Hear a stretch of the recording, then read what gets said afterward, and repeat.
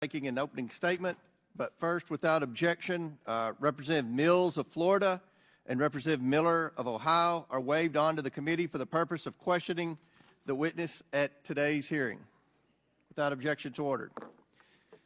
Good morning. Today's hearing is for the American people who are seeking answers about the attempted assassination of President Trump. A little over a week ago, Americans watched in horror as a shooter attempted to assassinate President Donald J. Trump at a campaign rally in Butler, Pennsylvania. The gunman nearly succeeded. The bullet that struck President Trump's head was less than an inch from taking his life.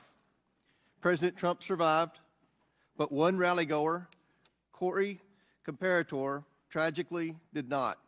Two others were seriously injured. It was a horrifying moment in American history. The horror was exceeded only by the bravery of the law enforcement agents who threw themselves in harm's way when shots were fired, the bravery of a crowd unwavering in its refusal to panic, and the bravery of a bloody President Trump refusing to run. While we give overwhelming thanks to the individual Secret Service agents who did their jobs under immense pressure, this tragedy was preventable. The Secret Service's protective mission is to protect U.S. and visiting world leaders and safeguard U.S. elections through protection of candidates and nominees. The Secret Service has a zero-fail mission, but it failed on July 13th and in the days leading up to the rally. The Secret Service has thousands of employees and a significant budget, but it has now become the face of incompetence. The committee has a long track record of providing oversight of the Secret Service. Our predecessors, both Jason Chaffetz and Elijah Cummings, among others, worked together to issue warnings and recommendations to address obvious shortcomings in the agency's makeup and operations. Unfortunately, those warnings and recommendations have gone unheeded. A former president and current candidate for president was shot in the head by a sniper within 500 feet of the podium. This is unacceptable, and we are concerned the Secret Service lacks the proper management to keep protectees safe from bad actors. Americans demand answers, but they have not been getting them from the Secret Service. We are instead learning about new facts about the events surrounding the attempted assassination every day from whistleblowers and leaks. Americans demand accountability, but no one is yet to be fired for this historic failure. Today's witness, Secret Service Director Kimberly Cheadle, is here under subpoena to answer questions about how the agency failed President Trump and the victims who attended the rally in Butler, Pennsylvania. It is my firm belief, Director Cheadle, that you should resign. However, in complete defiance, Director Cheadle has maintained she will not tender her resignation. Therefore, she will answer questions today from members of this committee seeking to provide clarity to the American people about how these events were allowed to transpire. We will ask these questions because the Secret Service and its parent agency, the Department of Homeland Security, have been unwilling to provide answers to the American people. DHS has sought to push this hearing to a different time. Secret Service has suggested the hearing occur without media presence, and both agencies have provided only shallow explanations to Congress about what happened on July 13th. Indeed, DHS and Secret Service's lack of communication with the Oversight Committee required me to issue a subpoena compelling Director Cheadle to attend today, and still DHS requested more time to prepare. It shouldn't take this much time or preparation, Director Cheadle, to tell the truth and to be transparent with the American people. I am thankful to the ranking member, Mr. Raskin, for joining me in insisting that Director Cheadle appear today. God knows the ranking member and I disagree on many things, but that does not matter today. The safety of Secret Service protectees is not based on their political affiliation, and the bottom line is that under Director Cheadle's leadership, we question whether anyone is safe. Not President Biden, not the First Lady, not the White House, and certainly not the presidential candidates. The July 13th assassination attempt is one of the darkest days in American political history. It represents the ugliest parts of what American politics has become: hatred of each other and a dangerous turn to extremism. Before we are Republicans or Democrats, we are Americans. If we place our political affiliations above our duty and love of country, we cannot maintain a country. We must ensure our republic is strong, and our republic cannot be strong when our leadership, our elections, our institutions, and our candidates are threatened by extremism and violence.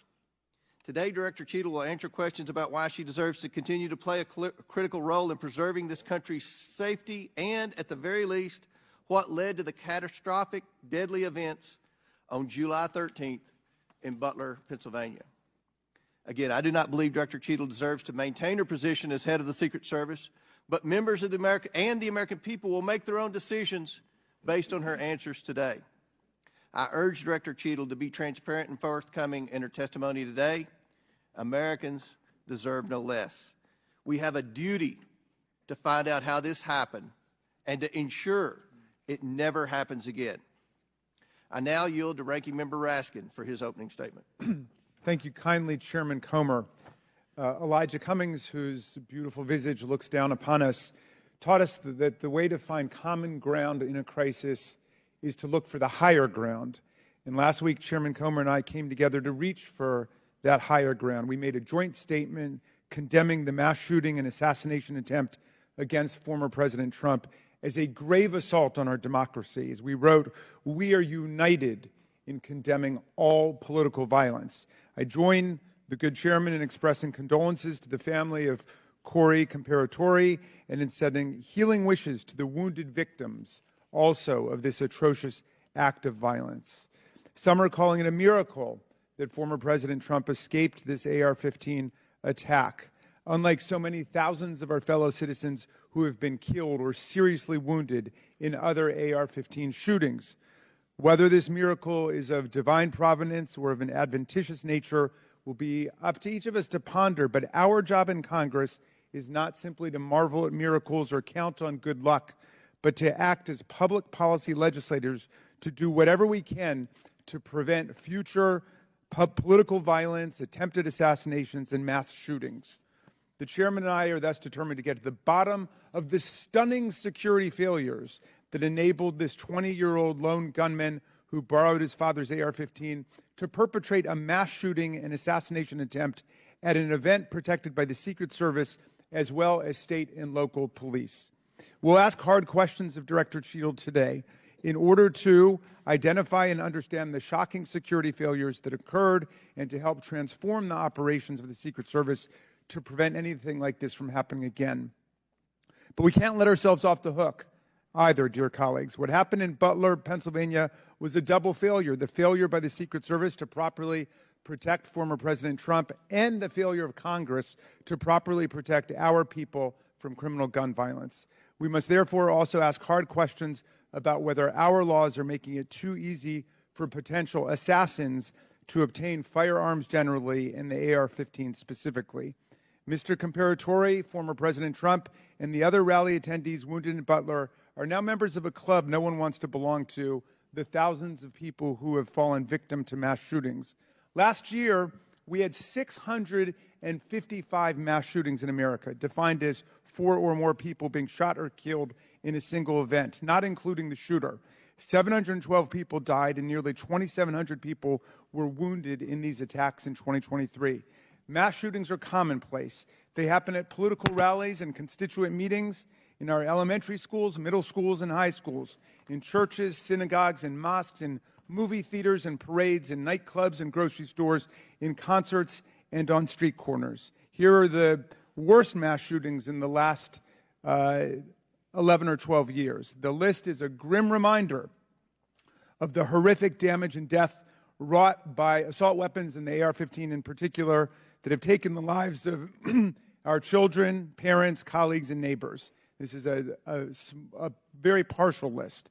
Mass shootings have become so frequent that we don't even hear about them anymore. Since the mass shooting in Butler, there have already been at least 10 additional mass shootings in America, 2 of which took place the same day that former President Trump was targeted. One of the mass shootings on that violent Saturday, July 13th, happened at 11 p.m. at a nightclub in Birmingham, Alabama, where 4 people were shot dead and 10 others wounded. This means, amazingly, that the Butler attack was not even the deadliest mass shooting to happen in America on that day. A weapon that can be used to commit a mass shooting at an event under the full protection of the Secret Service, together with dozens of state and local police, is obviously an intolerable threat to the rest of us who do not receive such protection and obviously does not belong in our communities. It's time to pass universal background checks and build on this administration's work to ensure that we permanently close the loopholes in the Brady law for gun show purchases, online purchases, and private sales to prevent those weapons from getting into the hands of people we know to be a threat to others. What happened in Butler shows why even closing these loopholes, however, will not keep assault weapons out of the hands of potential assassins and mass murderers. Under federal law, and in the vast majority of states, even young people not old enough to buy a beer legally can legally purchase and own the AR-15 and carry it in public. The shooter in Butler used his father's AR-15. We have to find the courage and resolve to pass a ban on the AR-15 and other assault weapons. A ban has broad support. Even the New York Post loudly endorsed such a ban in 2019.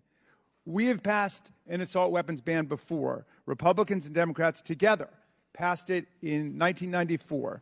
Alas, in 2004, we allowed the ban to expire. We know this weapons ban worked. One study found that in the decade that followed the ban's lapse, mass shootings went back up 183%, and deaths from mass shootings went up 239%. But even as we change the Secret Service and act to ban weapons of war like the AR-15, we still will have fallen short of our duty if we fail to denounce every instance of politically motivated violence in whatever form it takes. Republicans and Democrats, again, have come together to denounce this assassination attempt, just as we did the violent attempts on the lives of our colleagues, Representative Stephen Scalise and Representative Gabby Giffords, and on Paul Pelosi, the husband of Speaker Nancy Pelosi, who was attacked and brutalized in his home. And in the immediate aftermath of the January 6th mass violence waged against Congress and the Vice President and the constitutional transfer of power, Democrats and Republicans alike, including Senator McConnell, Chairman Comer, and other colleagues, all denounced this violent assault on our democracy that wounded approximately 140 officers from the U.S. Capitol Police and the Metropolitan Police Department. And I commend them for acting to denounce that attack, just as Democrats moved swiftly to denounce the attack on Congressman Scalise. Political scientists tell us that authoritarian attacks on democratic institutions begin with political parties refusing to disavow or openly embracing political violence. We have to reject that on a strong bipartisan basis, as Chairman Comer and I have done, even as we ensure our Secret Service is up to its vital task of protecting presidents and candidates, and as we work to ensure that America, the streets of our country, are free from the violence of weapons of war. Thank you, Mr. Chairman, and I yield back to you. Thank you. Gentleman yields back. Today we are joined by Kimberly Cheadle, who was sworn into office on September 17, 2022 as the Director of the United States Secret Service. Prior to her appointment, Director Cheadle was Senior Director of Global Security at PepsiCo. Before her role at Pepsi, she served 27 years in the Secret Service. Pursuant to Committee Rule 9G, the witness will please stand and raise her right hand. Do you solemnly swear or affirm that the testimony that you are about to give is the truth, the whole truth, and nothing but the truth, so help you God? Let the record show that the witness answered in the affirmative. Thank you. We certainly appreciate you being here today and look forward to your testimony. We normally limit testimony to opening statement to 5 minutes, but take all the time that you need. Obviously, the rules that we will abide by, when you're finished with your statement, we will then turn to questions. Each member will have 5 minutes. And just a note to the members, I'm going to strictly adhere to the 5 minutes. Once 5 minutes is up, I will hit the gavel. If the director is in the process of answering a question, we'll certainly let her finish her answers. and then we will move on. We're going to have about 100% attendance here today, plus a few additional add-ons. So this will be a very lengthy hearing, and we want to make sure every member gets their 5 minutes uninterrupted to be able to ask these important questions in this very bipartisan hearing today. I now recognize Director Cheadle for your opening statement. Thank you. Good morning, Chairman Comer, Ranking Member Raskin, and distinguished members of the committee. My name is Kimberly Cheadle, and I am the Director of the United States Secret Service. I appreciate the opportunity to appear before you today. The assassination attempt of former President Donald Trump on July 13th is the most significant operational failure of the Secret Service in decades, and I am keeping him and his family in my thoughts. I would like to offer my sincerest condolences to the family of Corey Comparator, a former fire chief and a hero who was killed in this senseless shooting. I would also like to acknowledge those who were injured in Butler, David Dutch and James Copenhagen, and I wish them a speedy recovery.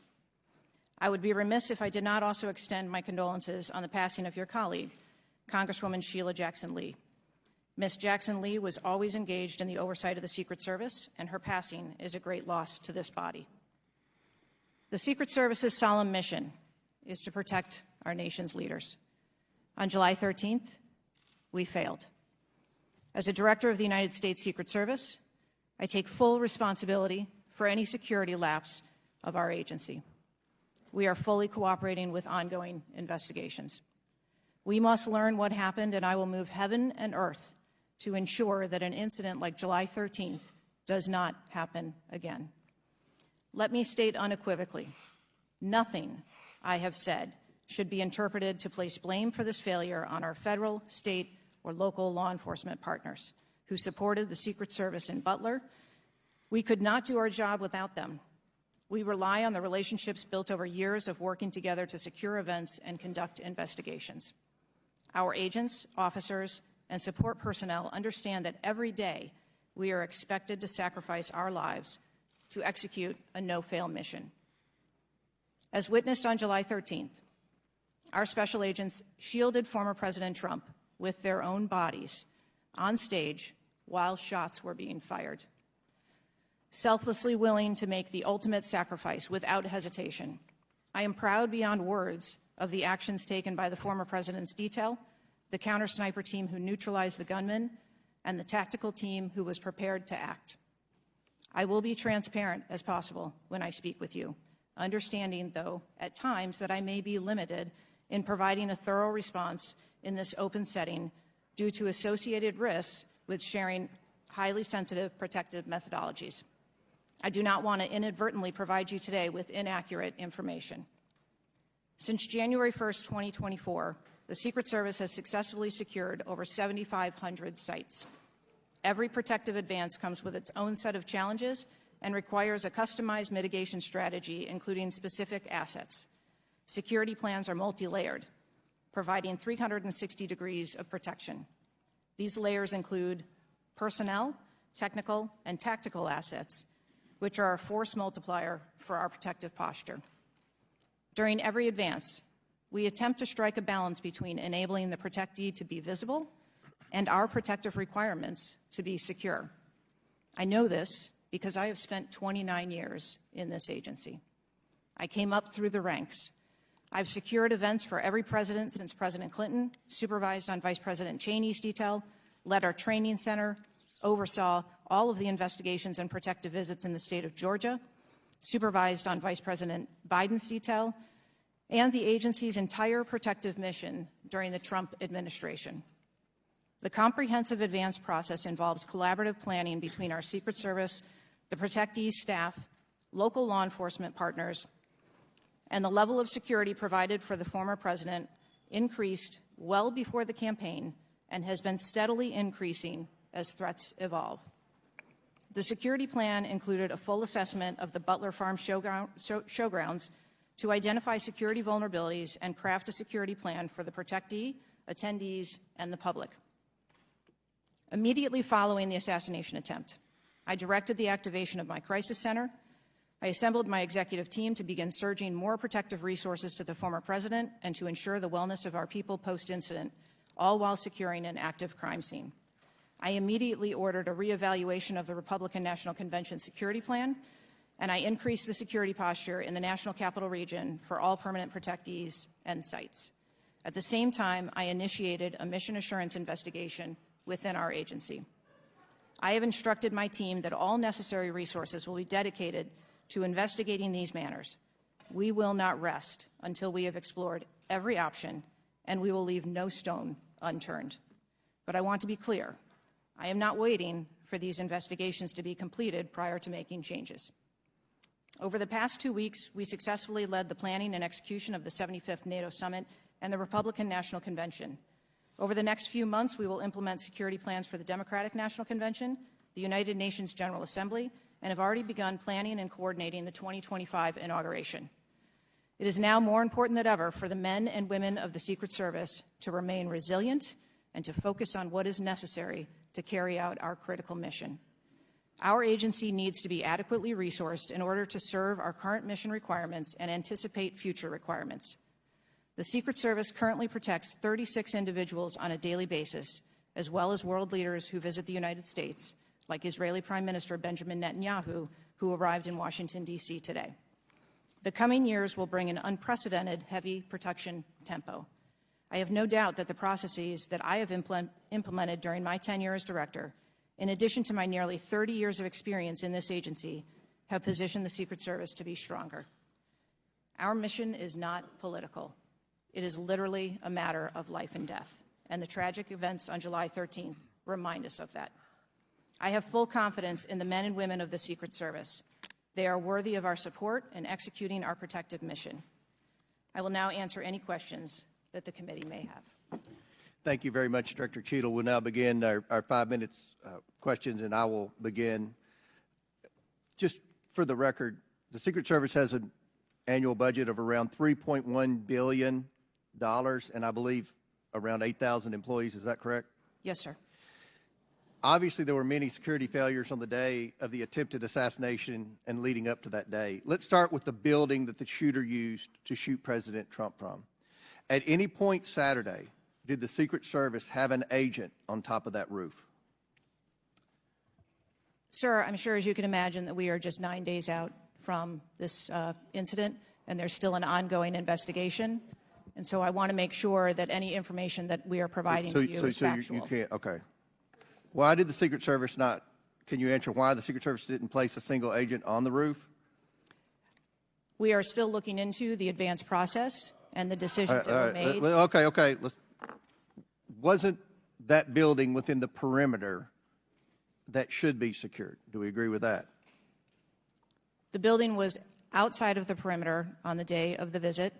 But again, that is one of the things that during the investigation we want to take a look at and determine whether or not other decisions should have been made.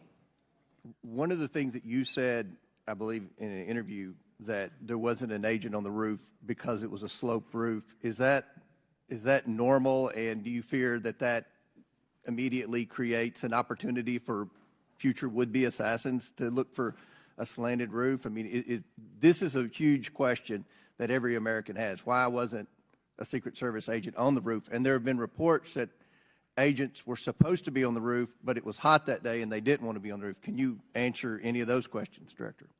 So I appreciate you asking me that question, Chairman. I should have been more clear in my answer when I spoke about where we placed personnel in that interview. What I can tell you is that there was a plan in place to provide overwatch, and we are still looking into responsibilities and who was going to provide overwatch. But the Secret Service in general, not speaking specifically to this incident, when we are providing overwatch, whether that be through counter snipers or other technology, prefer to have sterile rooftops. Did the Secret Service use any drones for surveillance that day? So again, I'm not going to get into specifics of that day in itself, but there are times during a security plan that the Secret Service does deploy an asset like a drone. There were reports that the shooter used a drone just a few hours before the rally start time. Is that accurate? I have heard those same reports, and again, am waiting for the final report. Do you know, if you can't answer the question, that's your answer. But can you answer this? Do you know, I'm not asking yes or no, but do you know if the shooter used a drone before the shooting? That information has been passed to us from the FBI. How many Secret Service agents were assigned to President Trump on the day of the rally? Again, I'm not going to get into the specifics of the numbers of personnel that we had there, but we feel that there was a sufficient number of agents assigned. There are reports that several agents assigned to the rally on July 13th were temporary agents not normally assigned to President Trump. Is that accurate? What I can tell you is that the agents that were assigned to former President Trump are Secret Service agents that provide close protection to him, and that was what was actual on that day. How many temporary agents were there that day? Quite frequently, sir, during campaign events, the Secret Service utilizes agents from HSI or the Department of Homeland Security. You don't to know how help many? supplement you can't answer? our plan. Have the investigators reconstructed the shooter's precise movements over the past days, weeks, and months? So, again, We need to have confidence that if the FBI is leading this investigation, that they're leading a credible investigation, because there's some of us sitting up here today that don't have a lot of confidence in the FBI. So I will repeat the question. Have the investigators reconstructed the shooter's precise moments over the past days, weeks, and months? I understand your question, Chairman, and I share your concerns about wanting to make sure that we have factual information. The FBI is conducting a criminal investigation. The Secret Service is conducting an internal investigation. There are a number of OIG investigations, and there is the external investigation that the President Last question for me. Before July 13th, had the Trump detail requested additional resources? What I can tell you is that for the event on July 13th, the details that were the assets that were requested for that day were given. Okay. My time has expired. Chair now recognizes Ranking Member Raskin for 5 minutes. Thank you, Mr. Chairman. It's been reported that before former President Trump got up on the stage at around 6 p.m. on Saturday, July 13th, that the local police had identified and even photographed a man who was acting suspiciously. And this man, who turned out to be the gunman, had been flagged as a potential threat. Is that accurate? What I can say is that the individual was identified as suspicious. So he was known to be suspicious before former President Trump took the stage. That is the information I have received. Why was he allowed to take the stage with a suspicious person having been identified in the crowd? So I appreciate the question, and I'd like to make 2 points.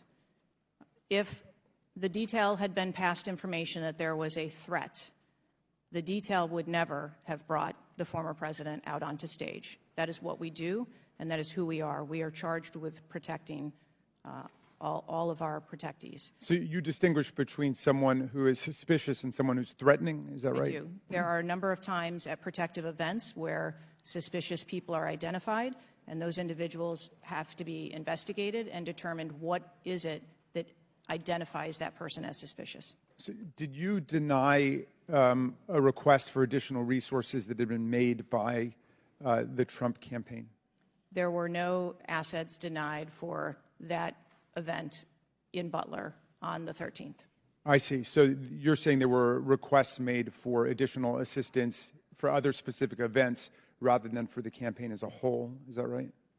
I'm sorry, I'm not understanding. Well, you seem to say that there were not additional resources requested for that event.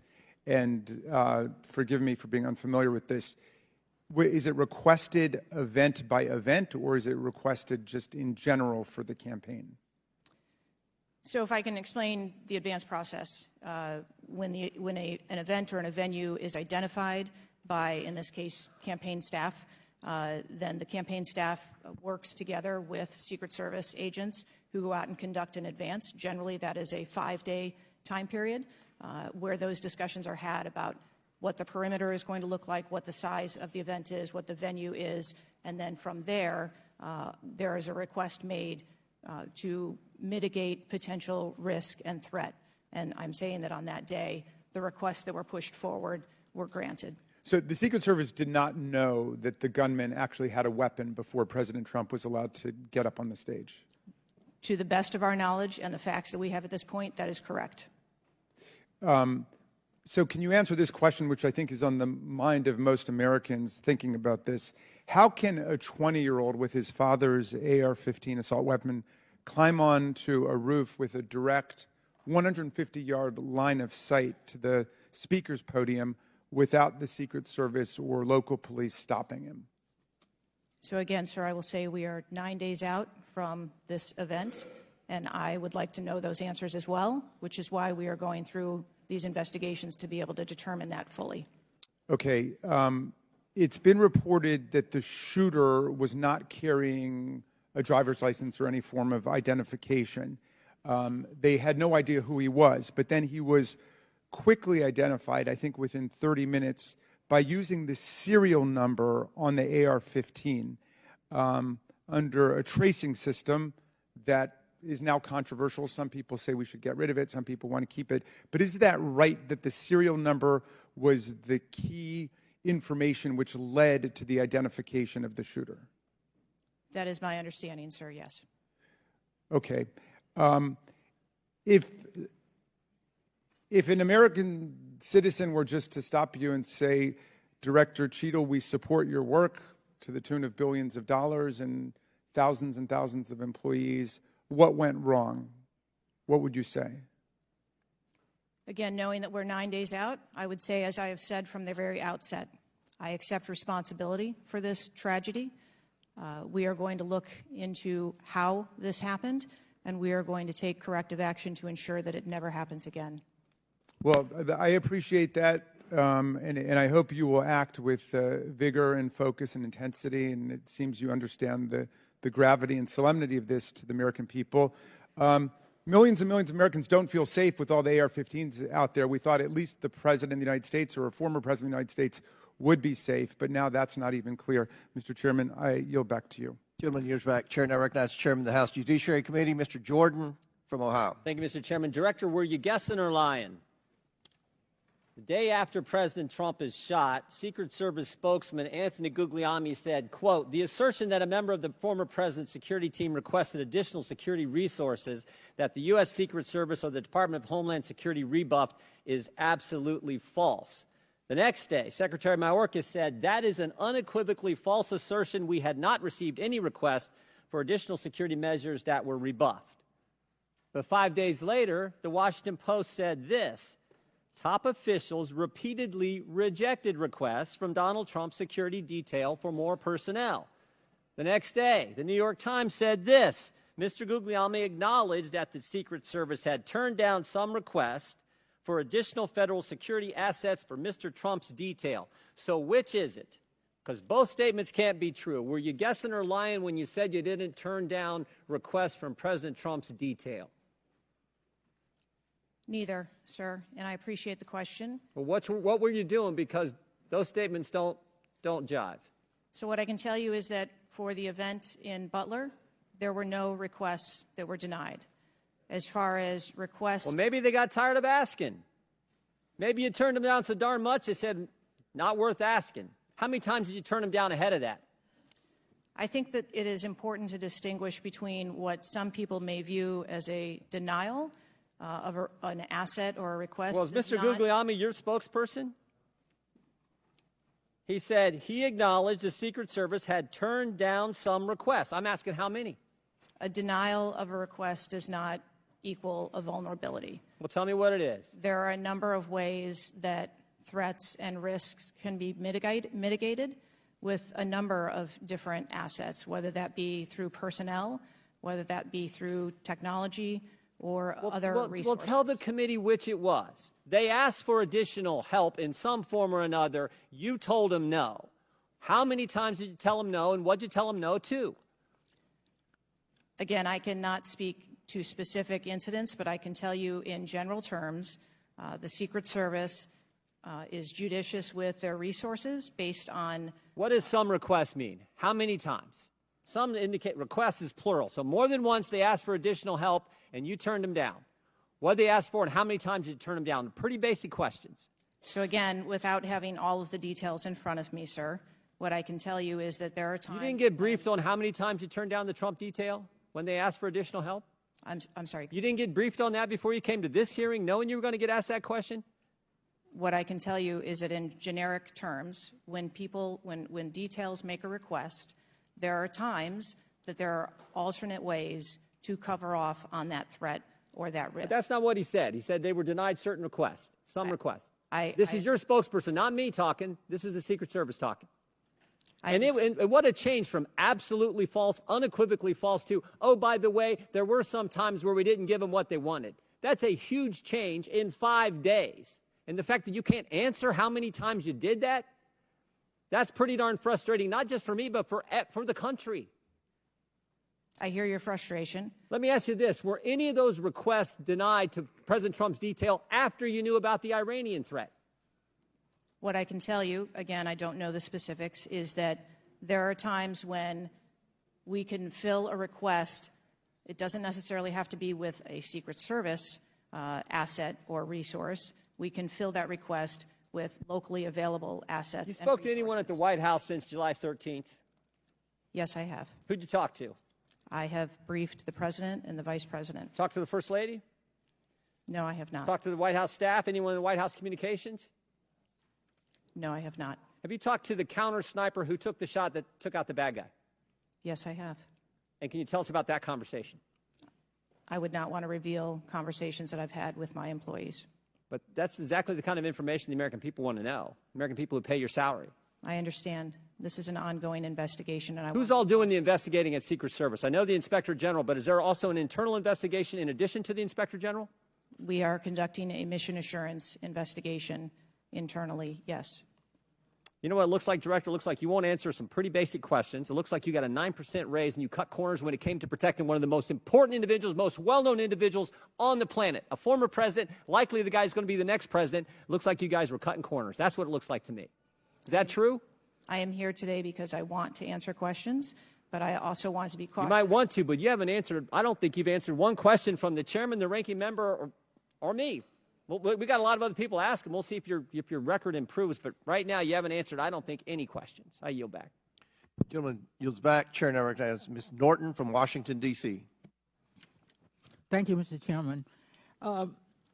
In the summer of 1963, as a law student, I traveled to the South to work in the civil rights movement. When I arrived in Jackson, Mississippi, I was met by a civil rights activist who showed me around town and tried to convince me to work in Jackson that summer. I recall talking with him and his wife about the raw atmosphere in Jackson. Later that day, he took me to the bus station for my trip to my assignment. That night, he was assassinated outside his home. His name was Medgar Evers. I condemn the political violence. It is a threat to democracy.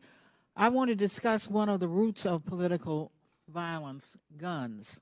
For years, Republicans, including a member of this committee, have introduced legislation and amendments to repeal or block the District of Columbia gun violence protection laws, including its bans on assault weapons and large capacity magazines.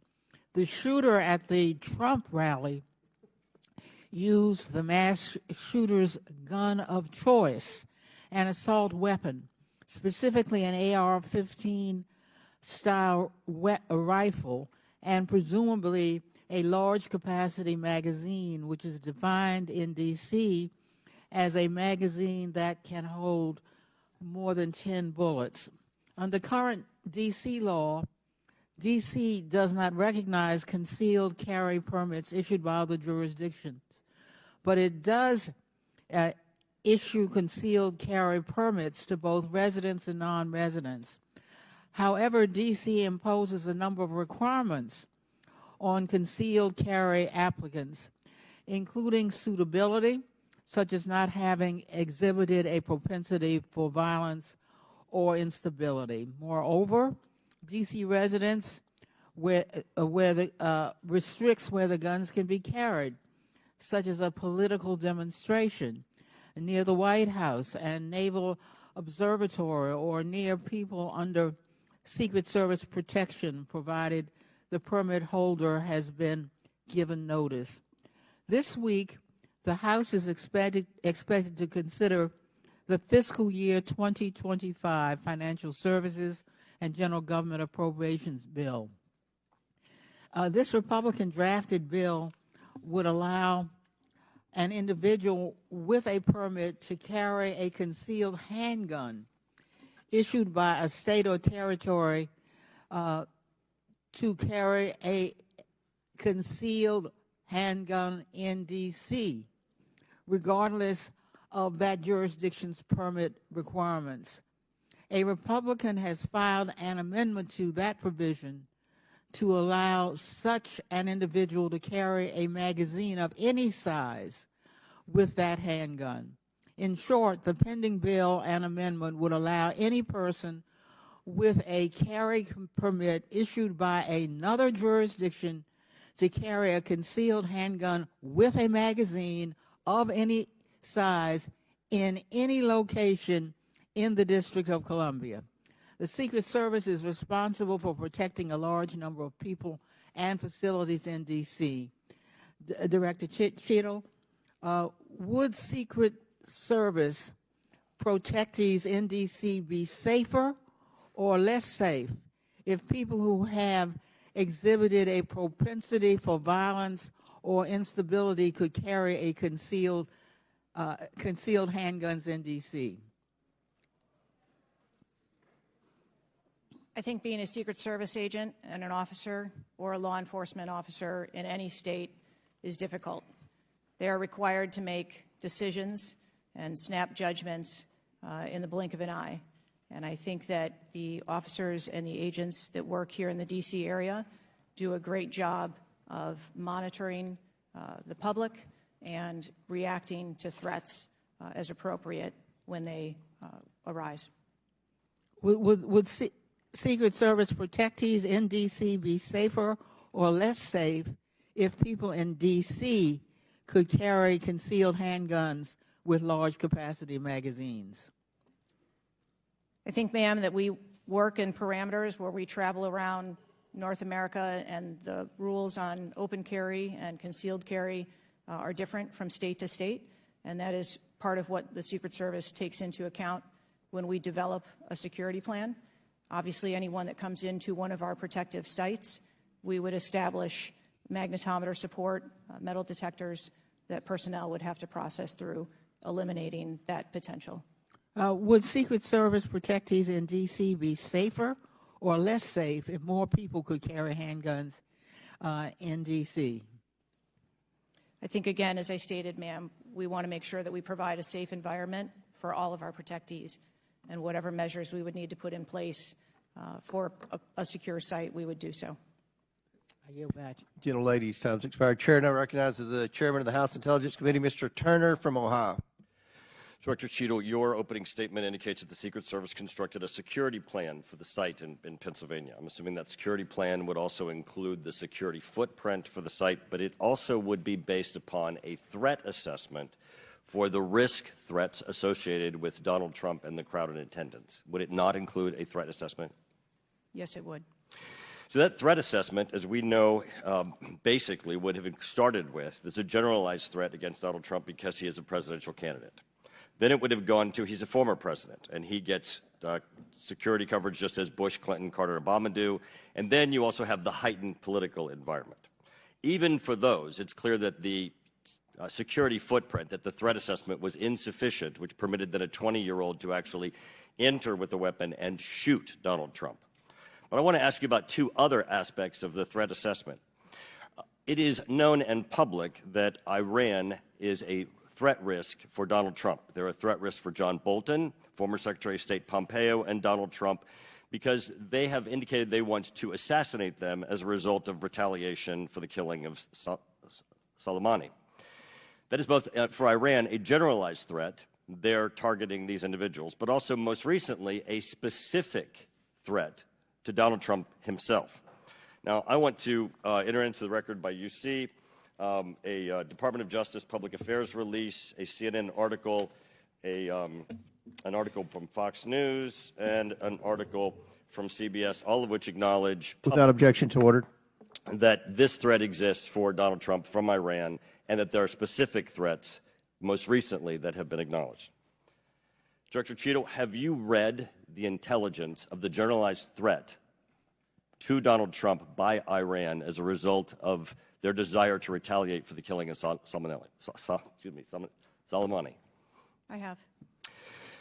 Have you read or been briefed about the intelligence of the specific recent threat to Donald Trump from Iran? Yes, I have. Director Wray, when we were getting our briefing, indicated that he thought the threat assessment should have included this threat from Iran.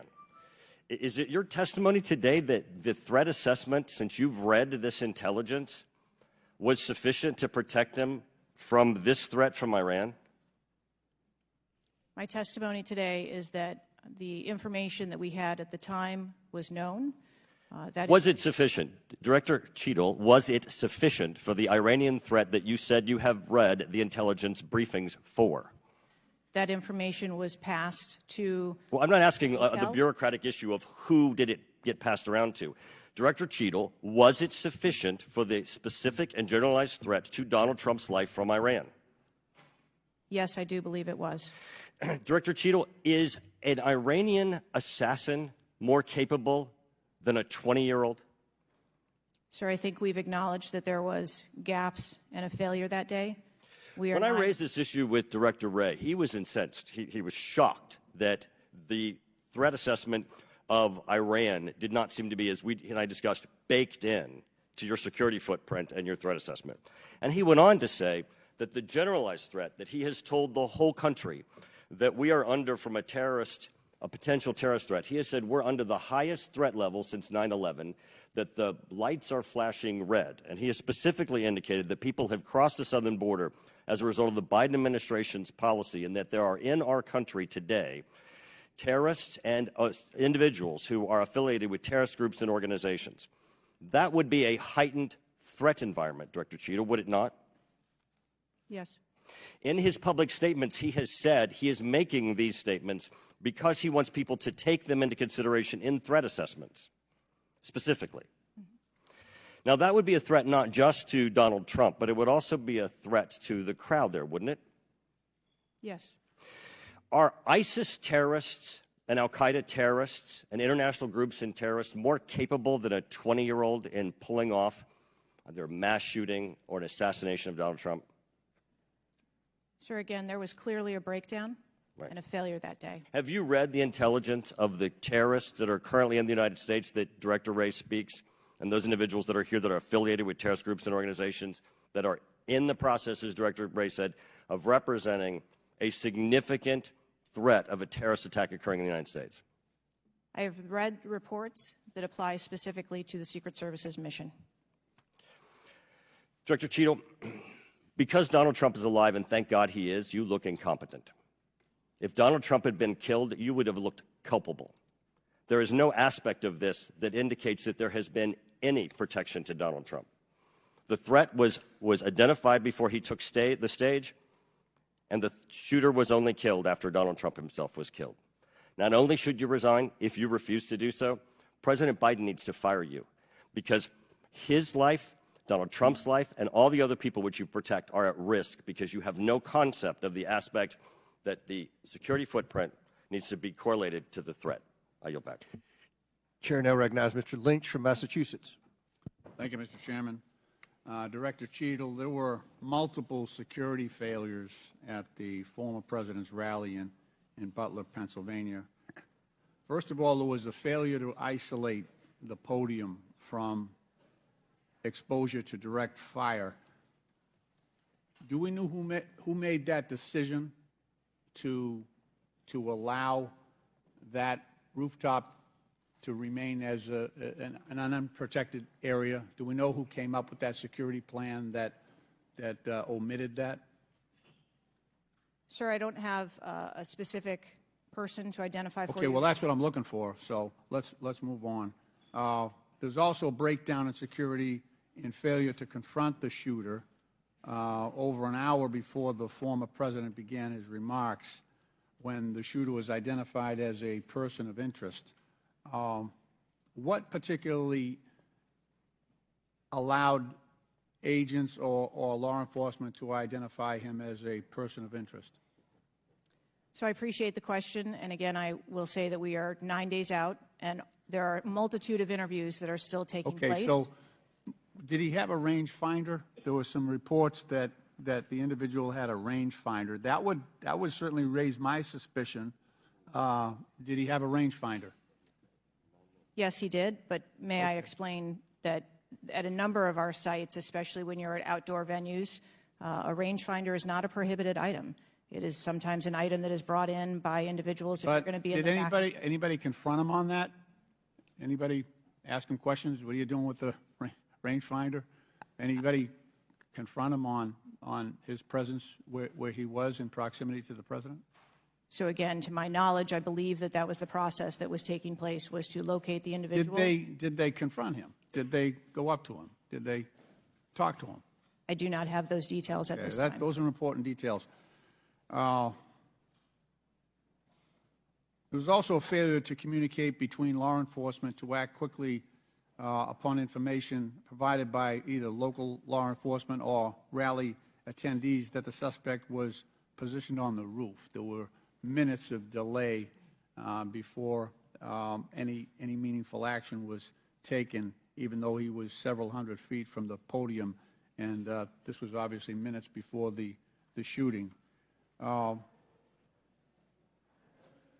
me ask you, there was considerable delay in removing the president from the podium after the shooting began. He got shot in the air. It was still over a minute before he was removed from the stage. Meanwhile, this shooter had multiple clips, several clips. He got off 8 shots, and he had the capacity and the ability, if he was not neutralized, to basically mow down that whole Secret Service detachment as well as the president. What, from your own investigation, caused that delay under the circumstances? What I can tell you is that when the agents identified that the shooting was taking place, in under 3 seconds, they threw themselves on top of the president. I understand that there was heroism there, no question about it, no question about it. But protocol would indicate, and these are the opinions of various former Secret Service agents, people who have done this work in the past, that over a minute of exposure on that podium with a shooter with a high-capacity weapon who had already wounded the president and could have got off, we don't know how many more rounds, and yet the president remained exposed, even though he was joined in that exposure by the Secret Service in their heroic acts. It just, I don't know if there's a good explanation for that. Our personnel created a body bunker on top of the president, I get that. shielding him. Yeah, this was an AR-15 style weapon that would have made pretty quick work if he was determined and able to do so.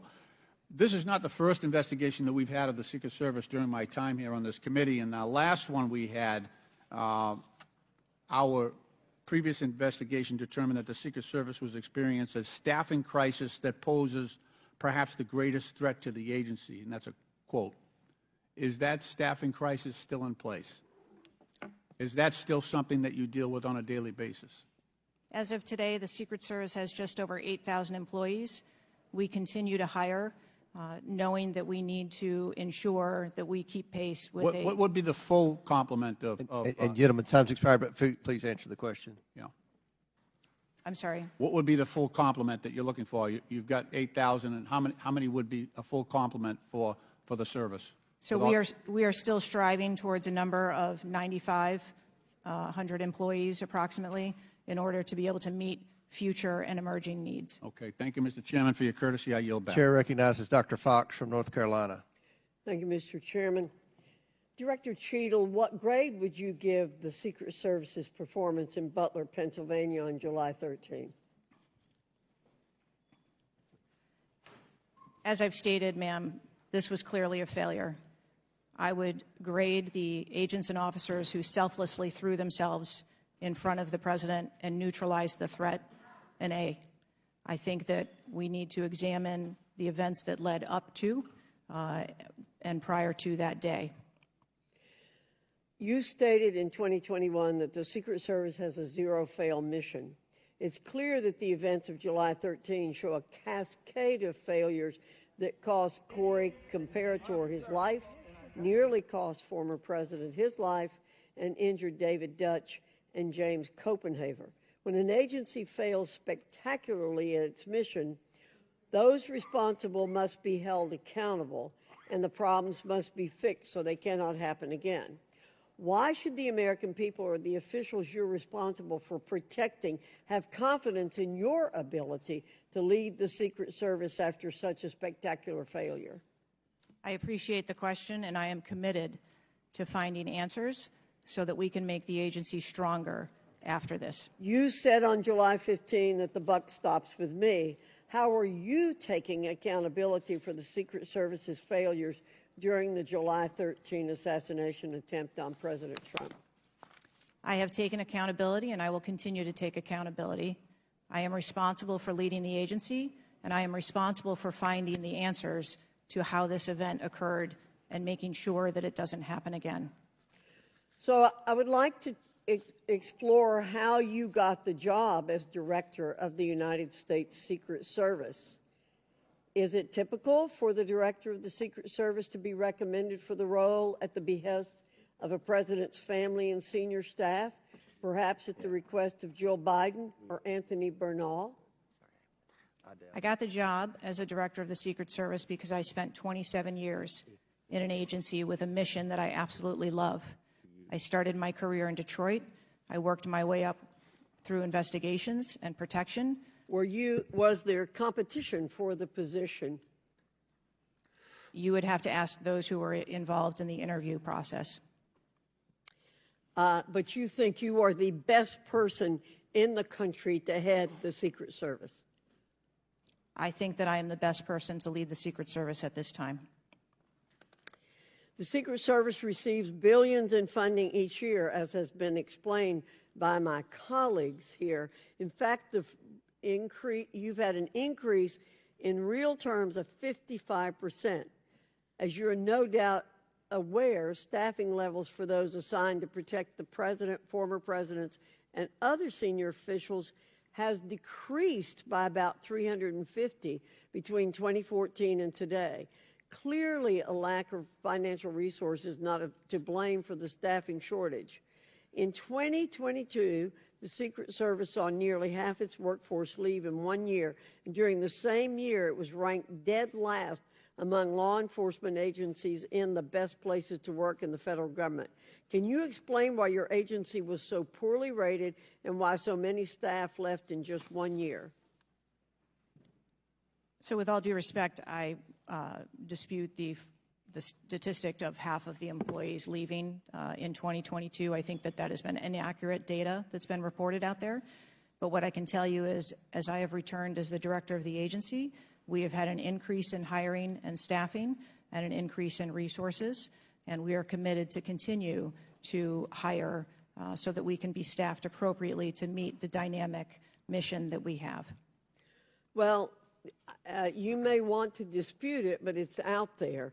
My understanding, given the high-profile failures and rotten culture at the Secret Service during your nearly 2-year tenure, why should the American people have any confidence in your ability to lead the Secret Service to perform its zero-fail mission to protect our senior leaders? The Secret Service has an incredible culture. Our men and women place service over self. They come in every day willing to risk their lives for our protective mission, and they work investigations that thwart people who would do harm to children, child exploiters. We have an incredible mission, and our culture is we will get the job done no matter what. Well, those on the front line certainly have a great culture, and they were willing to risk their lives for President Trump. But I'm not sure the leadership at the agency has this right kind of culture. I yield back, Mr. Chairman. Chair now recognizes Mr. Conley from Virginia. Thank you, Mr. Chairman. Well, I hope the American people do appreciate the incredible daily risks Secret Service agents take on our behalf. You mentioned there are 36 regular clients you've got that you protect constantly, but I was participating in the NATO summit just 2 weeks ago. We had 32 heads of government and heads of state, plus visiting heads of state and heads of government. Presumably, you provided protection for all of them. That is correct. Just saying. Help us understand, however, I will stipulate that there's an ongoing investigation. You don't want to go into too much detail on that until you've been able to ascertain all the facts and analyze what they mean. You can understand, however, the anxiety we and the American public have about how could this happen and how can we ensure it can't recur. Now, there are some things my friends on one particular side of the aisle don't really want to talk about, like AR-15s and access to them by a 20-year-old, or anybody for that matter. Presumably, Director Cheadle, the ubiquity of weapons, guns in America, especially assault weapons or semi-automatic weapons, that's helped your job and the mission of your agencies, right? It's made it less complicated. Isn't that true? I'm sorry, I'm not understanding your question. Real simple. More guns, especially dangerous ones, have made your job protecting people easier. Is that not right? I think from every Director state, Cheater, this is simple English. More guns, do they make your job more complicated or less complicated in protecting these 36 clients and visiting heads of state and heads of government that come to Washington? I think the Secret Service needs to take into account. I didn't ask that. They're in. I'm sorry. I asked a simple question, which deserves a simple answer. The ubiquity of guns, dangerous weapons in America, like AR-15s, has that made your job, that is to say the mission of the Secret Service, easier or more difficult? I think the threat environment for protecting our Secret Service protectees is always difficult, and that's dynamic, and it's always evolving. We stipulate it's always difficult. Again, this is a simple one. Does the ubiquity of guns make your job easier or more difficult today? I understand the Second Amendment rights of individuals. I didn't ask that question. I'm not questioning the Second Amendment. I'm asking a simple analysis, Director Cheadle. And I can tell you, you're not making my job easier in terms of assessing your qualification for continuing on as director. Please answer the question. You're the head of the Secret Service. You're speaking on behalf of 8,000 members who put their lives on the line. We just had a failure by your own admission. Do guns make your job easier or harder? I think the job of the Secret Service is difficult on every day, and we need to make sure that we are mitigating all threats, whether that be That weapons, isn't my question. personnel. That is not my question. And now I think you're evading the answer, which is not a hard one. I am sorry that you feel that way, sir. How else could I feel, Director Cheadle, when you're clearly avoiding a direct answer to a very simple declarative question? We almost lost a presidential candidate the other day. A 20-year-old had access to his father's AR-15 and got on top of a roof within 500 yards or feet of the podium. And I'm asking you, did the availability of that AR-15, which is replicated all across America, make your job harder or easier? And you're not willing to answer that question? And you think and you wonder why we might have a lack of confidence in your continued ability to direct this agency? I understand your question, and that's the environment. Well, if you understand my question, why not answer it? Because it's the environment that the Secret Service works in every day. That doesn't tell me anything. That's the environment we work in. I had an attack on my office a year ago. I know a little bit about violence too. He came to kill me. When he couldn't, he beat one of my staffers 8 times with a baseball bat on the head. We live with the threat of violence. but a simple answer from the director of the Secret Service would be helpful. And I'm sorry you've chosen to evade it. I yield back. Chair now recognizes Mr. Grofman from Wisconsin. Thank you. When this guy took the shots, he climbed a ladder to get on the roof, correct? I'm unable to answer details of exactly how the individual accessed the roof at this time. Do you know when if he did use the ladder, do you know when the ladder was placed there? Was the ladder there 2 days before, just the night before? Do you have any information at all as to when the ladder got there? I would like to be able to answer those questions. The FBI is still conducting an investigation. How did the rifle get to the roof? Again, sir, at this time, I'm unable to answer questions to provide clarity. Have they cleaned the roof since the assassination attempt?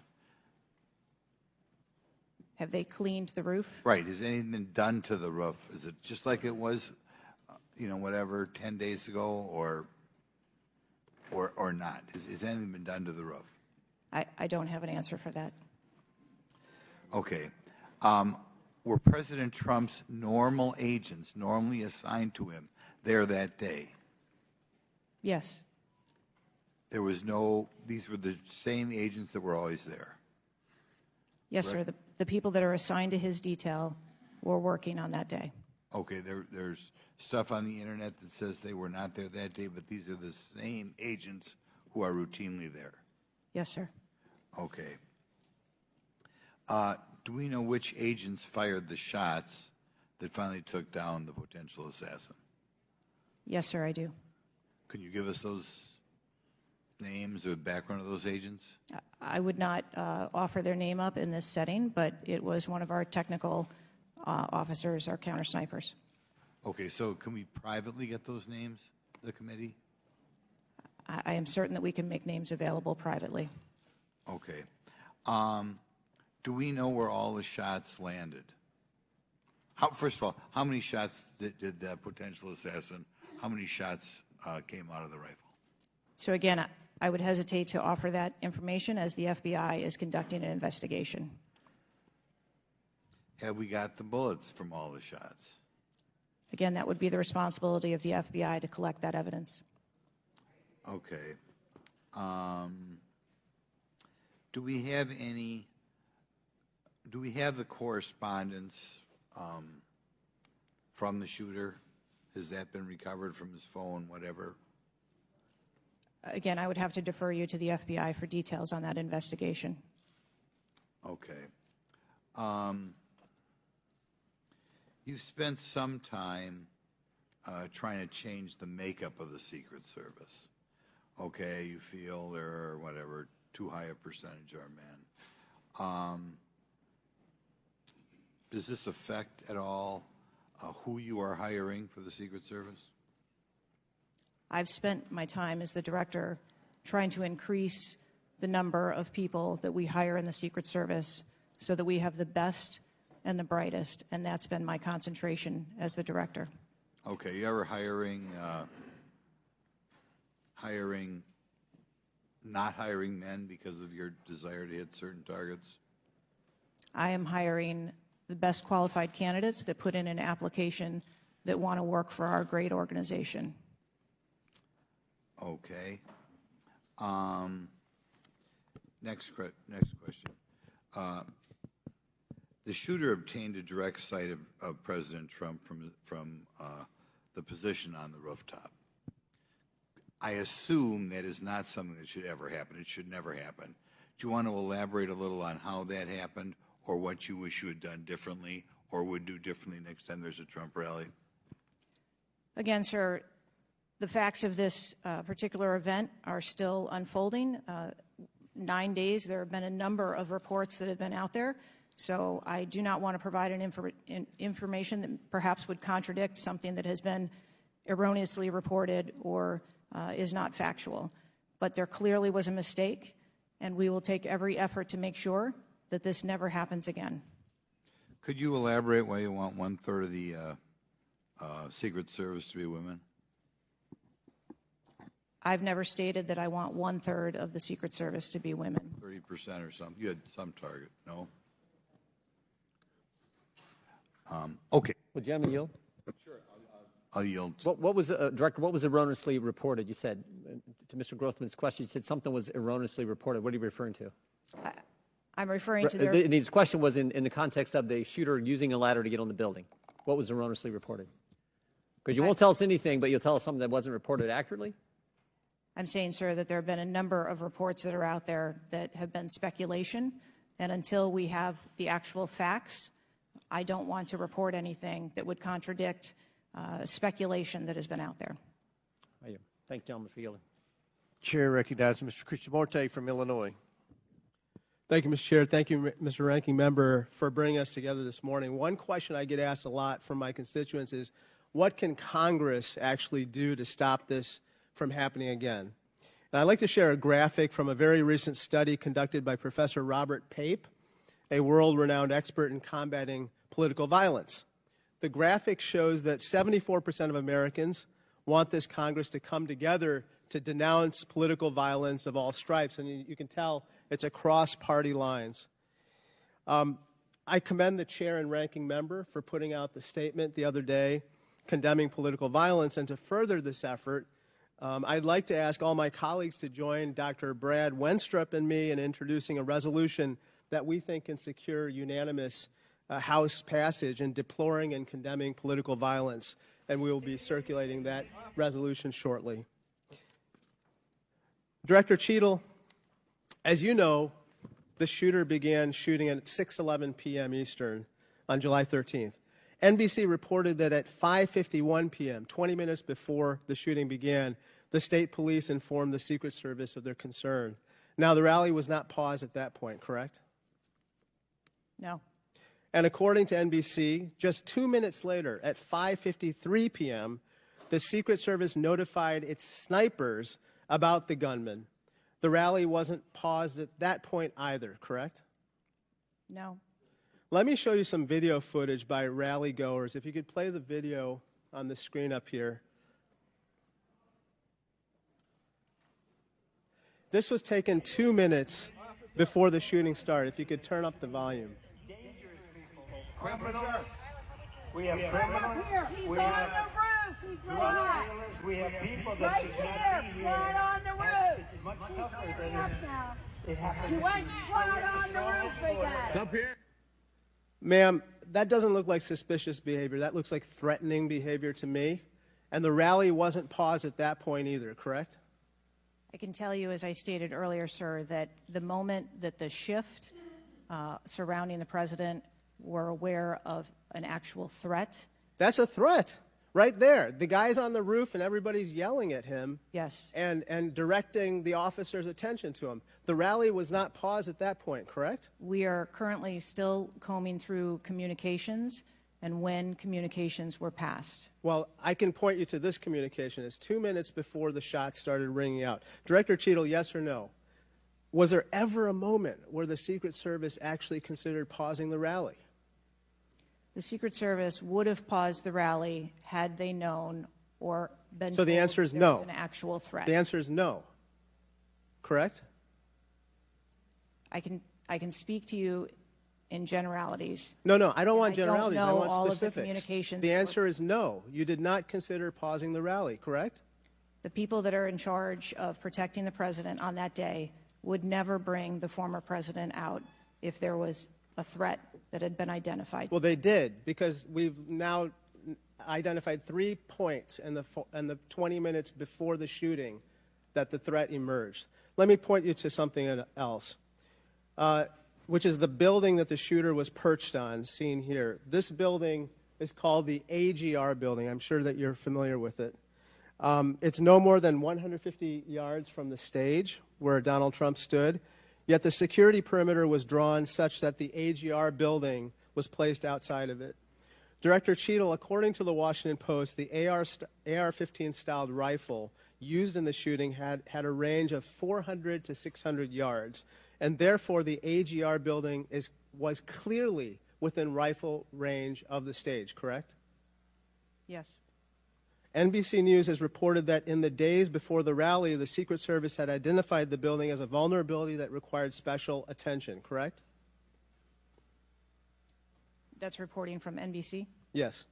So I am still looking into an active investigation. I know, but it's been 9 days. I mean, you should know that, right? And yet, despite the fact that the AGR building was in rifle range of the stage and it was flagged as a vulnerability, this building was put outside of the Secret Service's security perimeter. And I respectfully submit the Secret Service must expand its security perimeter to account for the kinds of weapons that can be used outside the perimeter to endanger the protectees inside the perimeter, ma'am. Let me turn your attention to some conspiracy theories that have been circulating and ask you to comment on them. First, you have not found evidence that the incident was a staged shooting, right? Correct. And you haven't found evidence that this was a result of a conspiracy of high-ranking government officials, correct? Correct. And you have not found evidence that this incident was in fact directed or perpetrated by a foreign state or entity, right? And that's the last question, but I'll let the director answer that, please. Not at this time. Thank you. I yield back. Gentleman's time's expired. Chair now recognizes Mr. Cloud from Texas. Thank you. I just wanted to confirm there was only one counter sniper who took one shot. Is that We had multiple counter sniper teams available yeah, on the that premises, day. but is only one took one shot? Is that correct, or only one? Correct. Okay. How many spent shell casings were found on the roof? Again, I would have to defer you to the FBI's criminal investigation. Okay. Word is that the car was rigged with explosives. Again, sir, I'd have to defer you To to the the FBI. FBI's investigation. Okay. You're not curious about? You don't communicate with them? No. Okay. CNN reported that the Secret Service did not sweep the building the shooter was used to shoot President Trump and other attendees. Is that true or false? So we are conducting a mission insurance investigation and will depend on the information that we obtain from our investigations. Okay. The Secret Service knew there was a suspicious person anywhere from 8 minutes before President walked on stage to 30 to 60 minutes. We have different reports. Was President Trump or his team notified of the threat? I think there's a difference and a distinction between suspicious person and threat. Yeah. So we are going back and looking at communications to know when the information about a suspicious person was passed to Secret Service personnel. Okay, but was President Trump or his team notified? Again, we are going back and looking to make sure that we have the exact information of when those notifications were made and who those notifications were made to. Okay. I think it's troubling for a lot of us that the number one question everyone in America is wondering is why was the roof left open? And after 9 days, we should at least maybe have a little bit of that information. And when you come to this committee hearing and you don't have anything to say about that, it's very, very troubling. Did you review the security plan for this event? I personally do not review security plans for events that take place across the country. Any of them? We have a number of events that Who's take the place. top level official who reviews the security plans? There's a number of people that review security plans. Who's as they ultimately unfold. responsible for signing off on a security plan? It's a conjunction of personnel. There are people on the ground, there are supervisors on the detail, there are people at headquarters. So there's not one person who says, okay, this is good, it's copacetic, we're going for it? I think much in the way that we build our security plans, where they are No multi-layered. doubt there's teams working different aspects of it, but ultimately, isn't there an individual who signs off on the plan? Much like how we design our security plans, they're multi-layered. There are multiple layers. So there's of no people. accountability? There is accountability, sir. There's, this is whether it's the FBI or Fauci or anything, it's time after time after time, these multiple layers of accountability turn into layers of plausible deniability in agency after agency after agency. That's got to be fixed, because you keep coming here and expecting, yes, you're saying I'm responsible, but and you're accountable for it, but then there's nothing. What do you mean by that? I mean, you're saying you're going to keep your job, right? I assure you, sir, that if we determine through the course of our investigation that someone or people need to be held accountable, we will do so. What level of, if President Biden, God forbid, had been shot and killed, would you think that was worthy of resignation? I would do the same thing that I'm doing here, where I would want to make sure that we are conducting an investigation, that there is continuity in that investigation, and that we could find the answers You do not to think what the happened. assassination of somebody under your detail is worthy of resignation? I think that this event was tragic and deserves answers. The thing that you've said so far is that you want to make sure that this never happens again. The thing is, everyone in America knows that's not the job description that you're tasked with. The job description you're tasked with is to make sure it never happens, period. One of your goals in the strategic plan is to champion diversity, equity, inclusion, and accessibility. You've accomplished the accessibility part. What standards, do you keep the same standards for all applicants and all, or does every Secret Service agent meet the same qualifications, or do you have different standards for different people? Yes, sir. Everyone who moves through the application process has to meet the same standards to become a special agent. Okay. The trouble I think we're having with right now, so far you gave a lame excuse for sloped roof. You said that local law enforcement's job was to cover up the building before backtracking on that. We were told that President Trump's team did not ask for security before you backtracked on that. You haven't provided the audio recording that this committee, the chairman, requested that was due Thursday. You didn't give us an advance copy of your opening statement, but yet there was reporting on it somewhere else. There seems to be more information from YouTube videos than you're able to provide for us, and it begs the question to anyone, you're in charge of the investigation of your own failure. So how is anybody in America supposed to be able to trust the results of that investigation as being anything transparent and genuine? That's the last question, but please feel free to answer the question, Director. Sir, I've been a Secret Service agent for nearly 30 years. I have led with integrity, and I follow our core values of duty, justice, honor, loyalty, and courage. And I am doing that in this case, and I assure this committee that I will provide answers when we have a full and complete report, in addition to cooperating with all of the other investigations that are ongoing. Chair now recognizes Mr. Khanna from California. Thank you, Mr. Chair. I want to thank the chair and the ranking member for convening this hearing on a bipartisan basis. I join them in condemning the horrific assassination attempt on the former president. I am relieved for the sake of the country that he wasn't seriously hurt and that he survived, and my thoughts with him and his family during such a traumatic event. I also want to express condolences to Corey Comprator's family and recognize his heroism in saving his daughter's lives, and to the victims of that awful event. Now, Director Cheadle, would you agree that this is the most serious security lapse since President Reagan was shot in 1981 of the Secret Service? Yes, sir, I would. And, you know, do you know what Stuart Knight did when he was in charge at the time of the Secret Service? Do you know what he did afterwards? He remained on duty. He resigned. He resigned.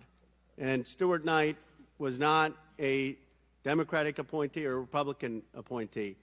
Look, I'm not questioning your judgment. I just don't think this is partisan. If you have an assassination attempt on a president, a former president, or a candidate, you need to resign. That's what Stuart Knight did. He was a Republican appointee, and he took responsibility.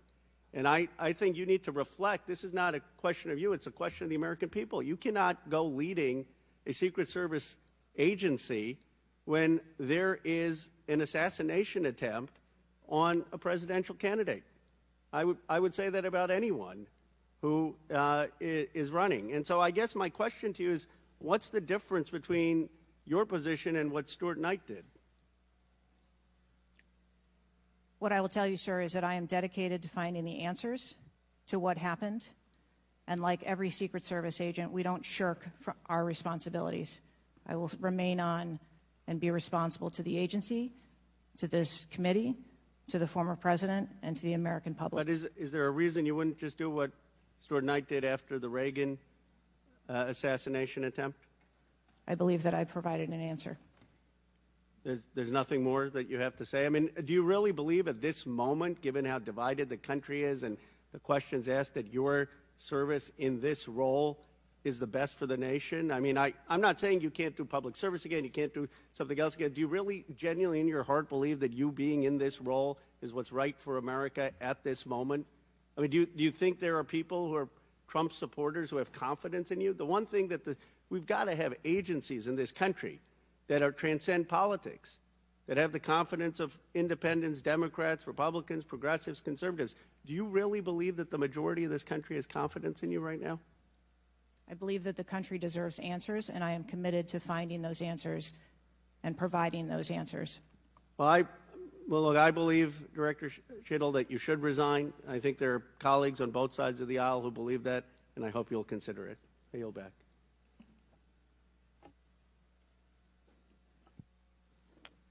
Chair now recognizes Mr. Palmer from Alabama for 5 minutes. Director Cheadle, did local law enforcement ESU teams have compromise authority to engage a perceived threat? Yes. Why do you think they didn't use it? I believe that they follow the same use of force that our agency... You don't, when you have compromise authority, you don't have to get permission if you perceive a threat.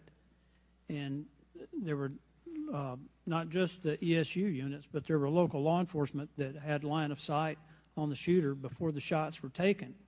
So one of my questions is there was supposed to be a briefing with the Secret Service sniper units, your counter-assault team members, with the contract team, with the local ESU teams.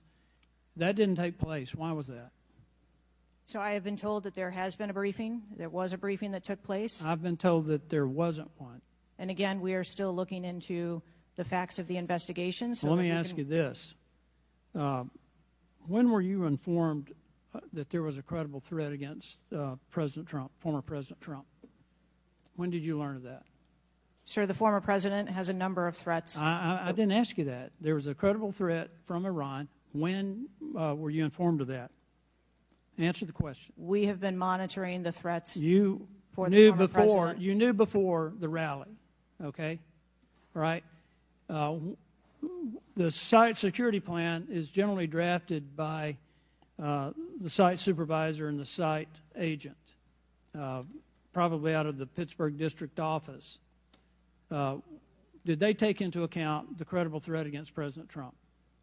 Our personnel take into account the threats that are Then out why there. would they leave a building? And I will correct the distance that's been quoted. It was about 140 yards with clear line of sight to the president. Why was that building not occupied on the roof? I mean, you could have put Barney Fife on the roof and kept somebody from getting up there. So why wasn't that done? The plan that was developed that day encompassed a number of security mitigations. The issue is the site supervisor, the site agent, and the special agent in charge, who I think signed off on the plan, did not include that in the inner perimeter, and they didn't have a plan to secure the building.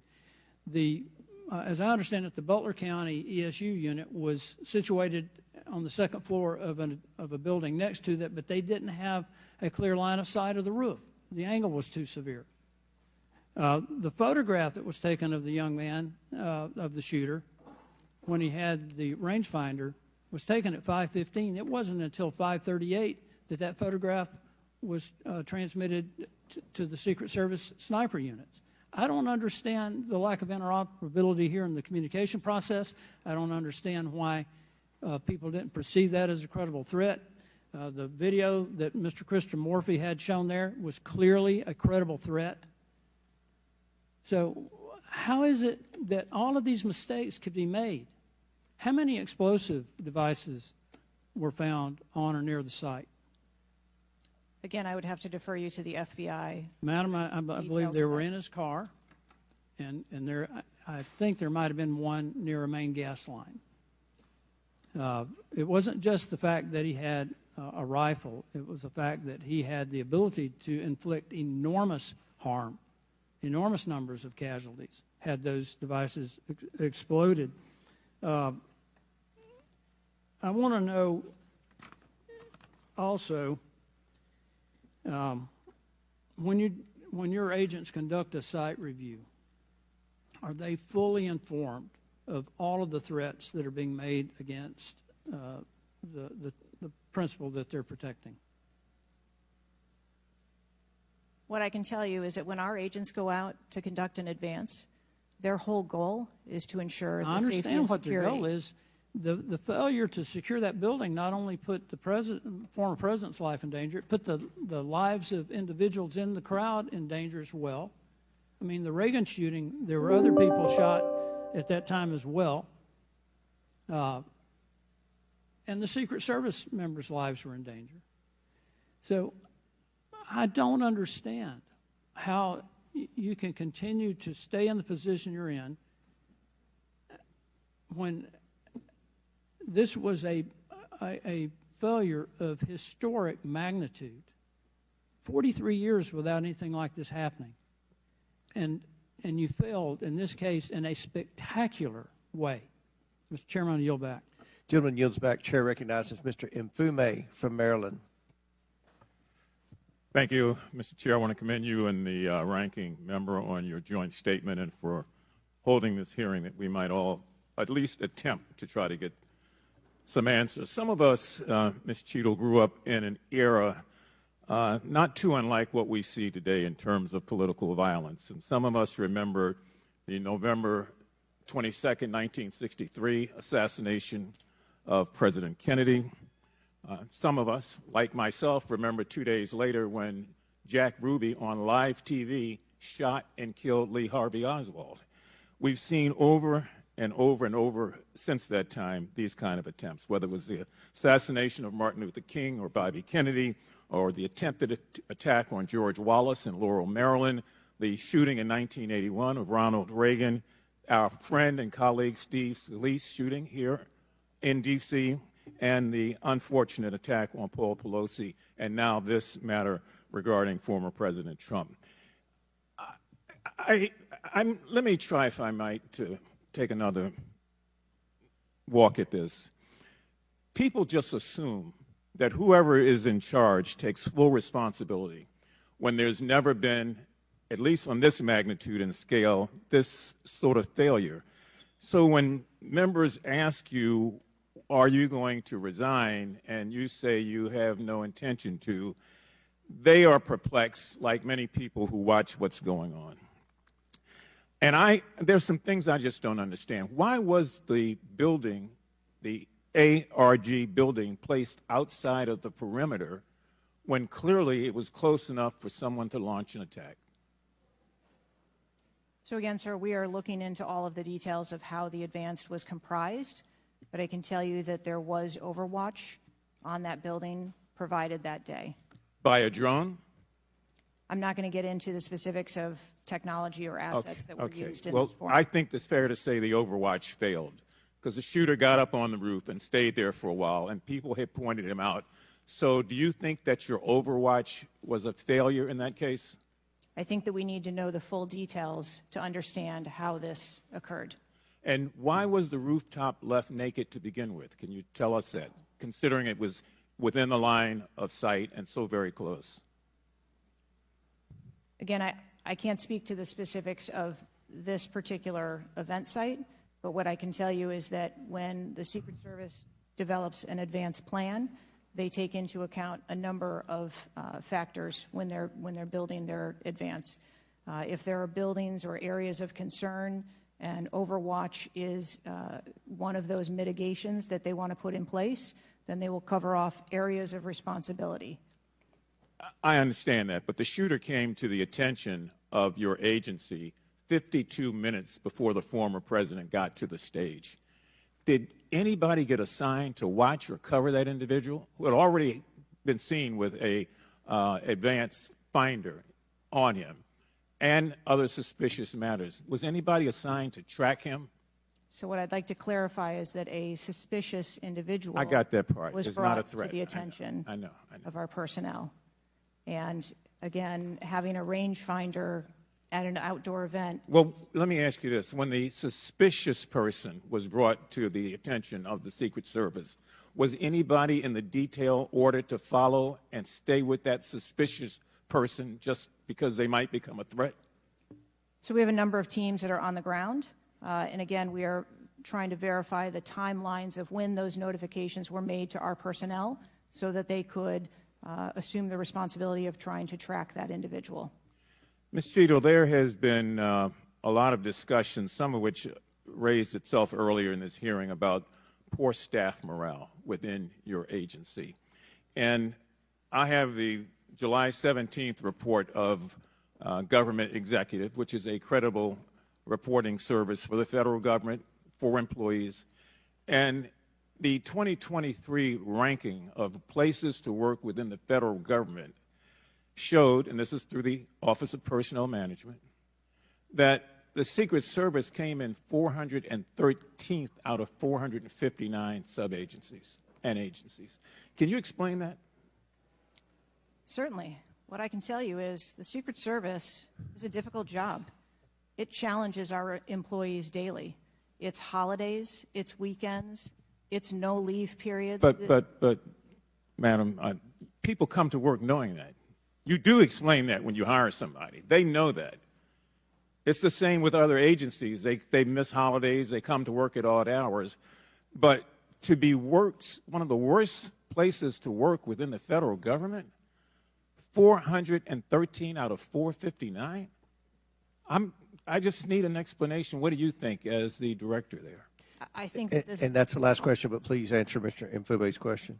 I think that this is a challenging job. I think that it's a challenging environment to be in law enforcement, and we do have a no-fail mission, and our folks are tasked with that every day, 365 days of the year. But I can tell you I've also taken a number of measures since I've been the director to recruit and retain and stem the tide of attrition in our agency, which will hopefully alleviate some of that. Thank you, Mr. Chairman. Chair now recognizes Mr. Sessions from Texas. Mr. Chairman, thank you very much. I join in the calls of all of our members to say thank you for doing this hearing on a bipartisan basis. Director, I'm not going to sit here and say you ought to resign, but I am going to say that you have not given us confidence that you have the ability to understand what happened, to take the responsibility in terms of understanding. You've spent a number of years. How many years do you say you've been with the agency? 29. Well, I spent 16 years with AT&T, moved 7 times with them, and had a really good feel about their operations, how they worked, what was acceptable, who was responsible. And I've heard you say today numbers of times, well, you've got to wait. Well, you've got to wait. Wait for the final report. When is the final going to happen? I mean, how long do we have to wait before you can give us credible answers? You've been there 28 years. You've had a few days to be able to draw your own analysis of this. You should understand the entire process. You talked about being on the team, perhaps in Georgia. You have talked about your experience in this. You've talked about the professional nature of the agency. That I don't doubt. But the director, just like it was when I ran my operations at AT&T, was responsible for making sure they worked. And in business, it either works or it doesn't work. There's no in between. It either works or it does not work. And your job as the, in essence, administrator, the director, is to make sure it looks right and works. And I've not heard you say one thing about my analysis is, I have asked these questions. It's always, I've got to sit back and wait for someone else to decide that. So I'm going to ask you a question that maybe you can answer. Have any employees been disciplined for their role in Butler, PA incident? No, sir, not at this time. I am asking those questions. So no employee has been disciplined and no employee has been placed in any position that would place their job in jeopardy nor their standing in the agency. We are still in the process of That's not what I asked. You're the person that runs the place. You're the person that knows right from wrong, good from bad. You've had a number of days, and now you come before this committee knowing you're going to be before us, and you've got to slough it off to someone else. Do you see where there was something that went wrong as a professional at an agency with 28 years, or do you have to count on someone else to give you the final report? I see that something went wrong, and I've acknowledged that something went Then wrong. what went wrong? Was need the to- special agent in charge not doing their job? Was the shooter given extra time? Was the sniper doing their job? I mean, these are things that people who've been around for 28 years can analyze quickly. I watched it live on TV, and then within minutes saw a number of facts and factors that would have and should have been known by people who were there. You've got 28 years. You're showing up here telling us and the American public, well, I've got to wait for the final answer. What is your evaluation? I'm asking those same questions. Well, no, you're before the And I committee.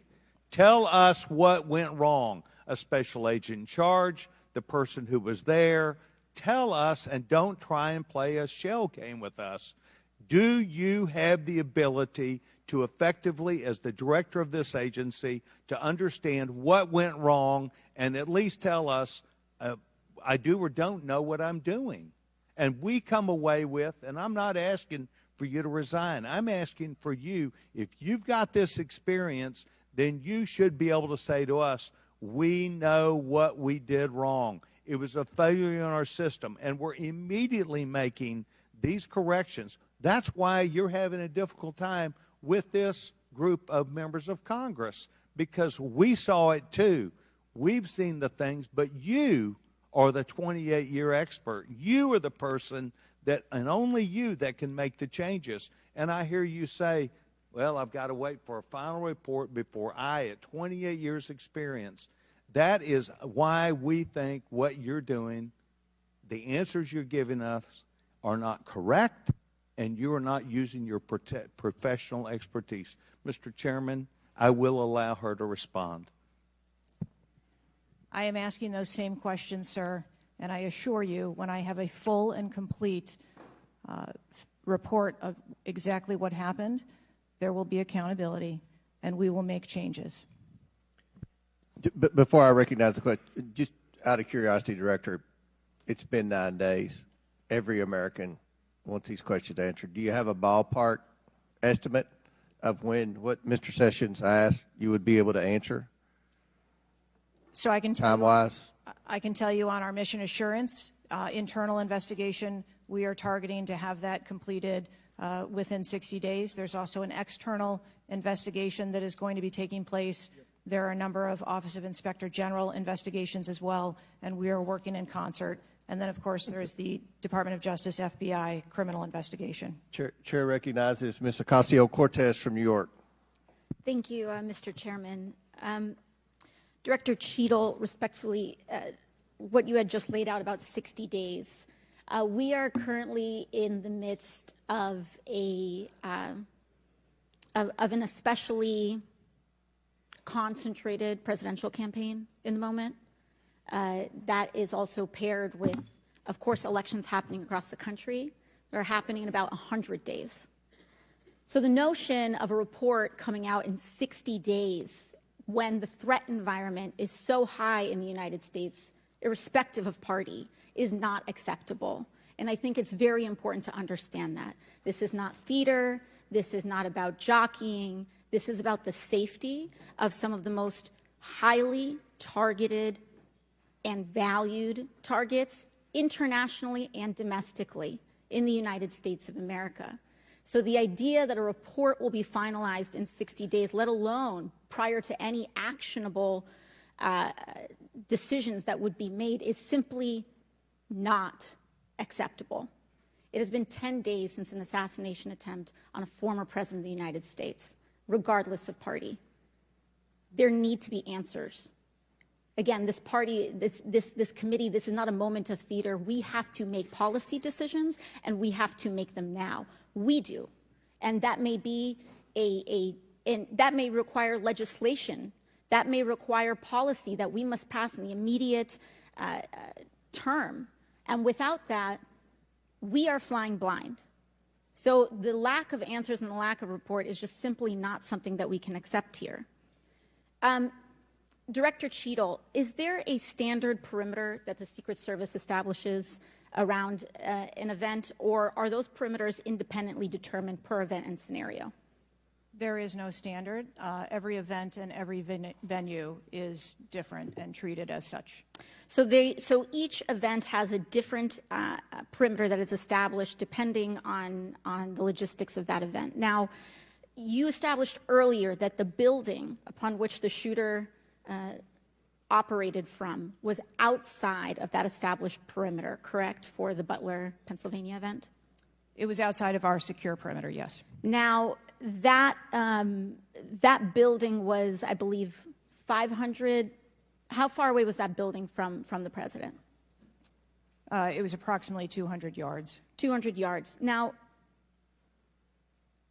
the individual used an AR-15 in order to act out his assassination attempt. An AR-15 has a range of about 400 to 600 yards. My question is, why does the Secret Service perimeter, why is the Secret Service protective perimeter shorter than one of the most popular semi-automatic weapons in the United States? There are a number of weapons out there with a number of ranges. Again, an advance was completed. The determination of the perimeter, I'm not going to speak to specifics, but there are a number of factors that are taken into account when we determine our perimeter. Some of it has to do with terrain, some of it has to do with buildings, some of it has to do with assets and resources that are available.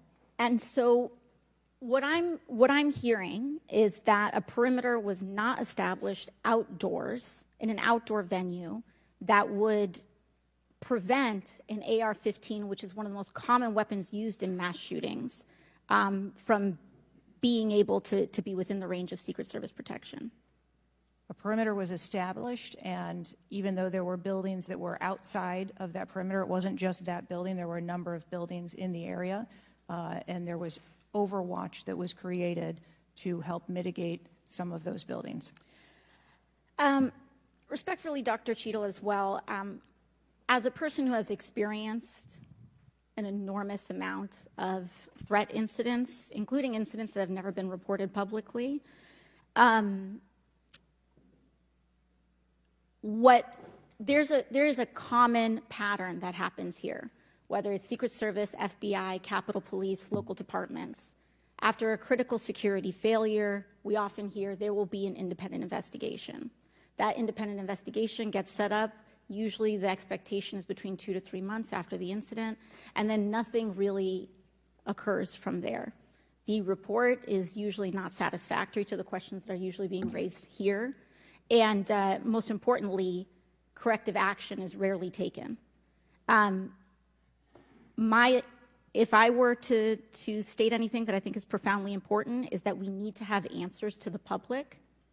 Ideally, I would encourage you and the agency to be more forthright with the members that still have yet to have their questioning, because the public deserves to have full confidence, and the stakes are too high. The violence that could break out in this political moment, regardless of party, in the event of someone getting hurt, constitutes a national security threat to the entire country. Thank you, and I yield back. Could I go back to something you Yes, said? please. Feel free, Director. Ma'am, if I could just speak to something you said at the outset when you started your questioning. I want to assure you and everyone on this committee that I'm not waiting for a report to take action.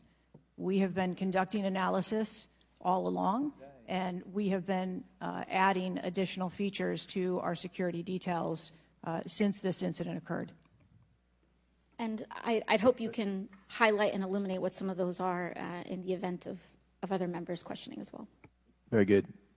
Chair recognizes the gentleman from Arizona, Mr. Biggs. Thank you, Mr. Chairman. I request unanimous consent for that photo to go into the official record. Without objection, so ordered. Thank you. Director, your agency has a no-fail mission, and on Saturday, July 13th, your agency spectacularly failed. The failure resulted in the death of Corey Comprador, and serious injury to two other rally attendees, David Dutch and James Copenhaver, besides the injuries to President Trump. It is unfathomable that a 20-year-old on the radar of Secret Service and local law enforcement before President Trump went on stage was able to climb onto the roof of a building with a rifle and fire off multiple rounds before he was neutralized. Was Mr. Crooks acting alone? Again, I would have to refer you to the FBI's investigation. Was he just a lone gunman? I would have to refer you to the FBI's investigation for motive. What did the Technical Services Division determine was going to be the event perimeter? Those are questions that we are asking, and we are I mean, you're sitting here today. Come on, Director. Everybody said this. You knew you were going to be asked that question because it's been asked multiple times. So this is an easy one. What did they determine was going to be the event perimeter? So you should know that. I mean, this is not, gee, I got to wait till someone else tells me. What was it? Again, I don't want to speak to specifics of the event. Okay, that took place. this is a specific. I understand. This is a specific that you ought to know. As someone who said the buck stops with me, I'm going to stay in my job, I'm going to give the answers to the American people, and I know what happened, except for you're not going to tell us. And you're not going to tell the American people. And you yourself said in an interview that foments this notion of conspiracy theories. Guess what? When you sit here and repeatedly tell people, hey, I have to wait, as it frustrated everybody on this committee, guess what? It undermines your credibility and whether you're really going to get to it. So I'm going to ask you again, what did the Technical Service Division determine was going to be the event perimeter? We are still gathering reports. We are interviewing individuals. You know what it is, though. No, you're just not going to tell us, right? When I have those details, I will most certainly share those. Was the gun already on the roof, or did the shooter carry the gun up with him? I do not have that information at this time. Well, when was the last sweep of that roof done prior to the rally? I do not have that information at this time. So how many holds, I mean, so most of us here have been in events, and Secret Service has been there. There's been security, and I can't tell you how many times we've said there's going to be a security hold right here. So we're going to wait, and we wait to 1 or 2 or 3 minutes, and yet we're hearing from you apparently that there were no holds in place, so ever instituted here with President Trump's going on stage. And you said, and this is, I think, connected with this. You said they hadn't adjudicated the shooter to be a threat. He was adjudicated to be a suspicious person, even though we've got some dynamic video that Mr. Krishnamurthy put on the video for us. So I guess my question for you is, and I think you answered this, I just want to see if you're consistent with what you said about an hour and a half ago. What do you do if a suspicious person is identified by the agency? So at a number of our events, it is not unusual. I know it's not unusual. What do you do? Those individuals that are identified as suspicious, we will send teams out Was a team sent out here then? There were teams that were sent to identify and interview that individual. They were sent to interview the individual who's scampered up in camo on top of a roof within 130 yards of his target. And did your team get there? When did your team get there to conduct that interview? I don't have the details on the timeline. It is my understanding. So if they did send a team and they're going to interview him, and you described that earlier as an investigation, why didn't they put a security hold on President Trump going on stage at that rally?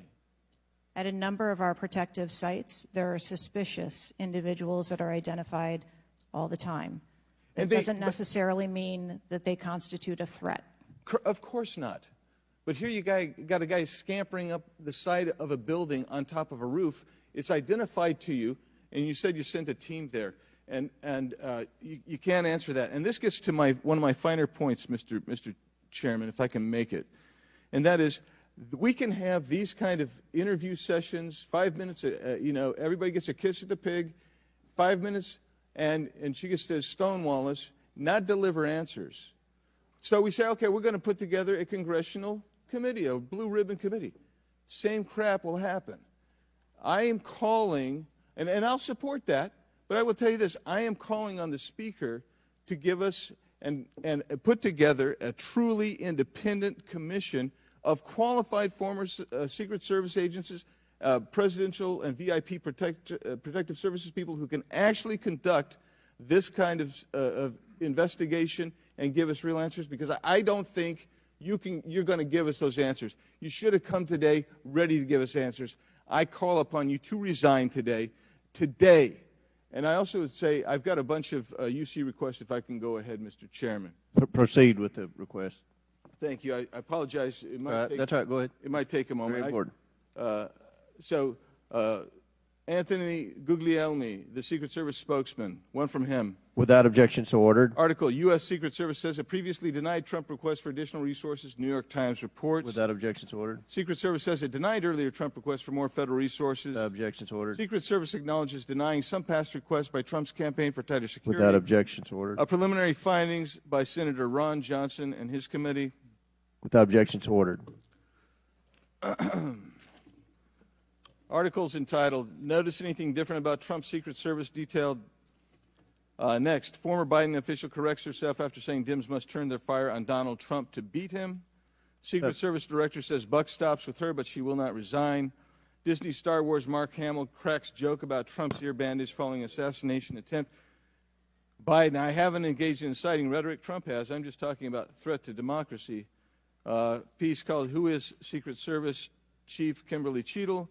Charlemagne the God says Trump solely responsible for violent rhetoric that led to attempt on his life. Video actress Amanda Seales pushes conspiracy theory Donald Trump assassination trip was staged.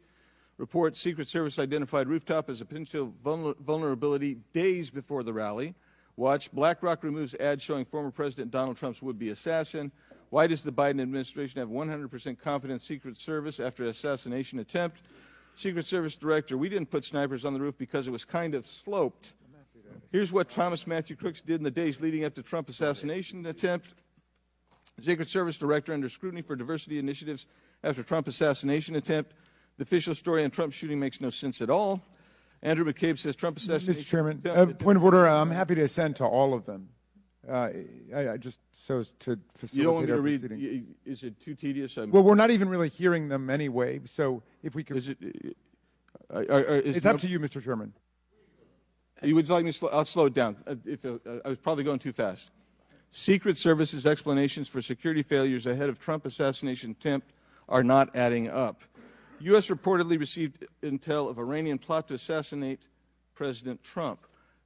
What WTH? Secret Service now saying that they didn't put any agents on the roof because slight slope was too dangerous. Report, U.S. officials received intel of Iranian plot to assassinate Donald Trump before Crook's attempt. Exclusive GOP rep Cloud. Homeland Security Agency is interfering in House's assassination investigation. Why Trump's raised fist after surviving assassination attempt is triggering the liberal media. Questions swirl over the security lapse at Trump rally, reviving old concerns about Secret Service. Secret Service scrambles to shift blame after Trump shooting as backlash hits hard. Nobody contacted me. Must-see 6-camera split screen of assassination attempt captures everything shooter was in open 2+ minutes. Murillo, 5 reasons you should be angry. Breaking, shooter spotted up to 30 minutes before firing, reported multiple times. Pictures taken, no one stopped him. Cheadle calls the 30 minutes between noticing and neutralizing shooter a very short period of time. Secret Service director says buck stops with me on Trump assassination attempt but won't resign. Mr. Biggs, we'll stop right there. We can retake them on the next one. I know there are more, Okay. but without objection, we'll enter into the record all of those, and we'll take up the others after the next speaker. Chair now recognizes Ms. Brown from Ohio for 5 minutes. Thank you, Mr. Chairman. I first want to highlight certain comments from Ranking Member Raskin, my colleagues on both sides of the aisle, President Biden and Vice President Harris, and that is political violence is completely unacceptable in this country, full stop. It is an assault on our democracy itself, and I am devastated by this attack on a candidate for the president, for the office of the highest office in the land, and continue to pray for the victims of this shooting and their families. As someone who has known gun violence firsthand, no one should have to experience the pain of losing a loved one to weapons of war. It is deeply unfortunate political violence has become far too common. Whether it is the deadly attack on the Capitol on January 6th, the assault on Speaker Pelosi's husband, or the threats of violence against election workers, we all must work to condemn political violence and tone down the rhetoric.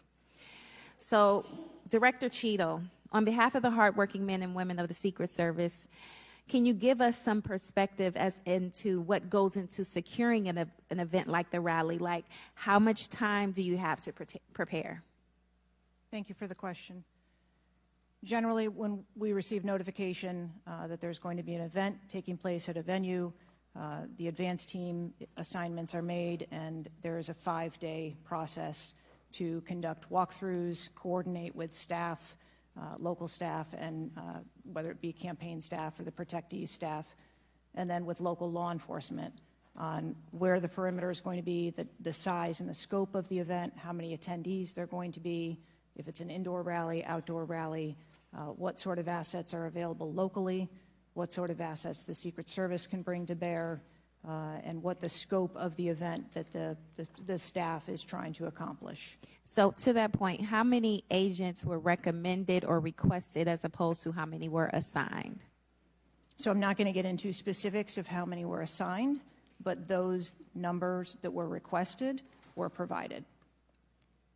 And how many local agents were involved in the preparation, if you will, that you talked about, that 5-day preparation? So there were a number of local agents from the local office, as well as agents from the former Trump detail that were involved in that advance process. Do we have a number? I do have a number. I'm not going to release that number in this setting. You're not making this easy for us. This is a shocking incident on the former president's life and an appalling instance of political violence and a threat to our democratic values.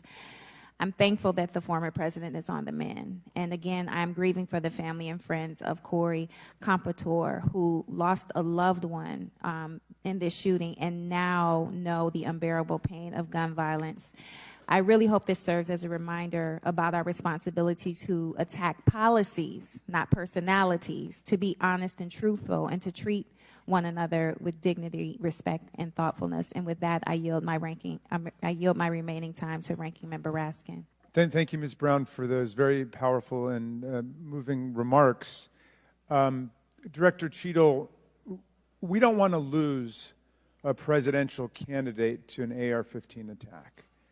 We cannot lose a presidential candidate to an AR-15 attack, and we can't lose any more citizens to AR-15 mass violence, mass shootings. And we certainly don't want an attempted AR-15 assassination or assassination attempt to set off political violence or riots in America. So this is deadly serious business. The vice-ranking member pointed out that a report in 60 days won't do it for us because we have a responsibility. Members of Congress have a responsibility to take action now if there's anything we can do to prevent this. So my question for you is, what is informing your operational decisions right now that you've invoked? Without a report, can you tell us what are the preliminary judgments, or if you don't want to foreshadow the report, fine. What are your personal, professional judgments informing the operational decisions you're making right now? Certainly, and I appreciate that question.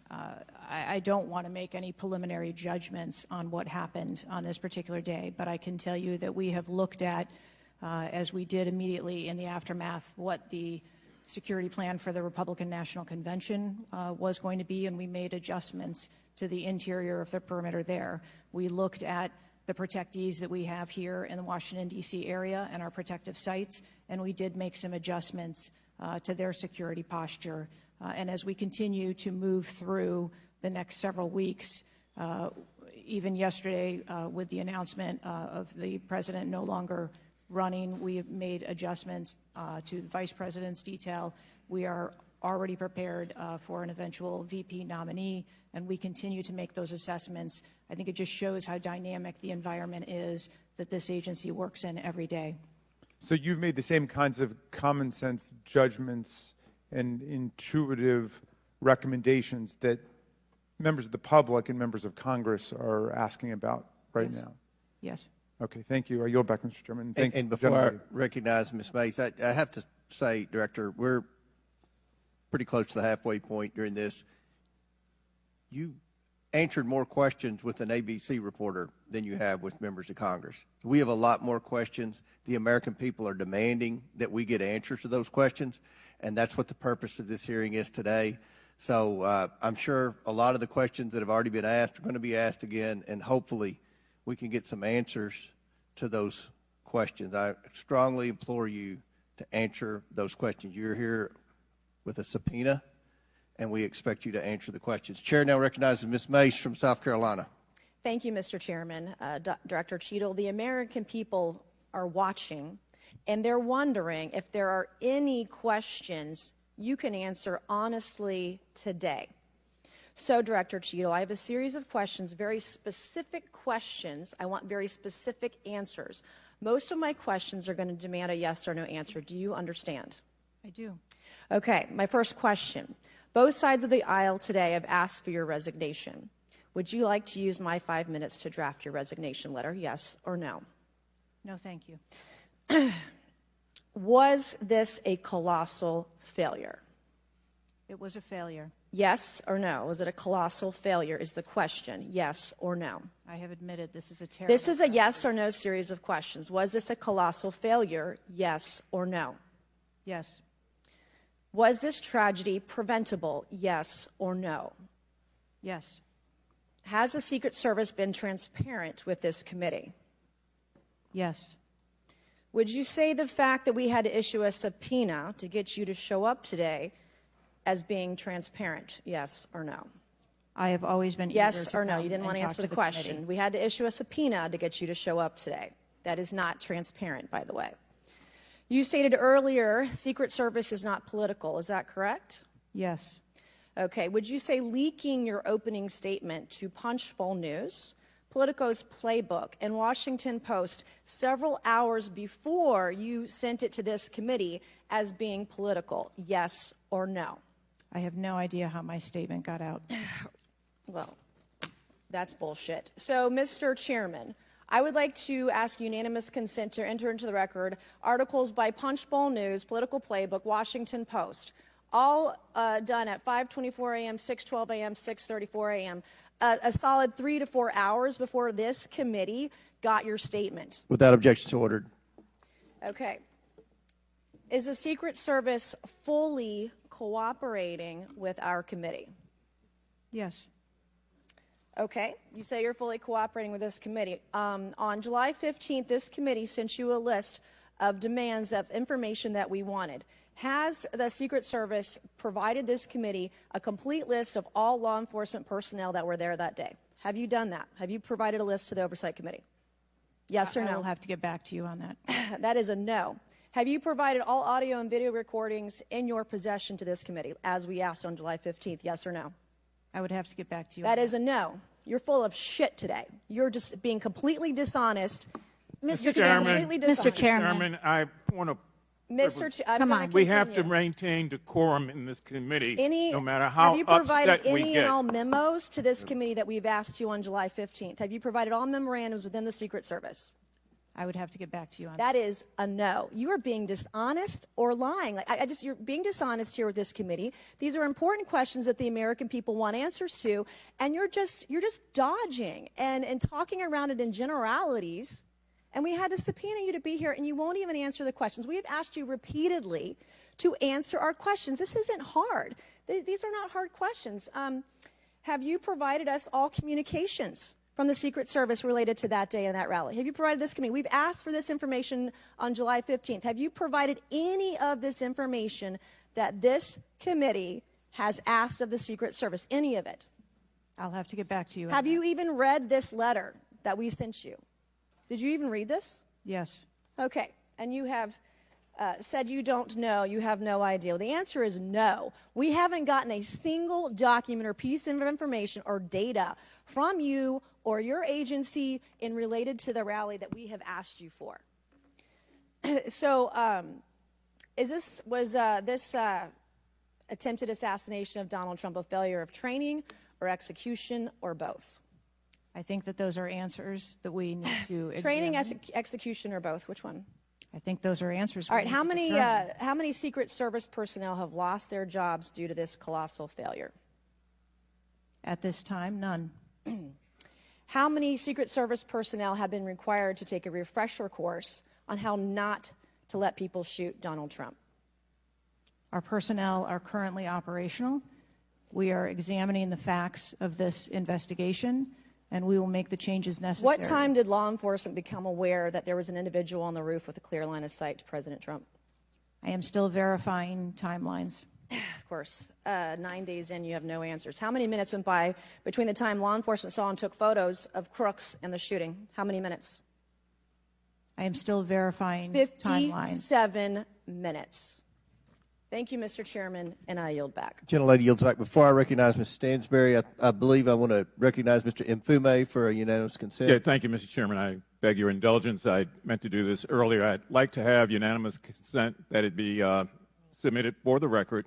The 2023 ranking of best and worst workplaces in the federal government, compiled by the Office of Personnel Management, which shows the United States Secret Service coming in, again, as I said earlier, 413th out of 459 sub-agencies, and this appears in the July 17th edition of Government Executive. Without objection, so ordered.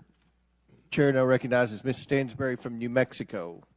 Thank you, Mr. Chairman. I want to start by just saying that part of why you have bipartisan agreement here on the dais about the severity and importance of this hearing is because this is not just a single shooting. This is about national security and the security of our democracy. It's not just one operational failure. This is about our public officials safe. And what does that signal to our country and to the world about American security and the ability of our officials to do their job safely? So I want to start by saying thank you to all of our brave men and women who are in the uniform, whether it's the Secret Service or local law enforcement, who put their lives on the line. I think obviously we honor their service, but this is really about operational failures and what it means for our country at large. And I also want to reaffirm that we must condemn unequivocally political violence of any kind, not just political violence, and that it cannot be tolerated in this democracy. And also to offer my prayers for the slain Fire Chief Corey Comprator, and also prayers for those who've been injured. Now, I think, the tone of this hearing is, how is it that a 20-year-old young man with a gun that was legally purchased by his father could, on the day of a rally, go to a gun shop, legally purchase ammunition, show up to a secured site, and then not only attempt an assassination of a political figure, but kill and injure two others? How could this happen? I'm not asking yet. I think we've had a lot of testimony here today. I want to talk a little bit about the timeline. Now, here's what we know, and I know, Director, you were also on the call that we had a few days ago with the FBI and other law enforcement, so I respect that you are not able to share, based on your testimony, some of the details that are currently being investigated, but I know you were on the call because I heard you on the call and you heard them too. So I'm going to lay out the timeline a little bit. On July 3rd, the rally was announced that it was going to be in Butler. On July 6th, 3 days later, we know that the shooter searched for dates for Trump and DNC events.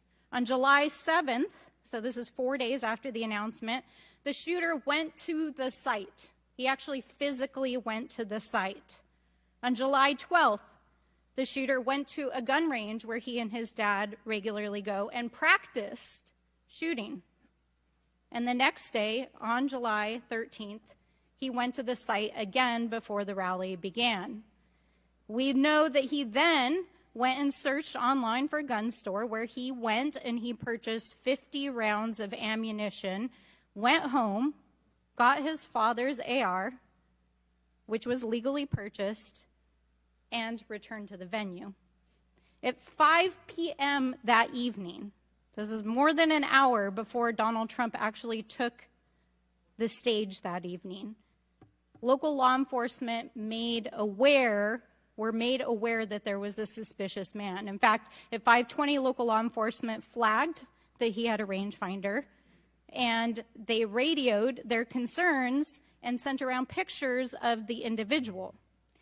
At 5:40, 20 minutes before local law enforcement actually identified the shooter, and at 5:51, Secret Service was notified of the suspicious person by the state police, and 1 minute later, they distributed that information. That was before Donald Trump even took the stage. That was 11 minutes before he took the stage. So the Secret Service was aware that there was a suspicious person. At 6:03, he took the stage. At 6:09, rallygoers, as was shown in the video, identified this gentleman climbing on the roof. At 6:11, 3 shots were heard, 3 rounds of shots, and of course, the president and the other victims were shot. This shooter was a 20-year-old young man, no criminal record, legally purchased gun and ammunition, who for days in the lead up to this shooting was searching mass shooters. He even had a picture of a mass shooter on his cell phone the day of the shooting. He searched for explosives. He searched high-level officials.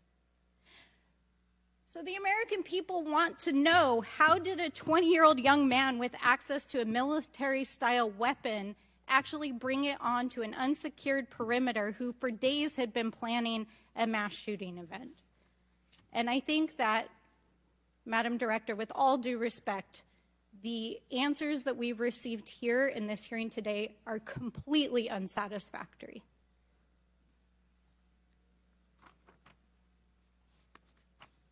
How could this happen?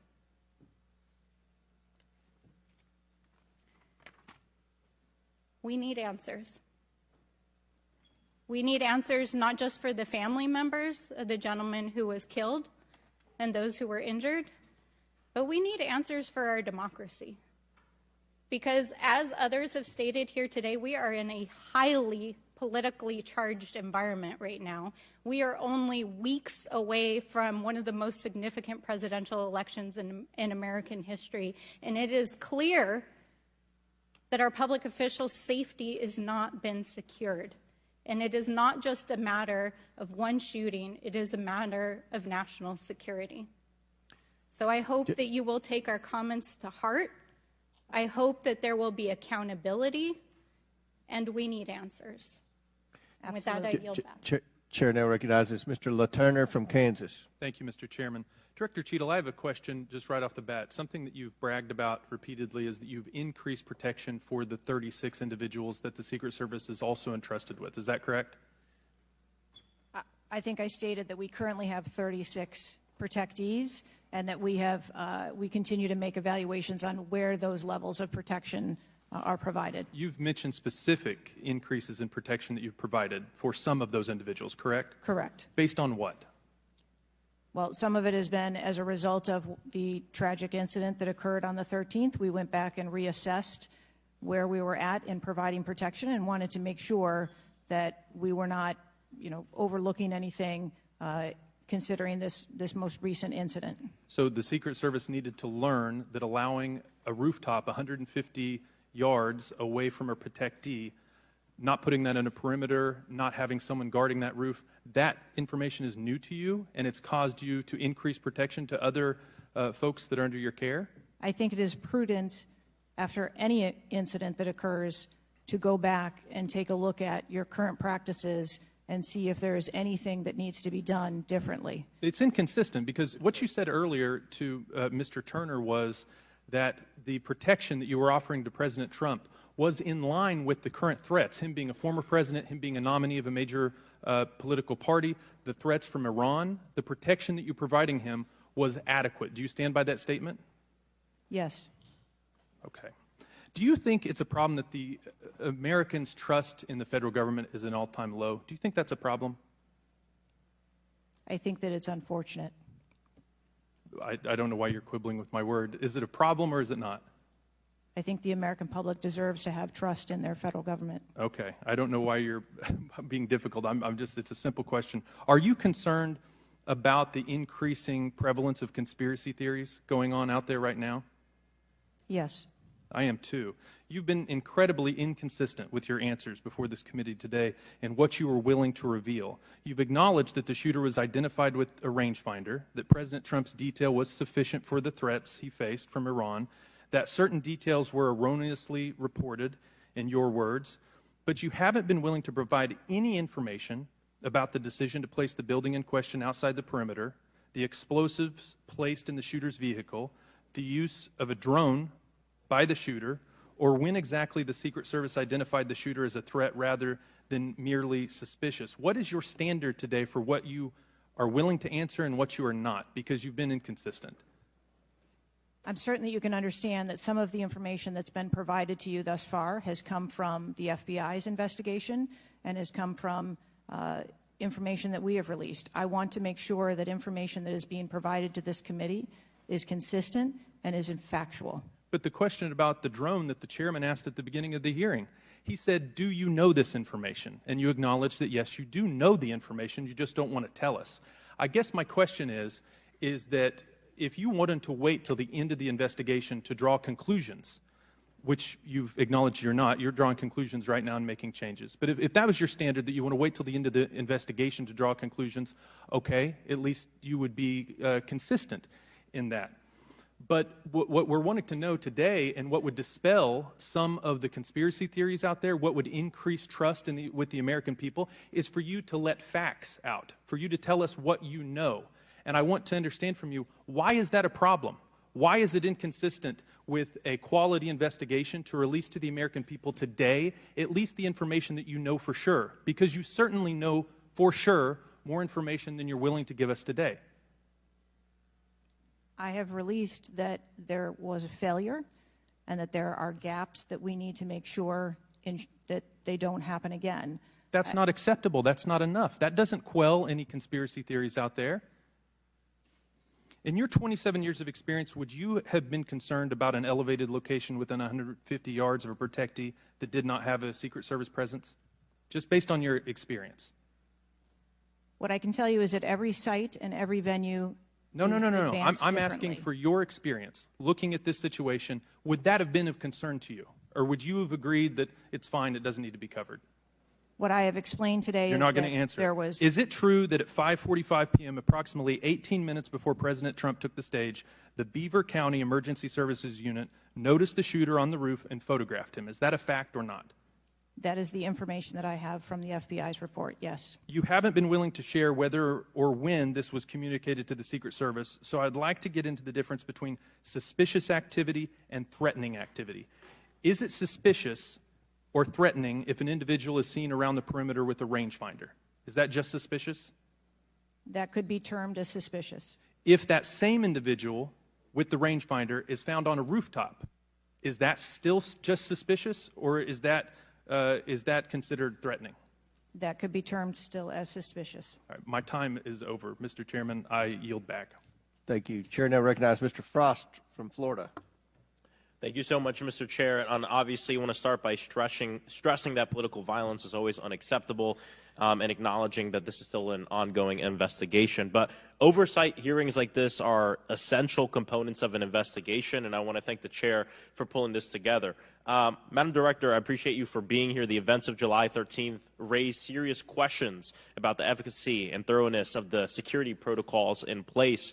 The gravity of the fact that an unsophisticated gunman was able to secure his perch and take a shot at a former president, despite multiple layers of security and intelligence, are not lost on me. Before I came to Congress, I used to work advance for a major political candidate and have interacted with many different law enforcement agencies on large political events like the one that just happened. How many times was the Secret Service alerted about a suspicious person at the July 13th campaign event prior to the first shot being shot?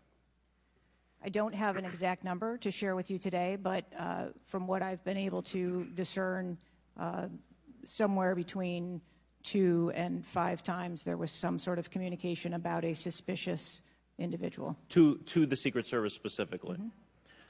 According to reports, the shooter was photographed twice by security officers prior to the shooting. A police officer saw the shooter on the ground and reported him with a photograph as a suspicious person. Multiple local law enforcement officers identified the shooter, radioed that he was acting suspiciously near the event's magnetometers. A local law enforcement tactical team saw the shooter on a roof and notified other security services and also photographed him. One police officer who photographed the shooter saw him scoping out the roof and carrying a rangefinder. My question is, and you've answered this, but why, or you haven't answered this, why wasn't the event paused right then? Again, I'm not clear on the timeline of when the Secret Service shift and the counter sniper were notified. But earlier, Madam Director, earlier you said that the Secret Service would have paused the rally if they identified a threat. Correct. So why wasn't it paused? Because I have to assume that they did not know that there was a threat when they brought the president out on the stage. I feel like this is a breakdown in communication between local law enforcement, you all, and other actors at the rally. And again, as someone who's worked on these, I understand that there's multiple people with multiple decision, with the ability to make different decisions on the ground. Over the last week, I've spoken with a lot of folks in local law enforcement in my district and across the country that I've worked with before, and other people have brought up concerns around being able to communicate with with Secret Service during these big events and having their flags taken seriously. I do believe that if Secret Service believed that there was a legitimate threat, that they would have paused the rally. My concern is before that something was flagged and it wasn't taken as seriously as it should have been taken.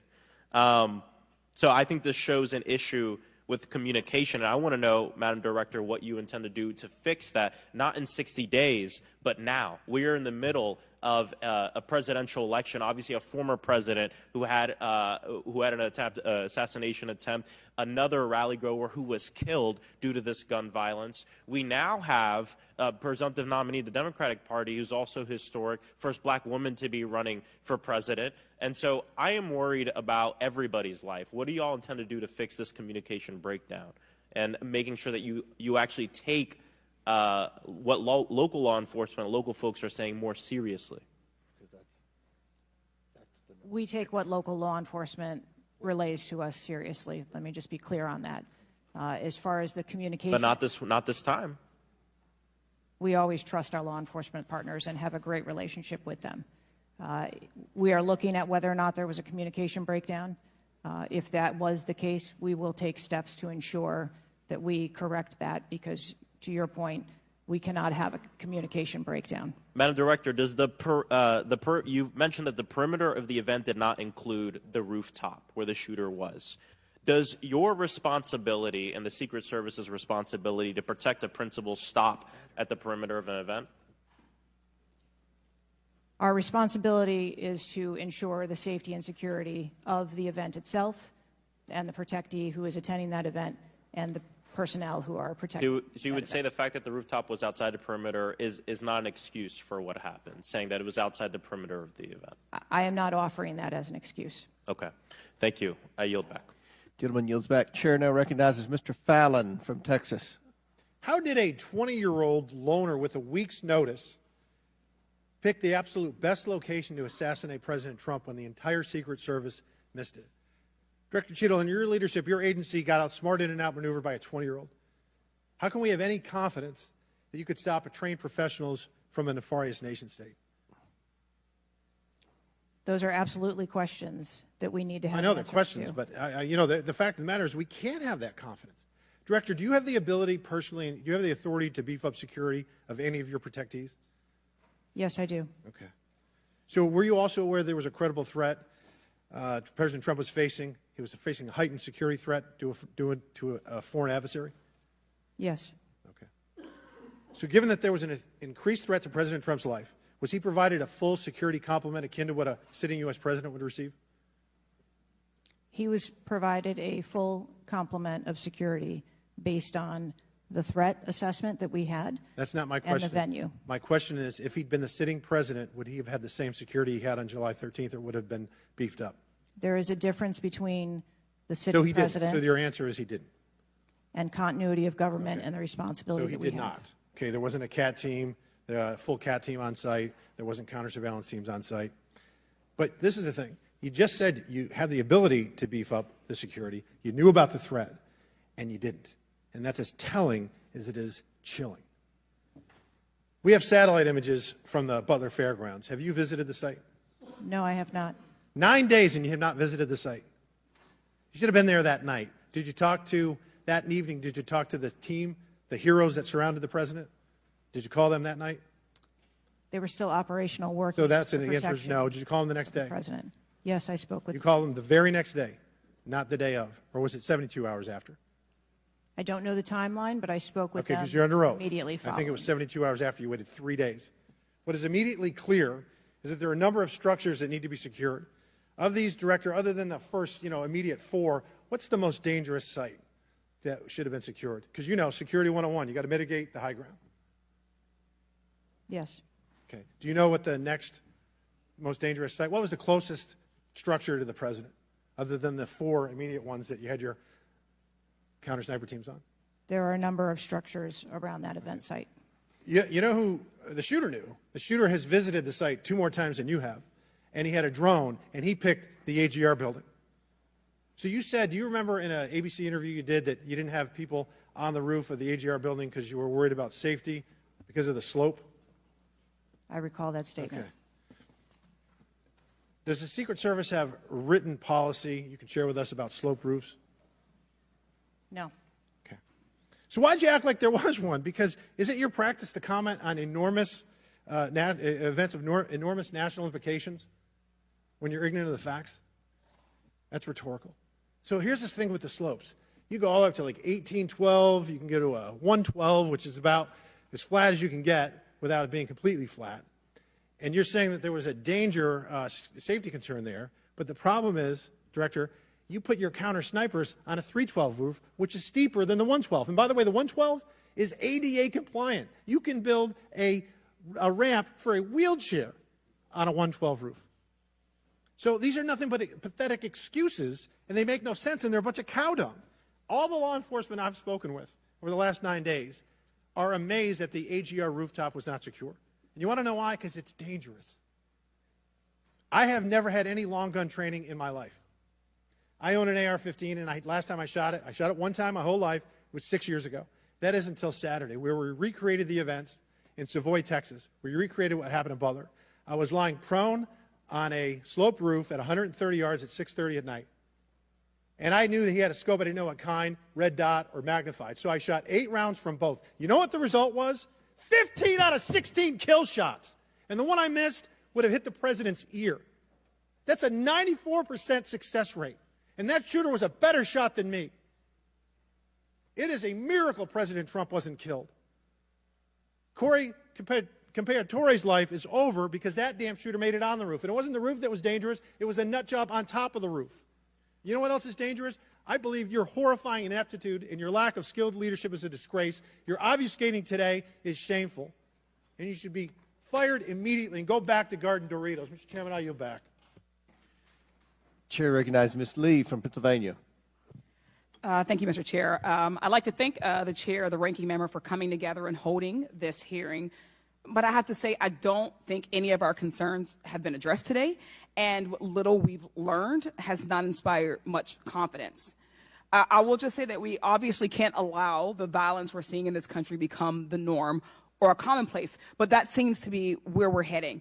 On this occasion, it was, very shockingly, a former president and current political candidate at a rally that we all assume is one of the most secure places we can be. But the violence we saw last Saturday is the same culture of violence that makes too many of our kids and our community members feel unsafe to play outside or to go to class or to simply live their lives each day. But again, this was a political rally, and it is supposed to be one of the most secure places. So we do have very specific questions about that. Director Cheadle, I'd like to start by following up on some of my colleagues' questions. My colleagues, Mr. Krishnamurthy and Mr. Frost, highlighted a number of points that showed the shooter presenting an active threat. So I'd like to ask you, Director Cheater, to clarify what the protocol is for postponing or canceling an event based on a threat and how the events on July 13 didn't meet those standards. So again, I think we're talking about the distinction between suspicious behavior and a threat. And at the time that this individual was identified, they were displaying suspicious behavior. I'm still waiting for interviews from the FBI to determine what it was that identified that individual as suspicious and what those behaviors were. To that question, does suspicious behavior vary between different events? For instance, if we have an event with a president, would there not be a heightened standard for suspicious behavior? I think that there are a number of ways that someone could be identified as suspicious, and it doesn't matter whether it's at a rally or an indoor event or who the protectee is. I think it's up to law enforcement or citizens to identify someone as suspicious. Okay, thank you. According to the Associated Press, at least 6 different agencies, including 2 sheriff's office, local police, state police, as well as fire and emergency rescue officials were involved in securing the rally in Butler. When there are so many teams that are collaborating, who takes the lead and how is that determined? The Secret Service is responsible for the security of the site and the coordination. And that was the case on July 13th? Correct. Okay. Changing gears, in 2024's appropriations budget, the Secret Service was given a little over $3 billion, which was about $78 million above what was requested. For 2025's budget, you've requested yet another increase. How much of these funds goes towards training and improving protection procedures? I would have to get back to you on the training aspect of it, but about 30% of our budget is for protection and facilities and training. But clearly the problem can't be a lack of funding. So what exactly do you see as the core problem that led to this failure, that led to your agency being outgunned by a 20-year-old using his father's gun and acting on his own without a particularly sophisticated plan or technology? I think that we are waiting to determine exactly what those failures or failure was so that we can make sure that the Secret Service is stronger after this.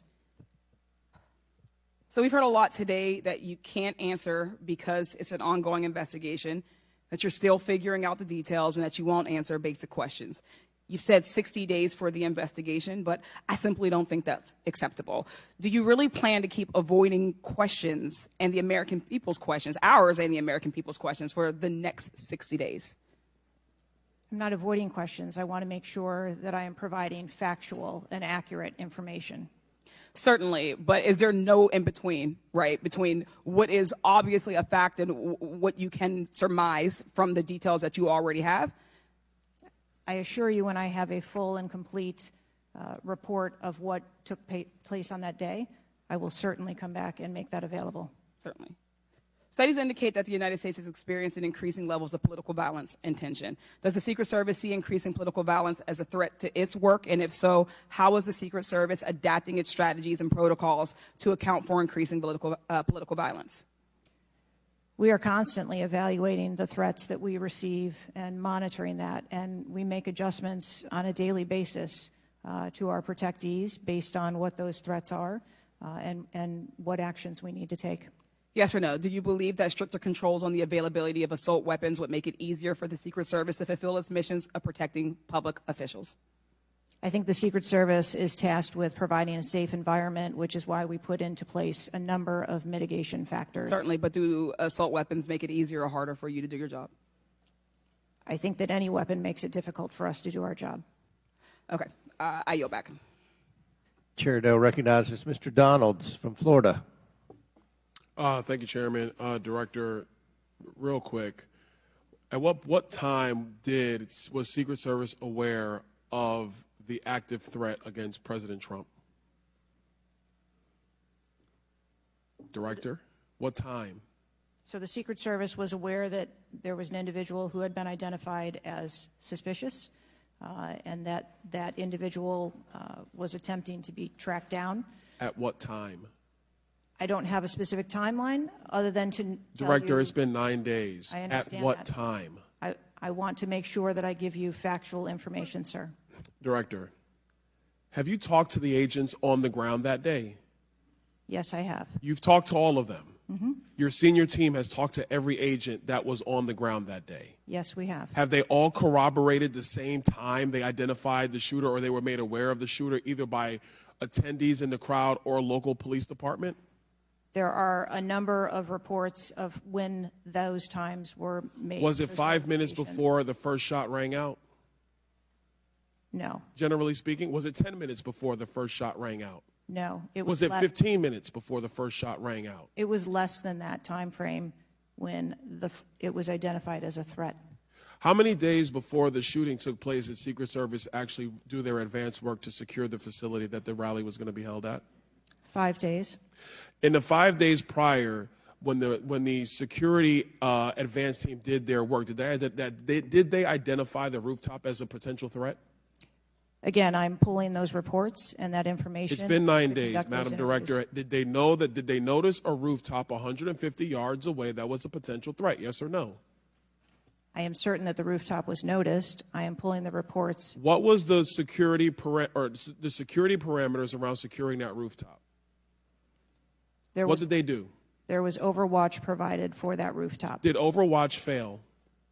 I am waiting to hear what the results of the investigation were so that I can identify where the failure was. Who did you talk to that was on the ground that day that was responsible for Overwatch? What are their names? I'm not going to provide their names in this setting. Did you talk to the people that were providing Overwatch that day? I've talked to the people that conducted the advance on that day and that were working the shift and were the counter snipers on that day. So you talked to the counter sniper team. You talked to the people who were providing Overwatch that day, and you talked to the advance team, correct? Yes, sir. What did they tell you? We are putting together a comprehensive report so that I can identify exactly where the gaps and the failures. When the counter sniper team was on the roof, and they identified that there was suspicious activity on the roof in question, what was the chain of command's orders around the person on said roof? Because I'm quite sure somebody saw under your organization, the Secret Service, I'm quite sure somebody saw the shooter on the roof. So what was the communication through the chain of command to deal with said person? What I can tell you is that when the individual was identified by the counter sniper, they took one shot and neutralized that individual. But that was after the shooter already took a shot. Is that correct? That is correct. So what you're saying now is that the Secret Service did not see the shooter on the roof until after the shooter took a shot? I do not have all of those details at this time. If you don't have those details after 9 days, Director, then what you're telling me is that you guys didn't see it. Is that correct? I am telling you I don't have all the details of the sequence at this time. Director, it's been 9 days. Either you have the information or you do not. Is that correct? We are still in the process of conducting interviews and an investigation. Some of my colleagues have texted me over the last couple days, bipartisan, about whether you should lose your job. And I've been quiet on that question because I wanted to see what you were going to do today. In my opinion, you do need to be fired immediately. And it is because this is gross incompetence. And the fact that it's been 9 days, and these are simple questions to answer, I'm quite sure if I asked any one of my kids if they got in trouble and I told them to give me the details, I would get more answers from them than I'm getting from you right now. And that's what's frustrating on a bipartisan basis, on a nonpartisan basis. This is a joke. And Director, you're in charge. And that's why you need to go. Mr. Chairman, I yield back. Chair now recognize Mr. Goldman from New York. Thank you, Mr. Chairman. Director, I want to follow up and just understand a little bit why there is so much information about this out in the public, including some from you and your communications team, and yet you're here pursuant to a subpoena under oath in front of Congress, and you're unable or unwilling to answer some of those same questions. Can you just explain why you are answering so many fewer questions here than you have to the media? I'm answering the questions that I'm able to answer based on the fact that there are multiple ongoing investigations. But you have answered some of these questions previously, correct? To the public, to the media. Which questions? Well, did you have an interview with ABC News?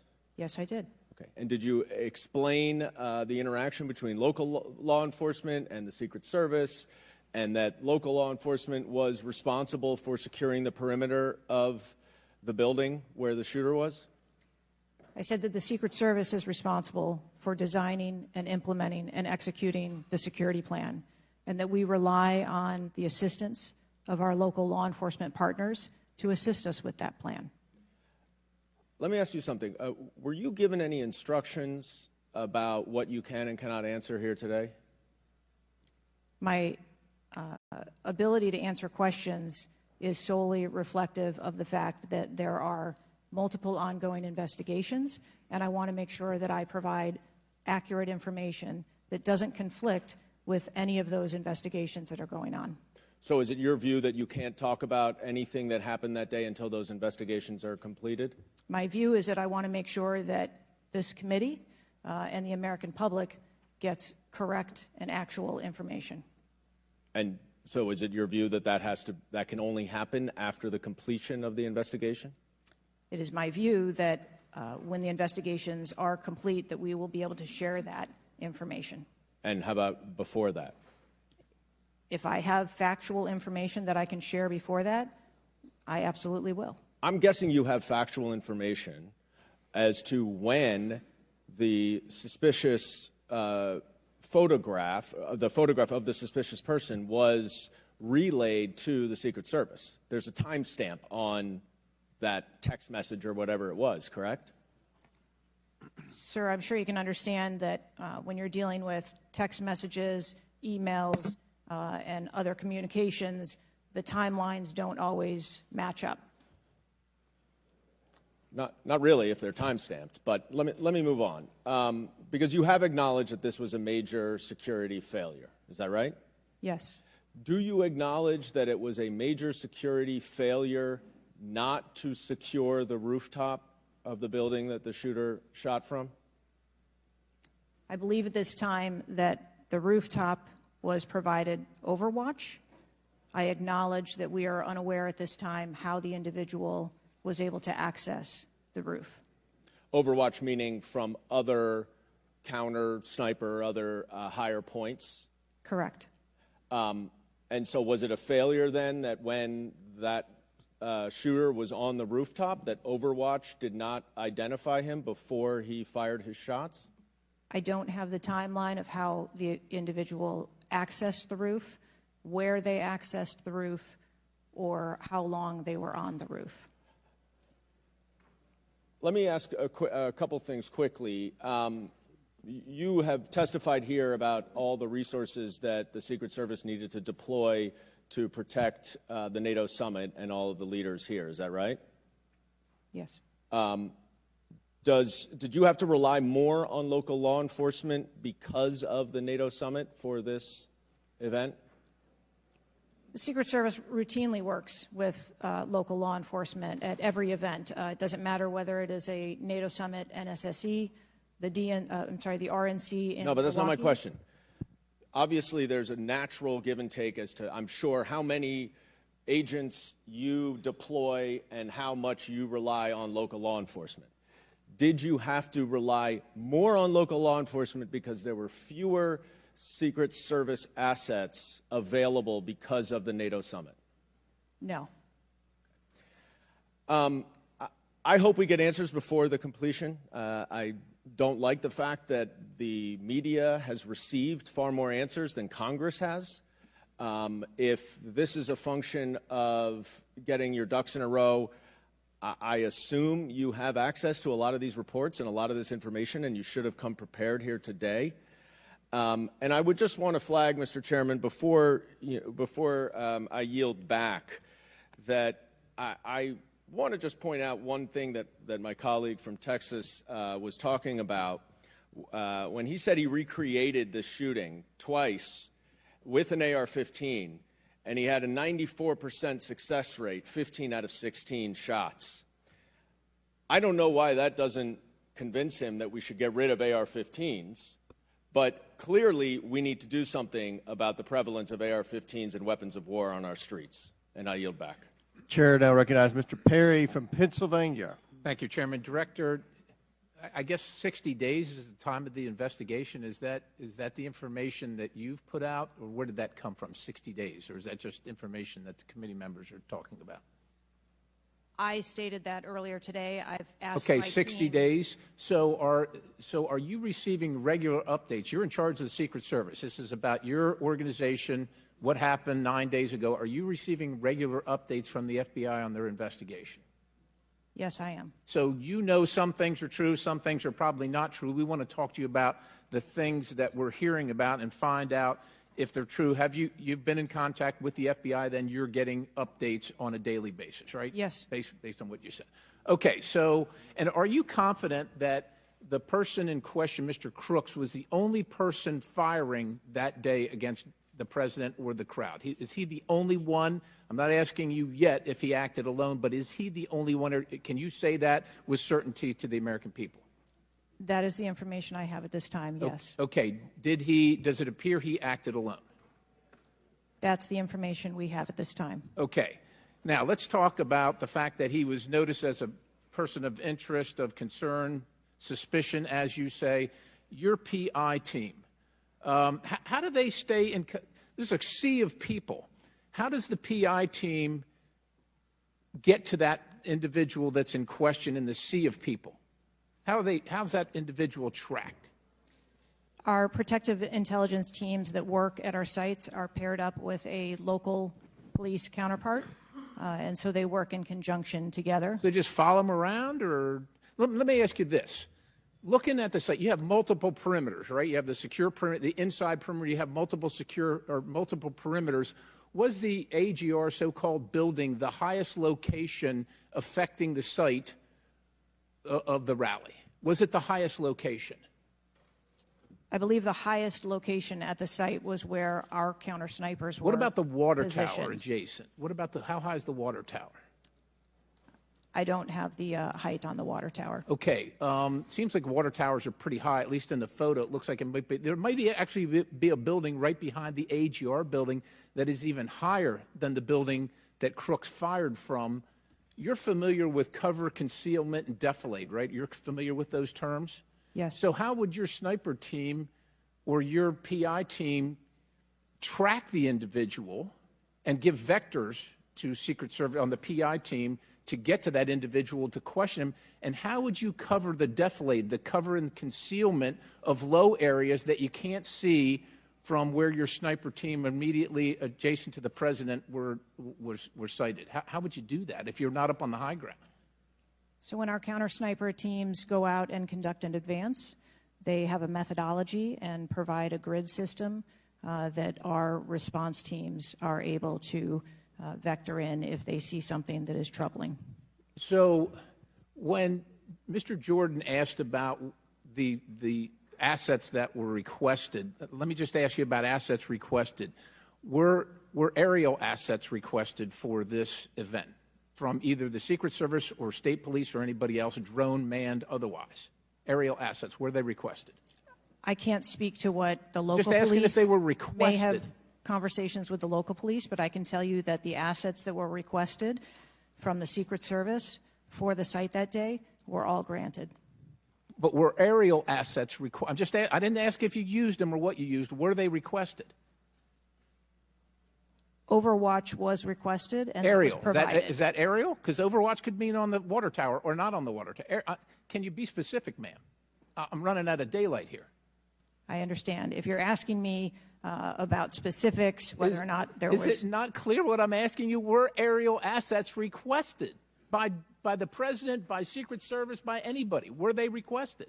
The Secret Service, we felt that we had a good plan in place. Okay, fair enough. How about K-9 assets with bomb sniffing or explosive sniffing capabilities?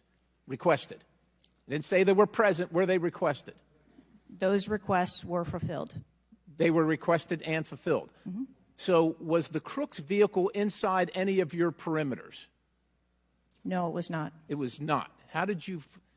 So it was not within the... It was not... So what was there a device located on Mr. Crook's body to detonate the vehicle? That is the information that I have. So what would be the point of detonating the vehicle if it was not inside the perimeter?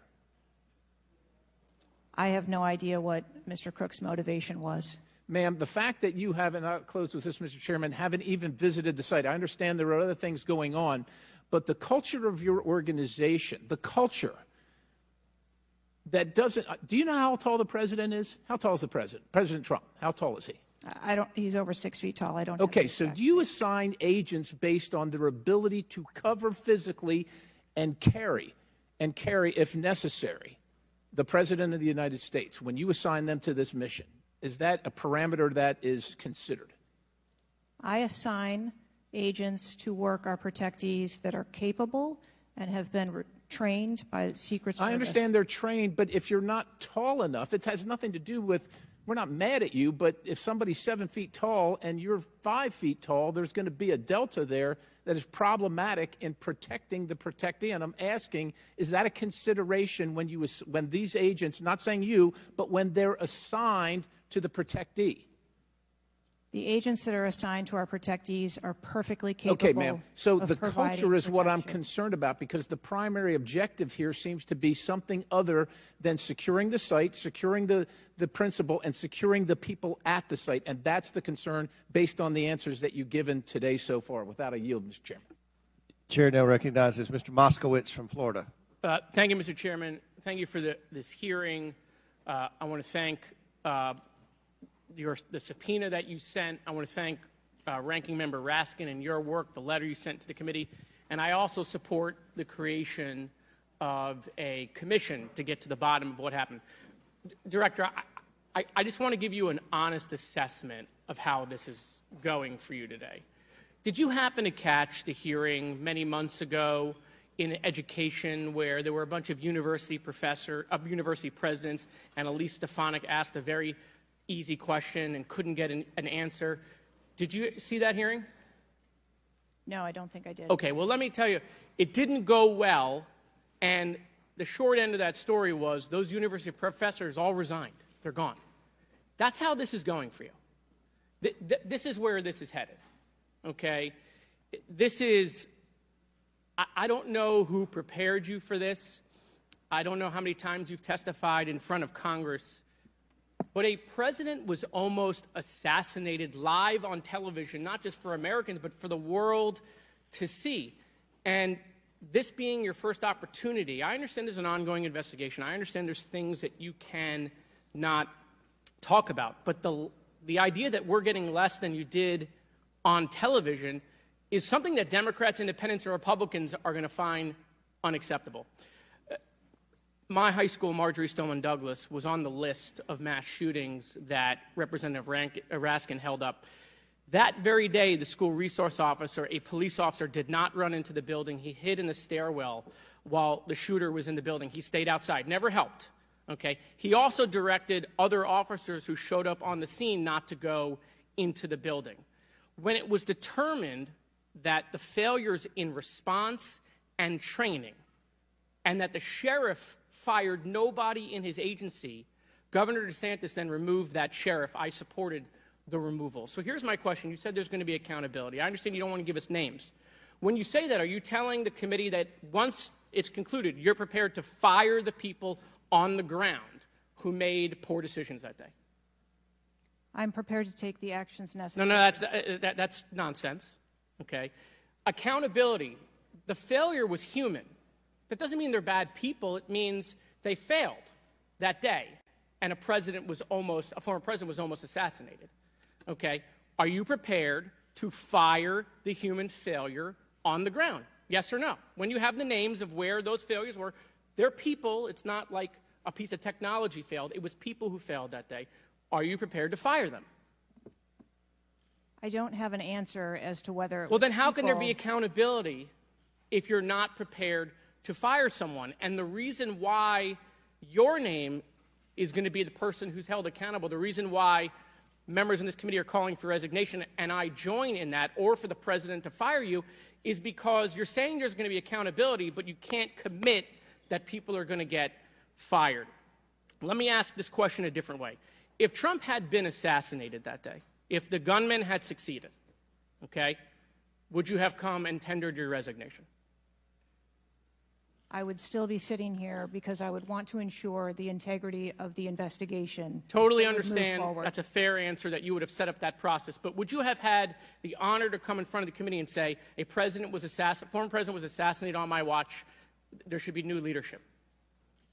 I think that I have admitted that there was No, that's what I'm asking. Would you have tendered your resignation if he had been killed? That occurred on my watch, and I am accountable for that. Okay, but would you have tendered your resignation if he had been killed? I think that I've admitted that I've taken accountability and will take responsibility. Okay. Well, let me ask I want to follow up on Representative Connolly's question, in which he asked about guns, and you were not willing to commit that makes your job harder. This is not about the Second Amendment.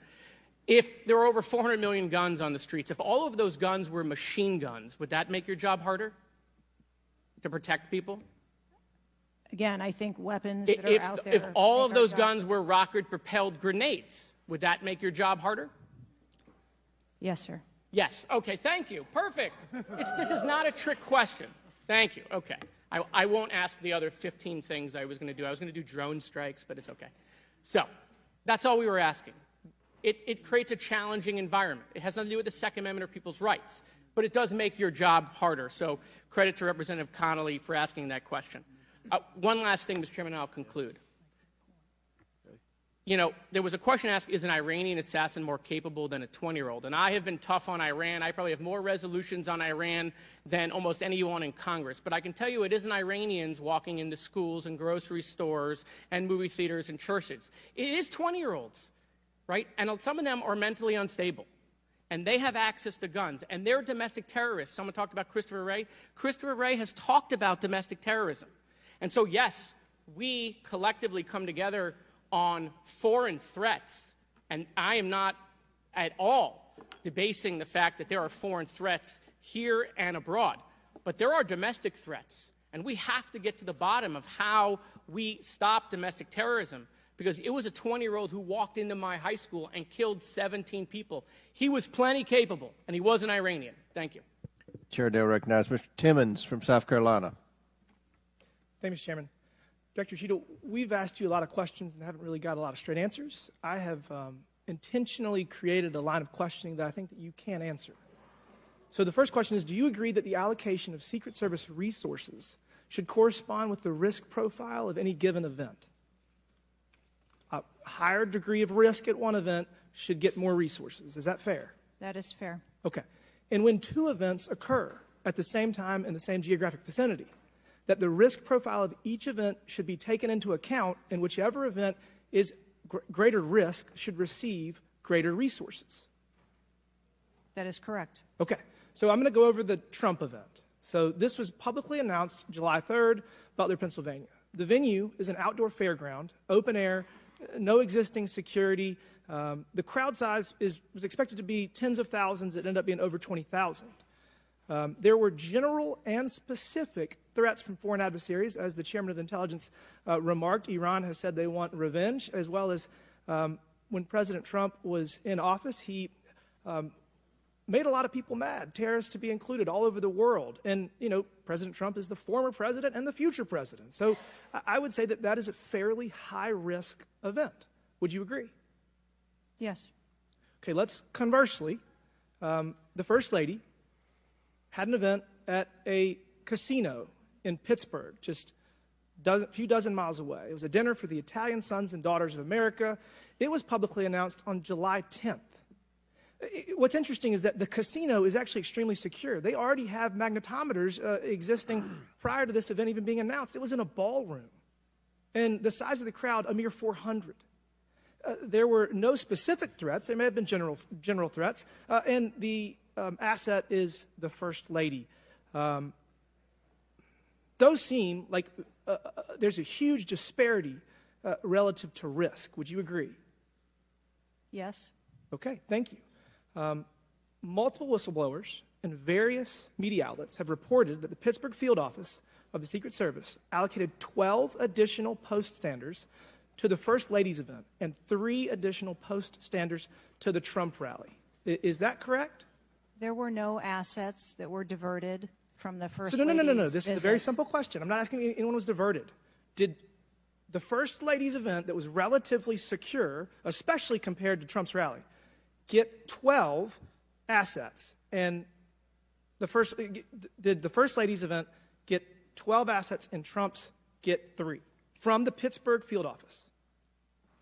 That's a yes or no question. If you don't know, don't answer it. I mean, if you don't know, don't answer. The number answer of it. personnel that were allocated to both of those events were comparable to the risk at both of those events. Wow.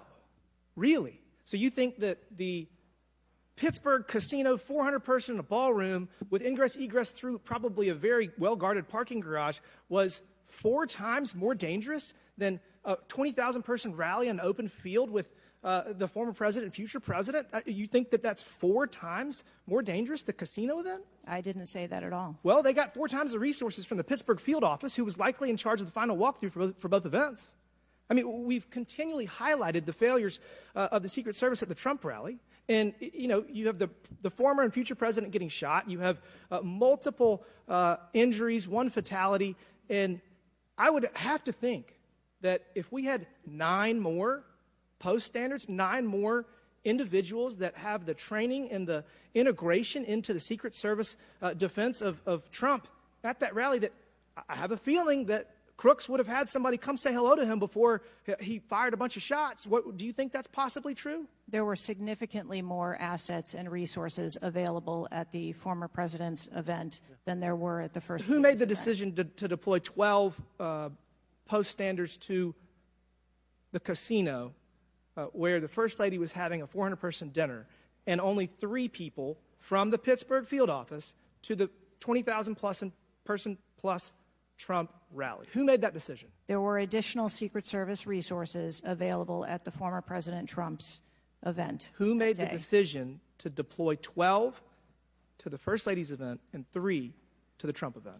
The allocation of resources is decided based on the availability of personnel and their location and where they are, but there were sufficient resources What did you just that say? were given to Did you just the say there were former sufficient president's resources?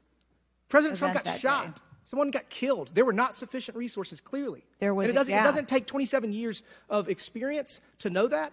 And whoever made that decision, it probably wasn't you, needs to be fired. And then you need to resign because this is absolutely unacceptable and you've lost the trust of the American people. With that, Mr. Chairman, I yield back. Gentleman yields back. Chair now recognizes Ms. Tlaib from Michigan. Thank you so much, Mr. Chair. Thank you, Director, for being here. You know, when we hear the headline, a 20-year-old young man with access to an assault weapon commits an act of mass violence, I mean, we've heard this before, over and over again. But the unfortunate thing is that my residents don't get a committee hearing. We have not had one committee hearing about the over 260 mass shootings that we've had, killing hundreds of people, injuring hundreds, changing their lives forever. And don't get me wrong, to many of my colleagues, I mean, I watched, and even the pool of blood, the screams, it was horrific. But it made me think about the images I saw after mass shootings at schools, grocery stores. I mean, I think of Buffalo, New York at a supermarket where a racist gunman killed 10 shoppers with an AR. In El Paso, AK-47 style assault rifle killed 22. In Florida, in Parkland, Florida, 17 students and teachers murdered, again with an AR. In Pittsburgh, at a place of faith, Tree of Life Synagogue, 11 murdered. And don't get me about Newton, Connecticut. which still breaks my heart. 26 murdered, including 20 elementary school children. This year in Michigan, we've had, Mr. Chair, 2 mass shootings. 21 shot in Detroit. One of the most horrific shootings we've seen. 2 killed at a splash pad in Rochester Hills, Michigan. 8 shot there. Again, an assault weapon used. But the difference here is the former president gets a hearing in his attempt to assassinate, but our residents don't get a hearing about mass shootings, about gun violence in our country.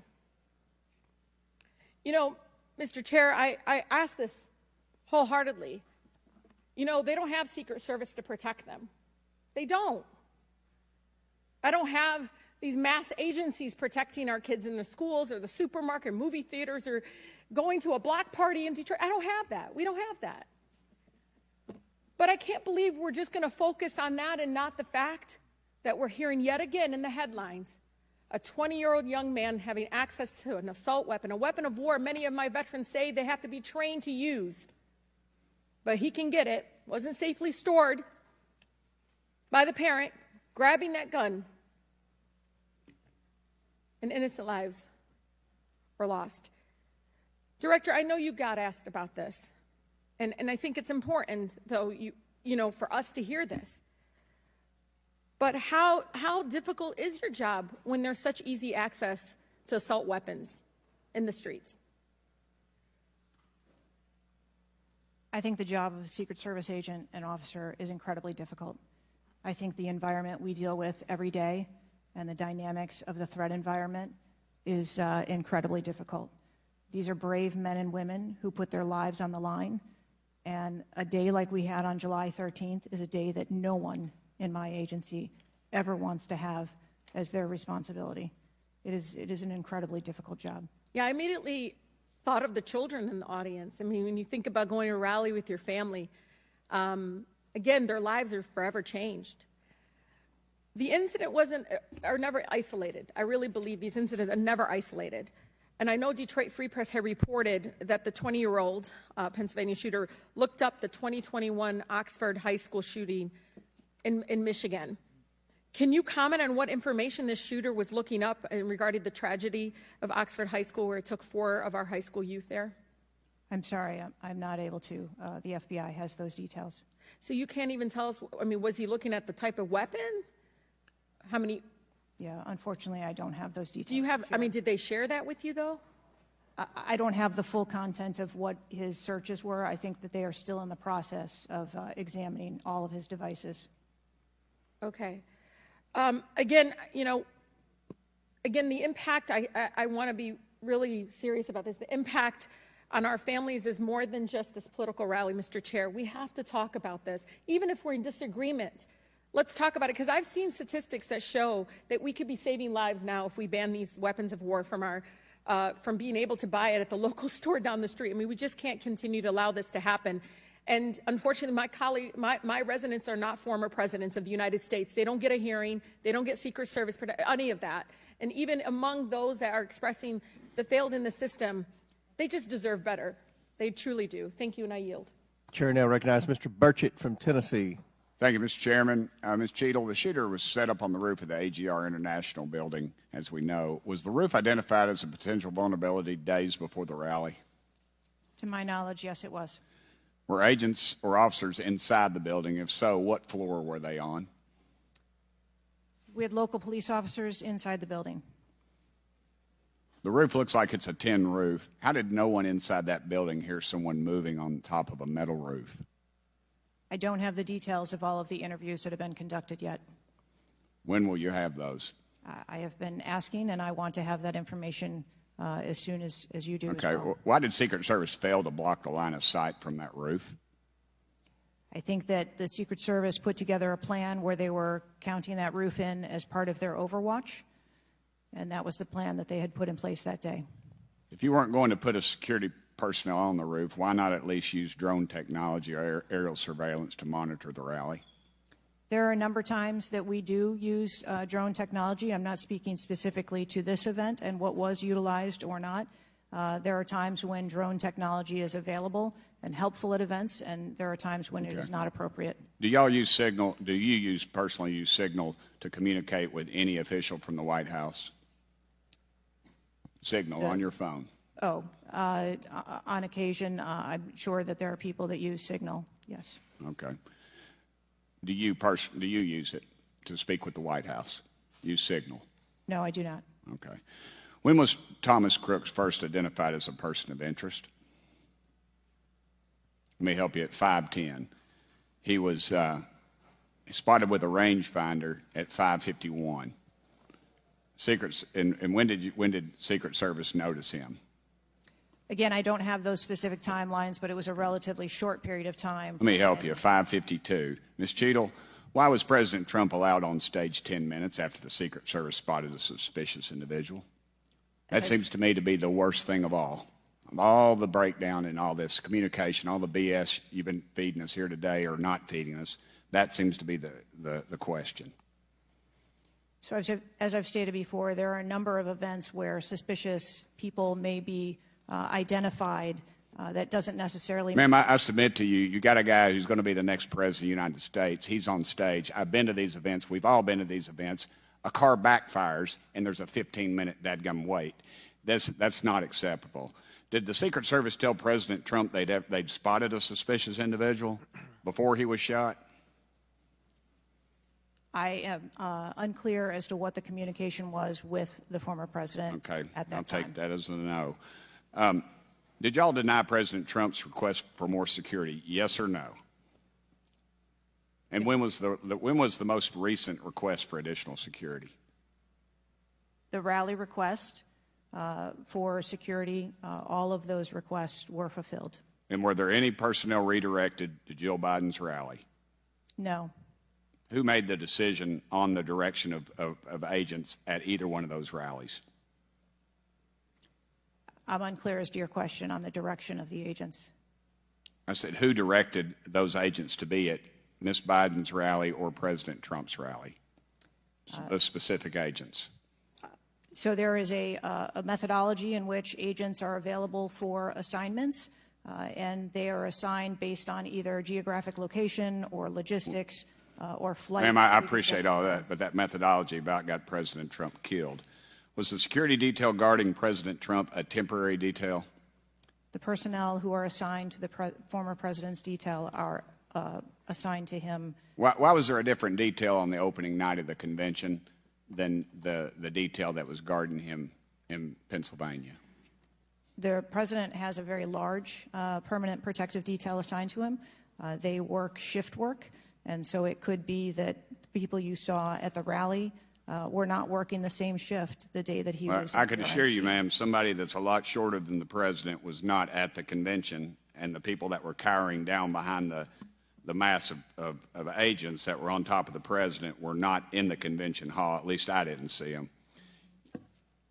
You can't seem to answer a single question about an ongoing investigation, ma'am, and you don't know when the information will be released publicly. Are you waiting for the administration to sign off? No, I am waiting for the results of the investigation, at which time... Okay. Let me ask you one more question. You found explosives in the shooter's possession. Is that correct? The FBI found explosives. Do we know who directed this young man how to make those explosives? I believe that the FBI is still looking into that on their investigation. Ms. Cheadle, you said that the buck stops with me, and I agree. I don't think you should resign. I think you should have been fired. Ma'am, you are a DEI horror story.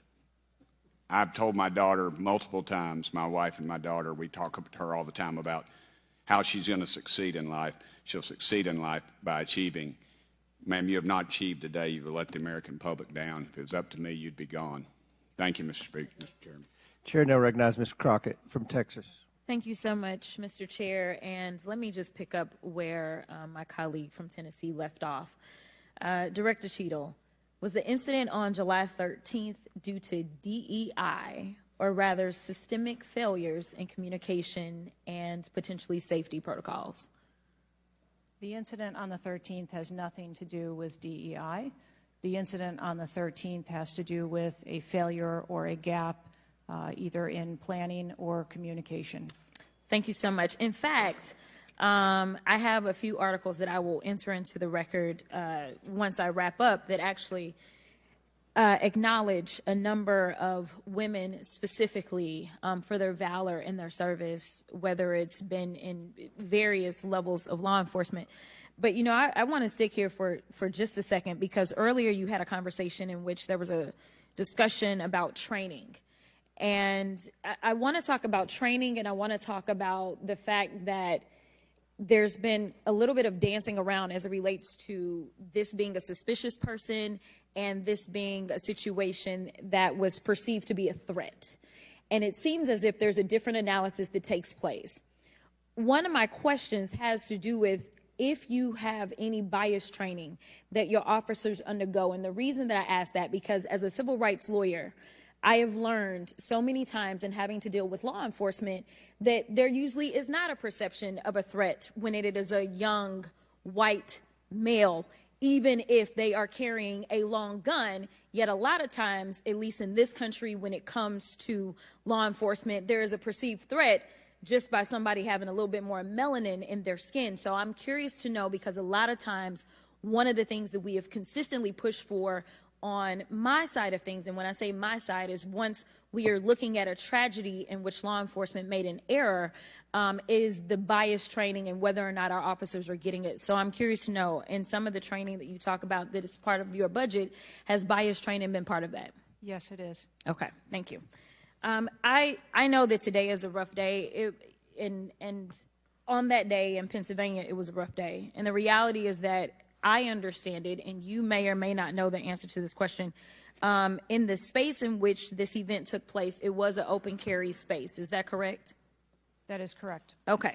So I hail from the state of Texas, and interestingly enough, I was serving in the state house right after there was a mass shooting in El Paso. We had an opportunity to do right by our citizens in Texas, but we did not. Instead, they passed permitless carry. And what my colleagues kept trying to get you to answer, because we want to come up with solutions, we don't want to keep pointing the finger. And right now, you've got a bunch of fingers that are pointed at you. But our job is to solve problems for the American people. And to be perfectly honest, the numbers are clear. I think almost every major law enforcement agency come forward and say that they were against permitless carry because they said that their jobs would be made more difficult. Unfortunately, my colleagues on the other side of the aisle in the state of Texas decided that they would ignore those warnings, and they passed the law instead. And right after they passed that law, we ended up with Uvalde. And we heard the stories of those officers that were scared to go in and save those babies because of the firearm in which that, in that case, 18-year-old had in his hands. They also were given an opportunity to say, hey, raise the age and make it to where at least you have to be 21 before you can possess this type of weapon. And they chose not to. And we have the facts. It shows, and I'll enter this into the record as well if there is no objection, deaths from firearms keep climbing in Texas decades after lawmakers began weakening gun regulations. That is from the Texas Tribune. Without objection, so ordered. Thank you so much. The last thing that I'm just going to make a point of saying is that we all care about this issue because we know that there has been a spike in violence, political violence in this country. Are you aware of the fact that the numbers are higher right now? Yes. Okay. In addition to that, and I'm going to point a little blame at ourselves because right now you got all the fingers pointed at you. But the reality is that we have a number of congressional members that are consistently engaging in violent rhetoric, and it needs to be toned down. The reality is that people are listening and they're paying attention, but unfortunately, another thing that is happening because we're not getting answers from you today is the conspiracy theories. They have already began. Have you heard of any of the conspiracies? Yes. Okay.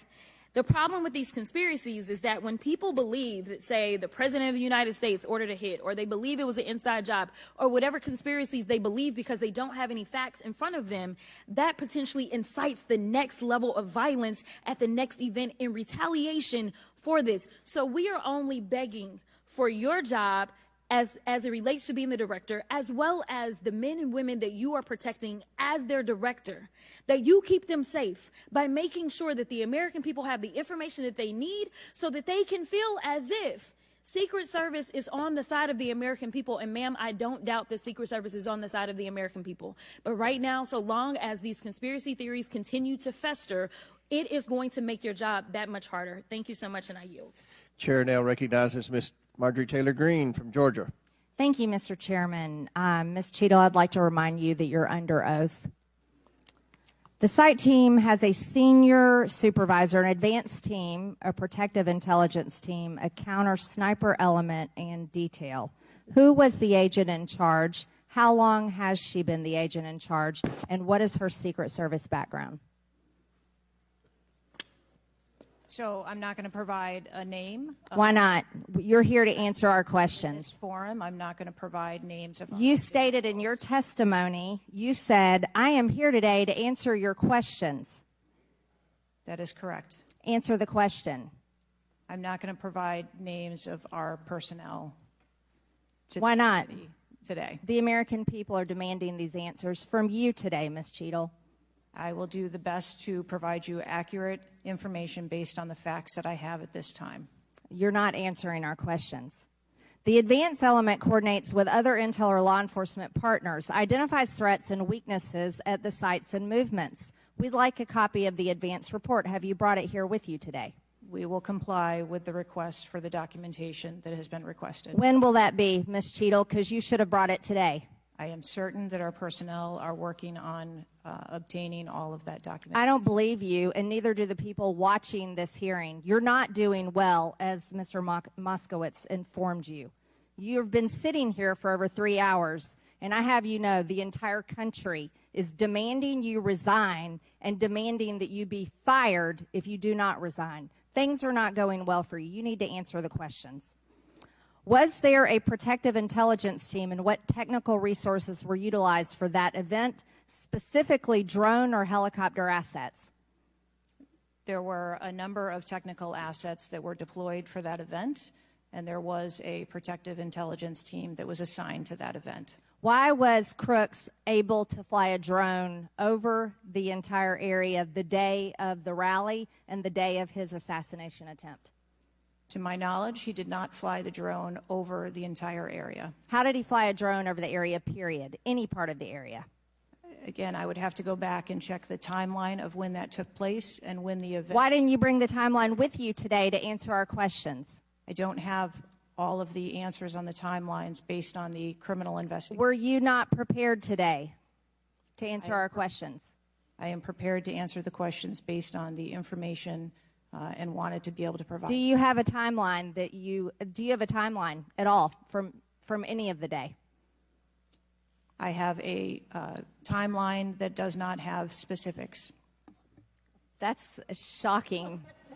That is absolutely unacceptable.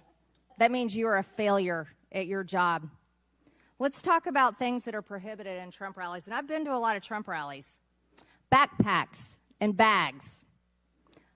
Bicycles, firearms,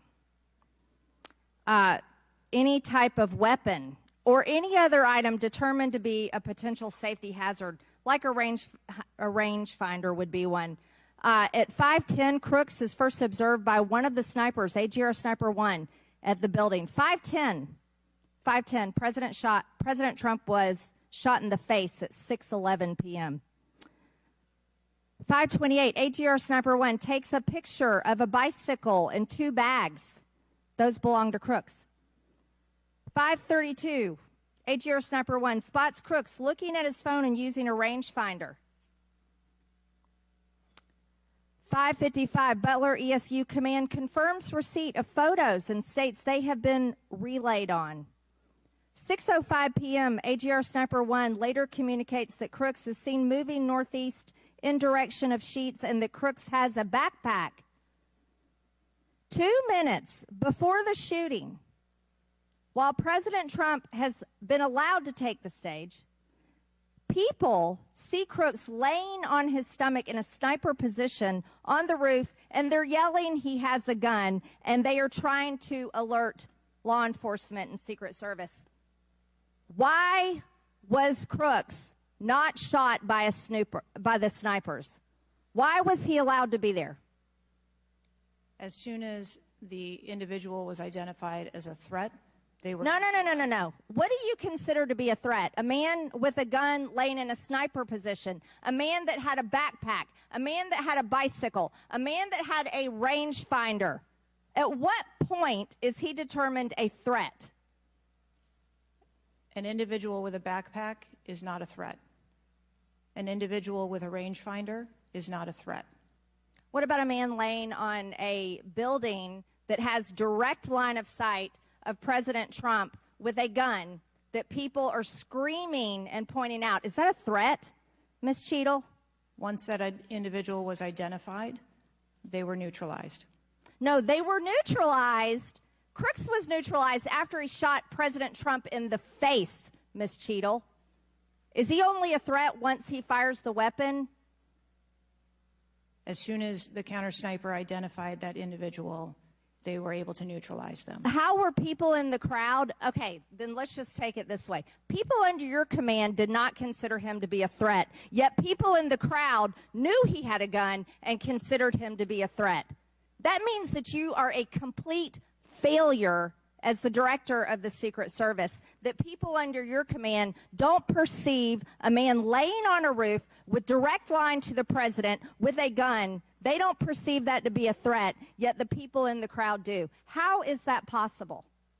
That's the last question, but please answer the question, Ms. Director. I'm not certain at this time how the information from the people in the crowd was relayed to any law enforcement personnel. No, you knew that everyone knew. The people there knew that there was a danger. They knew there was a threat to President Trump, and it was allowed to happen. Was there a stand-down order, Ms. Cheadle? Was there a conspiracy to kill President Trump? Absolutely not. Then how did this happen? And why are you still sitting here not turning in your letter of resignation? Last question, but please answer, and then I'll recognize Ms. Presley. Please answer that question. That is what we are investigating to determine. We're waiting for your letter. We are waiting for your letter of resignation, and you really need to consider doing that before you leave today. Chair now recognizes Ms. Presley from Massachusetts. Thank you. No one, absolutely no one should fear for their life at a political rally, in a classroom, in a faith house, or in their home. We must do something about political violence in all its forms and gun violence in all of its forms. Now, Director Cheadle, you have noted that numerous investigations are ongoing related to the Secret Service response and that we can expect a report in the next 60 days. With the election nearly 100 days away, that is an unacceptable timeline, and it makes people less safe.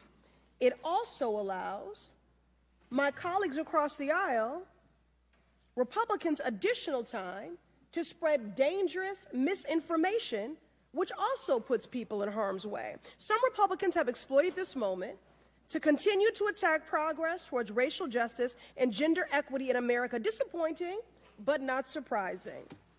I hesitate to repeat their racist and sexist tropes, but in summary, Republicans have wrongfully and shamefully stated that hiring women and people of color hindered the response to the shooting. Now, this is part and parcel of Republican strategy to constantly attack necessary diversity, equity, and inclusion efforts, to undermine the contributions that women, people of color, the disability community, and others make to this country each and every day. And it is disgraceful. In the wake of gun violence and tragic loss of life, Republicans are ignoring solutions like gun safety reform and instead trotting out sexist tropes. Can't say I'm surprised. I ask unanimous consent to enter into the record reporting from CNN titled "Right-Wing Media Figures Blame Women in Secret Service and DEI for Security Failure in Trump Shooting." Without objection to order. This article quotes members of Congress and others that plainly accuse DEI and the hiring of women as a liability for the Secret Service. Women have been an integral part of the agency since 1971 and are held to the same standards as their male counterparts. To use them as a scapegoat during a time of crisis is shameful and it is dangerously divisive. In fact, based on recent publicly available demographic data of the agency, the largest demographic groups among special agents are white and male. But to right-wing extremists, the truth doesn't matter. The lies they tell to advance their anti-diversity agenda, which is a key theme throughout Project 2025, will only make the American public less safe and more divided. And every day, Director Cheadle, that you fail to give us answers, they are given more oxygen to make their baseless claims that women and people of color are responsible for tragic events. And that is dangerous too. Thank you. And I yield my remaining time to Ranking Member Raskin. Thank you to the distinguished gentlelady from Massachusetts, and thank you for those trenchant insights. I wanted to make the point that you were making and several of other members were making to bring it into sharp relief here. The very same day that Donald Trump narrowly escaped an assassination attempt, but an honored firefighter was gunned down and killed and other people were injured. There was another mass shooting that day, just several hours later in Birmingham, Alabama. 4 people killed and 10 wounded in a nightclub shooting. And you might think, oh, that's some kind of freakish coincidence. Not at all. We have more than one mass shooting a day in America.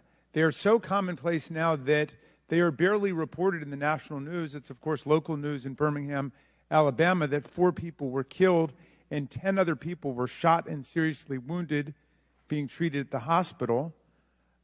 These things are a nightmare for the families of the victims who've been killed, for the families who have to take care of people who've been seriously injured and wounded.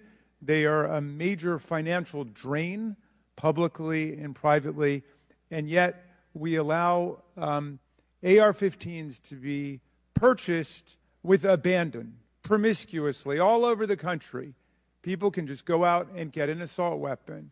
And the distinguished gentlelady from Michigan was right. We have a hearing when it affects the President of the United States, but on all the other days of the year, we don't have a hearing about it. And I think it is because of an honest disagreement we have about the Second Amendment. There are some people who think the Second Amendment means you've got the right to arm yourself with whatever weaponry you need to overthrow the government of the United States, and we reject that as a false interpretation of the Second Amendment and a false interpretation of the Constitution. We can ban assault weapons. We did it back in 1994. It dramatically reduced these mass shootings, and when that ban was lifted, the mass shootings went up through the roof again, and we've shown it. And so just like we're demanding real answers and real action from the Secret Service, let us demand real action and real answers from ourselves about the nightmare of mass gun violence, which puts America into a category all its own when you compare us to the countries in the European Union or Canada or other similarly situated countries. There's nothing like what we're going through. So we've got to act on the Secret Service to protect ourselves against political violence, and we've got to act as a Congress to protect ourselves against AR-15 violence in America. Chair recognizes Ms. McClain from Michigan. Thank you, Mr. Chairman. And first of all, I want to thank the Secret Service agents, those who work tirelessly to protect our presidents, and specifically those agents who did not hesitate to jump in front of President Trump. And my heart goes out to the family of the Comptoir family and the people at the rally who are still recovering. On the other hand, the Secret Service has a leadership problem, and it falls on you. And although I appreciate your hollow words that the buck stops here, I was actually hoping for some answers. Director Cheadle, you must answer to the American people if you want to stay in charge. It's really, really simple. You want to keep your job, right? Absolutely. Okay. The best way to keep your job is to answer the questions, not play this shell game, not sing the Slim Shady song, wasn't me. I mean, come on. How long did you prepare for this hearing? I've been preparing for this hearing over the weekend and into last week. Okay, 5 days, 6 days? As soon as I was notified And how long was that? about this hearing, Okay, 4 days? I began preparing. 4 days? 3 days? I'm not sure the date that I got the letter asking me to be here. What are you sure of? Are you sure the color of your hair? Are you sure the color of your suit? I'm just, like, tell the American people, what are you sure of? You don't even know when you started preparing for the hearing? I mean, the biggest hearing of your life, and you have no clue? You can't remember when you started preparing for this hearing? Can you understand why those words seem hollow to the American people who are supposed to entrust their faith in you? I assure you, the moment I received notification. But you can't remember. You got a little Alzheimer's, dementia going? I mean, what, you can't remember. I have several active investigations going on and an operational agency to run. Okay. All right. But you want to take accountability, right? The buck stops with you, right? I am taking accountability. Super. Then let's start with trying to answer some questions. You keep referring to the FBI. When asked how many shell casings were on the roof, you referred to the FBI. When asked if there were explosives in the car, you referred to the FBI. When asked if Crooks was acting alone, you referred to the FBI. See a common theme here? I can go on and on. My question is, who at the FBI should I speak with? Wait for it. Wait for it. The FBI is responsible for the criminal Is there a name? I'm not certain. I'm not certain. All right, here we go. I'm not certain. I don't know. Let me ask a different question. Have you been in communication with the FBI? Yes, I have. With whom? I speak with the director and the deputy director. Okay. And what have they shared with you about this investigation? So I'll give you an opportunity to answer again. Did they share with you how many shell casings were on the roof? They have shared with me the evidence. Did they share with you how many shell casing were on the roof? Yes. Okay, how many were there? I would refer to the FBI for how their investigation. Many were there? And their information that they need to share in their investigation. So they've shared the information with you. You just don't want to share the information with us, correct? We have concurrent investigations that are going on. So they have shared this information with you. You know the answer to the question. You just refuse to answer the question from the member of Congress who has subpoenaed you to be here. Is there a different answer to that question? I was always willing to come here and testify before this oversight hearing. Beautiful. Then let's do that. Let's for once have your actions match your words. So you've been in communication with the FBI. You know the answers, and you refuse to tell us the answers. So I will ask you again. You know how many shell casings were on that roof. What is the answer to that question? I think it's pertinent. What is the answer to that question?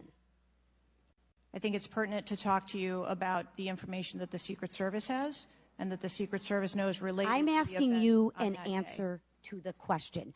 If you're supposed to be in charge, if the buck stops with you, how come you can't share the answers? What are you covering up? What are you hiding, my friend? I'm not covering anything up. Then why can't you answer a simple question? I would leave it to the criminal investigation to answer questions related to that. When you talk to the FBI and you ask them how many explosives, well, let me ask you, did you ask them how many explosives were on the roof? Did they answer that question? Or in the car, excuse me. Did they answer that question for you? Yes. Yes. So you know the answer to that question that my colleagues have asked you. But again, you refuse to give us the answers. You're playing this wasn't me. Well, I submit to you, if you can't, and it's not a can't, it's a won't. It's not a can't. It's not a I don't know. It's a I choose not to answer the question. Well, let me tell you, Ms. Cheadle, if you're going to lead, you need to lead. If you want to be in charge, then answer the question or step aside and have someone with the courage and the guts to answer to the American people the questions that they deserve answers to. And with that, I yield back. Chair now recognizes Ms. Boebert from Colorado. Thank you, Mr. Chairman. I'm going to continue down that vein. You have been here sitting today, Director Cheadle, definitively able to dismiss erroneous information and speculation. However, you are refusing to answer questions that we now know that you have the information for. You are saying that you are wanting to answer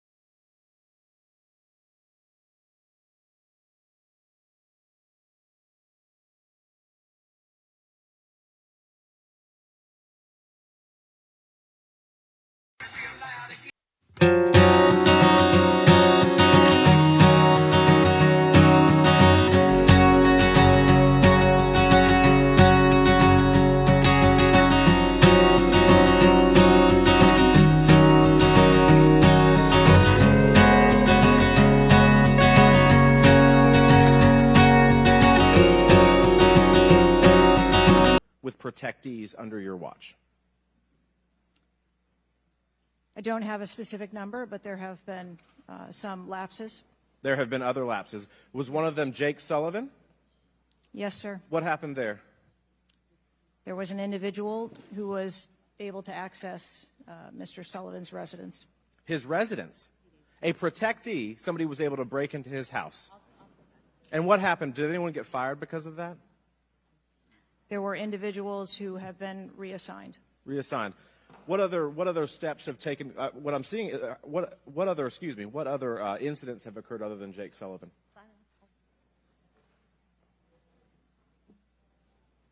Was there an issue with the Secret Service agent and Vice President Harris? I would not call that a security incident. Well, it seems to me, I mean, you have security lapses with President Trump. You have security lapses with Jake Sullivan. You have issues with your personnel related to Vice President Kamala Harris. There seems to be a repeated theme here. Would you not agree with that? I think that we are talking about separate categories of incidents. Well, I would disagree with that. I think there's a repeated theme when you've got protectees and you're not upholding your core mission. Let me ask you something else. Does the Secret Service routinely record communications between and amongst detail? Radio communications? Any communication? Email communications are captured, as well as text messages, and then depending on the detail, radio communications are recorded. Does the Secret Service have recorded communications from the July 13th event? We do not have radio communications from that day. But you have text messages? We do have emails and text messages. Emails, okay, great. Does the head of the Trump detail or someone else embedded in this detail have command decision-making authority, or do they need to seek authorization from someone outside that detail? The head of the detail has the decision-making authority for things that are necessary for that detail. Is that standard for protection details? Yes, it is. Okay. Let me ask you something. During campaign events, is it common for the Secret Service to utilize other agencies? Yes, it is. What other agencies would be providing assistance to the Secret Service? There are a number of other agencies that provide assistance to the Secret Service during campaigns. We utilize personnel from the Department of Homeland Security. We utilize personnel from the Department of Defense, and we utilize local law enforcement partners. Are you on the same radios? Do you provide the radios to all the assets that are taking part in protection of an event? We provide radios to the personnel from the Department of Homeland Security that are assisting us. But not local law enforcement? Local law enforcement is working on their own radios. Are you on the same frequency? We ensure that we have counterparts in the security room, and so the local law enforcement will place one of their personnel in the security room with our personnel so that we have interoperability communications. Let me ask you something just about the timeline, because I think this is really interesting that we can't nail that down. I mean, I think there are lay people out there with more knowledge about the timeline than you seem to come before a subpoena in front of Congress. Was Mr. Crooks observed at the AGR building prior to the shooting? He was observed on the grounds outside of our perimeter prior to the shooting. At approximately what time was that? You don't have to give me the specific minute, but at approximately what time was that? I believe it was about 45 minutes or so prior to. Did the sniper team take a photo of Mr. Crooks? The local team did, yes. So it was a local team and not a Secret Service sniper? That took the photo. Okay. And did he relay that photo to Central Command? Again, it's an active ongoing investigation, so I want to make sure that I'm factual with the route that photo took and who that was disseminated to and when. What time did when did Mr. Crooks' status go from a suspicion, a person that was under suspicion, to a threat? When did that happen? And maybe not even a specific time, Director Cheadle. Maybe a certain event that happened that transformed him from a person of suspicion to a threat. When did that happen? To the best of my knowledge, based on what I've been told thus far, it's approximately 5 minutes to where individuals relayed that there was an incident being, or an issue, I'm sorry, being worked at the 3 o'clock of the president. So that was, but it was before the shots were fired? That is correct, but again, it was not phrased as a threat. It was just that something was being worked. Yeah, but my question is, when did he become, when did he transform from suspicion to threat? Because they're treated very differently. People can be suspicious, but they're not a threat until a certain point in time. So when did that happen? I believe that it was seconds before the gunfire started. Seconds. My gosh, we actually have a few questions that we got answered today. Listen, I'm going to wrap up here, Mr. Chairman, but here's the frustration that people have. The buck stops with you. You've said that yourself. But the problem in Washington, D.C., it is the only town in America that you can be so bad at your job that you actually get a promotion or don't get fired. You have not been able to answer the number of agents, whether or not requests were denied on additional security, whether or not law enforcement were able to engage before the shooting with the assassin, how he got on the roof, how the rifle got on the roof. You can't tell us how many shots he fired, whether the casings were recovered. You can't tell us anything about his cell phone. You can't tell us whether the rally was supposed to be postponed, given the intelligence that you were receiving. You can't tell us whether the car had a bomb. You can't even tell us his motive. And the American people are incredibly distrustful because it has taken 9 days to even get a scintilla of evidence out of you. Maybe if I was CNN or ABC or NBC, I would have gotten much more thorough and accurate information, but we have not received that in a subpoenaed hearing in front of this Congress. That is why the American people are frustrated, and I echo the bipartisan calls on this committee and all across this country that you should resign, or maybe when the president wakes up from his nap, he can fire you. Thank you, Mr. Chairman. Chair now recognizes Ms. Luna from Florida. Director Cheadle, can you please give me the names of the individuals who are in charge of your conduct for the rally? I'm not going to release names. Can you give me the today. titles? And how many individuals? No. Nothing? We had a full advance team that was responsible for advancing How many the site. people are the final approval authority? There are a number of people Can you that give me a are number? engaged in approving Can you the give plan. me a number? No, I do not have Okay. a firm number. Can you just confirm whether or not, I understand this is an open investigation, but in order to dispel conspiracy theories, have you guys been able to subpoena the shooter's Discord records, or has the FBI, to your knowledge? I believe that the FBI is working on those. Okay. Is it factual to say that you have not ruled out that the shooter was working with other people or persons? Again, the FBI is conducting the criminal investigation into Can the you, shooter. at least in an effort to dispel conspiracy theories, can you confirm or deny that? At this time, we do not have that there were any other people engaged. So you believe he's acting alone? I do. Okay.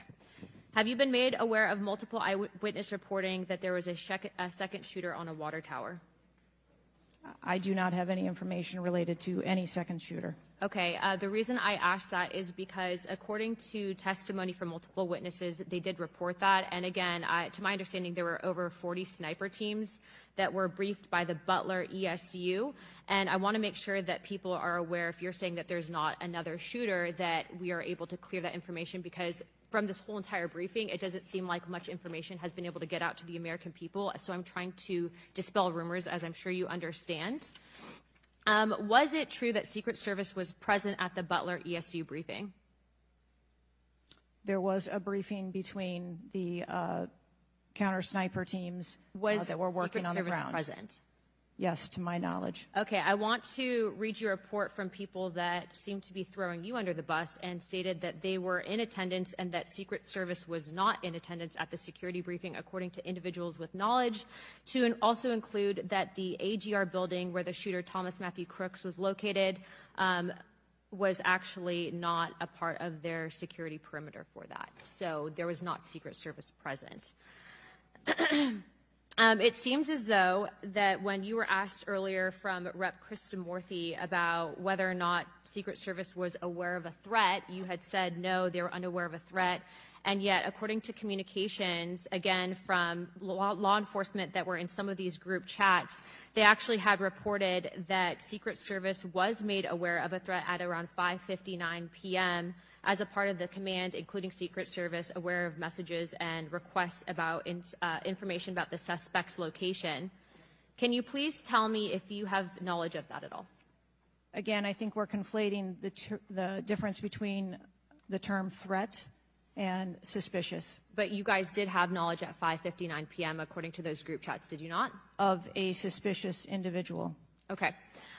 Chairman, in my opinion, according to some of the testimony today, I feel that you have perjured yourself in some instances, and so I'm going to ask for a full review of the transcripts by staff, and if you find that to be the case, I do ask that you bring perjury charges against the director. I will say this, it is very frustrating, and I've talked to my colleagues and we've said it to your face, that you have been up here basically stonewalling our ability to get the answers to the American people. And what I will also say is that every single member of Congress does not feel safe with you in charge. You have heard that, and I think that we are all sitting ducks with you in directing the Secret Service currently. But more importantly, it sends a message to our adversaries that we are not protected, and we are one of the strongest countries in the world, so you have essentially made us a less safe country because of it. As a result of that, I'm asking you to formally step down. I share my same opinions as my Democrat colleagues. And I also think that your efforts to bring forward a full investigation and report in 60 days is unacceptable.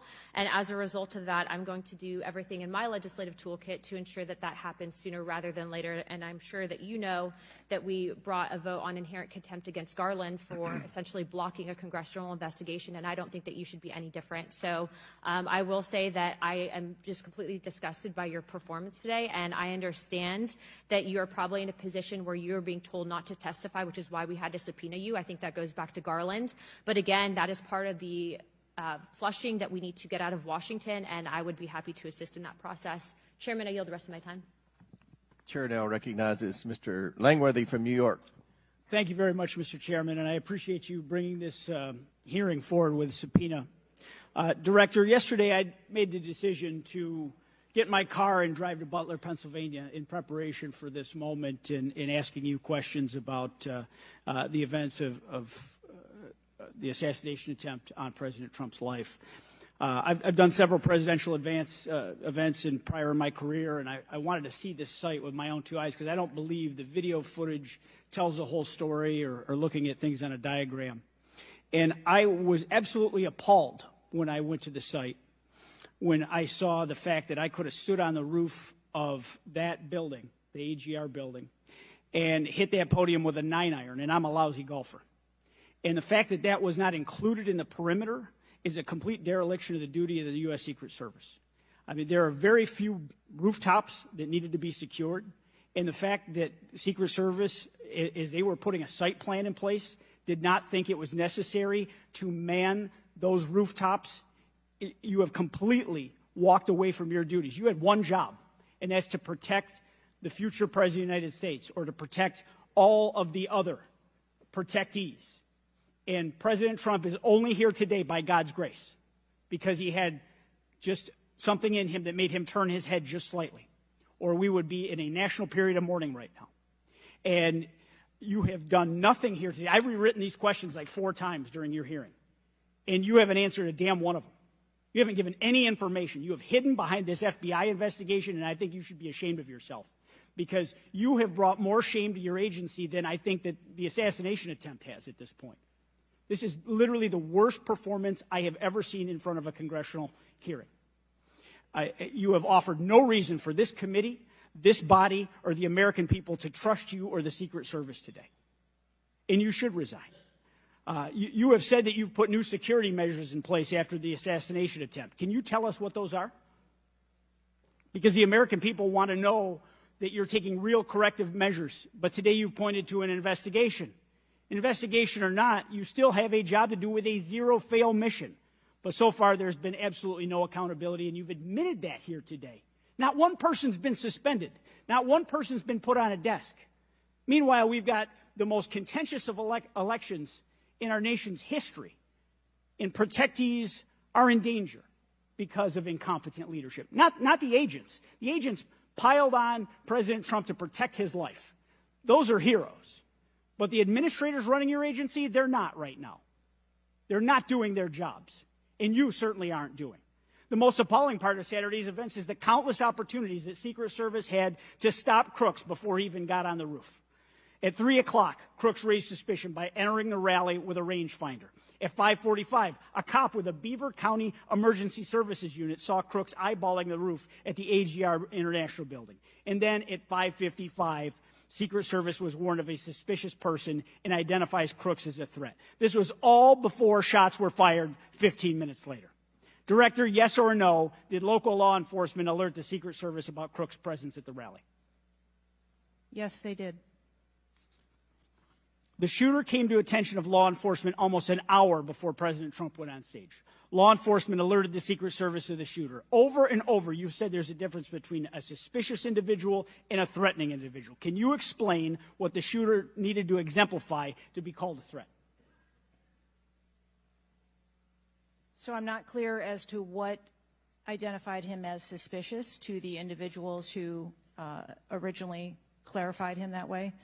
For the Secret Service, for an individual to be determined to be a threat, that individual would have to be seen with a weapon or capable of doing some sort of harm to our protectees. I mean, Director, an individual walking into a rally with a rangefinder, scoping out an unprotected rooftop, and he reportedly flew a drone over hours before. It sounds like a lot more than suspicious, especially at a presidential rally. Your operational lapses, your resource management, and poor judgment nearly resulted in the assassination of President Trump. I mean, the dereliction of duty here is just appalling. The fact that you haven't visited Butler is just maddening to me. You're not taking this job seriously.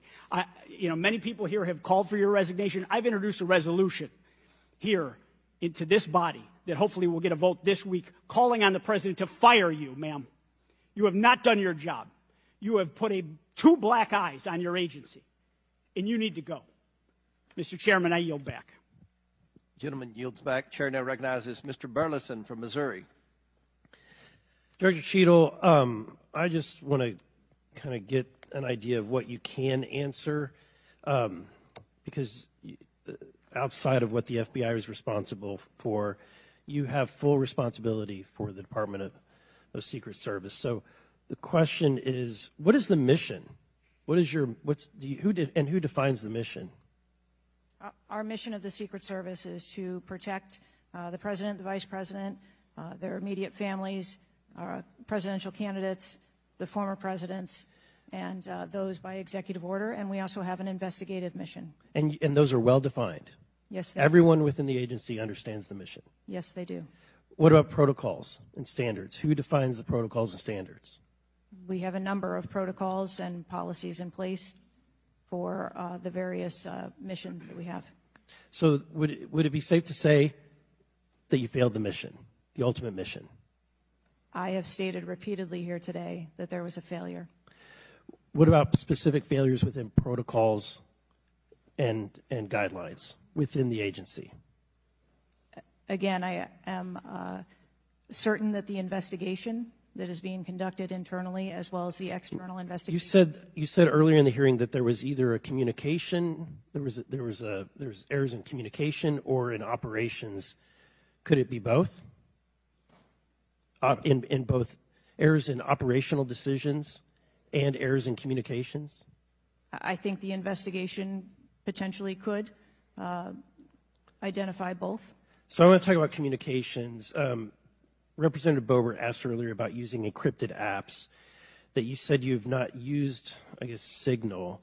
Have you used any encrypted app to communicate from your personal device?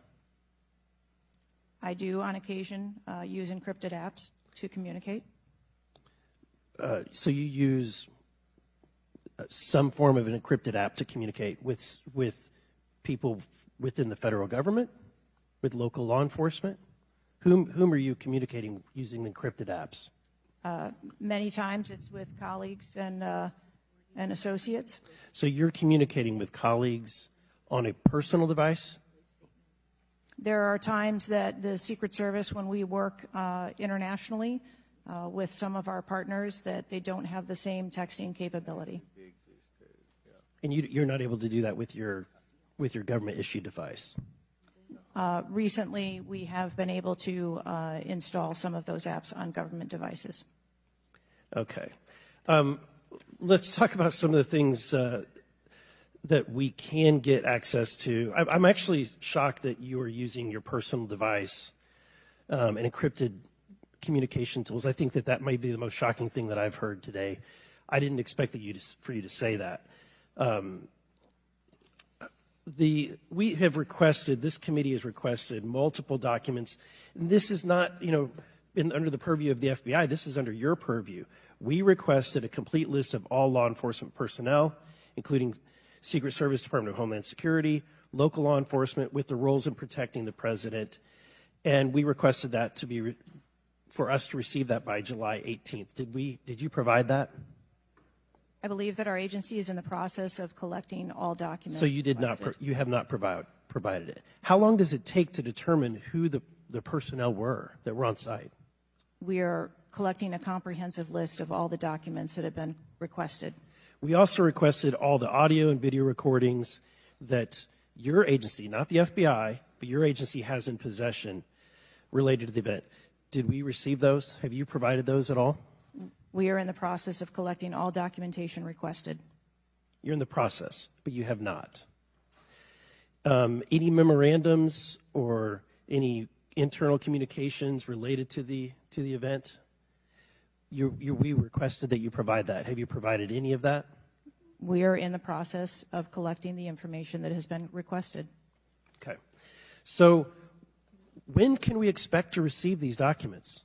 How long does it take to determine who was on site, who was being employed to be there to protect the former president? When can we expect that? How many days does it take to provide that information? We want to make sure that we have a comprehensive accounting of all of the documents that were engaged in that day, and we will make them available as soon as possible. I think transparency is the key here. It's shocking to me that we are communicating in a encrypted app to colleagues. I'm almost certain that violates some federal laws. I would like to clarify, you didn't ask me whether my communications were government work related or whether they were personally related. You're communicating with colleagues. I don't communicate government business with colleagues on a personal device. I communicate on my work device. Are you using an encrypted device on your work device? I am not. No encrypted apps? No, I do not. Okay. Thank you, Mr. Chairman. Chair now recognizes Mr. Waltz from Florida. Thank you, Mr. Chairman. Madam Director, please, I'd like to direct your attention to this video. And I sincerely appreciate the clarity on this. Can we turn up the volume, staff? I just want to ask you, because this has popped up. Republican Congressman Mike Walz, he said on social media on Saturday, and I'm going to read this for you because it does talk about you, Secretary. I have very reliable sources telling me that there have been repeated requests for stronger Secret Service protection for President Trump denied by Secretary Mayorkas. Your department has already pushed back on that, calling that absolutely false, but he is putting this on you. Can you respond to that, please? Well, that's a baseless and irresponsible statement, and is one that is unequivocally false. Director Cheadle, did you speak with your boss, Secretary Mayorkas? You fall under DHS. Did you speak with him on the 14th, the day after? Yes, I did. So you spoke with him before he made that statement? I spoke with him immediately following the incident.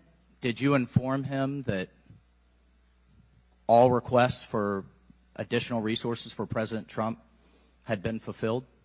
Or that it was false to say they had been denied? I informed him that the request for that rally that day had been fulfilled. Okay, you continue to answer that very carefully. Because I made a broader statement. The agents that came to me made a broader statement that his permanent protective detail for years now have been asking for more. Is that correct? I do not have specific incidents of those requests. Is it correct that they've been asking for more? I have heard the same reports that you have. Without having them in front of me, I am unable. Those requests are made in writing. I mean, the agents are telling me they make them in writing. This isn't a verbal agency. Things are made in writing. I understand what you're saying. I don't have those requests in front of me here. I'm not asking if you have them in front of you. Are you aware that they were made? as I said earlier, there are times when requests are made, and depending on the availability of assets, or if there is a way that So there were times when they were denied. if there is a way that vulnerability can be mitigated in a different way, then that is why the So there are Secret Service- times when they were denied That is for a variety of reasons. That is why the Secret Service has a multi-layered and multifaceted security plan, so that we can pivot if So we need to. in the wake, in the immediate 48 hours of an assassination attempt on a former president, could be the next leader of the free world, almost had his head blown off, your boss says that's irresponsible and false to say things are denied. And you had talked to him. So did he just make that on his own, make that up on his own, or did you tell him that? We were speaking about the requests made at the rally. Staff, can we show the next slide, please? Then we have your spokesman. Did you sign off on this statement? That there's an assertion that a member of the former president's team requested additional security resources and those were rebuffed. This is absolutely false. In fact, we added protective resources and technology and capability as part of the increased campaign travel tempo. But next slide, please. Next slide, please, staff. We have the Washington Post article that then says we now have senior Secret Service officials saying there were at times when it was denied. So which is it? Again, there have been a number of conversations going on here. Did you sign off on that spokesman's statement? The spokesman's statement, I believe, was related to requests that were made. Did for you the sign rally. off on it? For the requests that were made at the rally. Did yes. you sign off on the statement before it went out? I sign off on my press spokesman's statement before they go out. I would hope you would in the wake of an assassination attempt. Yes. You did. Mm-hmm. Categorically false that any requests were made. You signed off on it. Thank you for that. Thank you for that clarity. Madam Director, how many press conferences have you held since the assassination attempt? We have put out press releases. How many press conferences have you held? Gone to the mic, taken questions from the public, from the media? How many? I have not held any. How many has Secretary Mayorkas held? I don't 0. How many has the FBI held? 0. How many has the Department of Justice held? I know you know the answer. I believe there was a press conference in Butler after the incident occurred. By local law enforcement, not by you and not by the Department of Homeland Security. So this is how misinformation flies. In the darkness, in the absence of information. Now we have 9 days later before a congressional committee, we all represent almost 1 million people, and you still don't have answers. Are you aware that national news anchors are saying this was a hoax? On national television, they're saying, no, the president wasn't shot, it was flying glass. Are you aware of that? I have not heard those reports. Are you aware that, there are rumors rampant online that there were multiple shooters?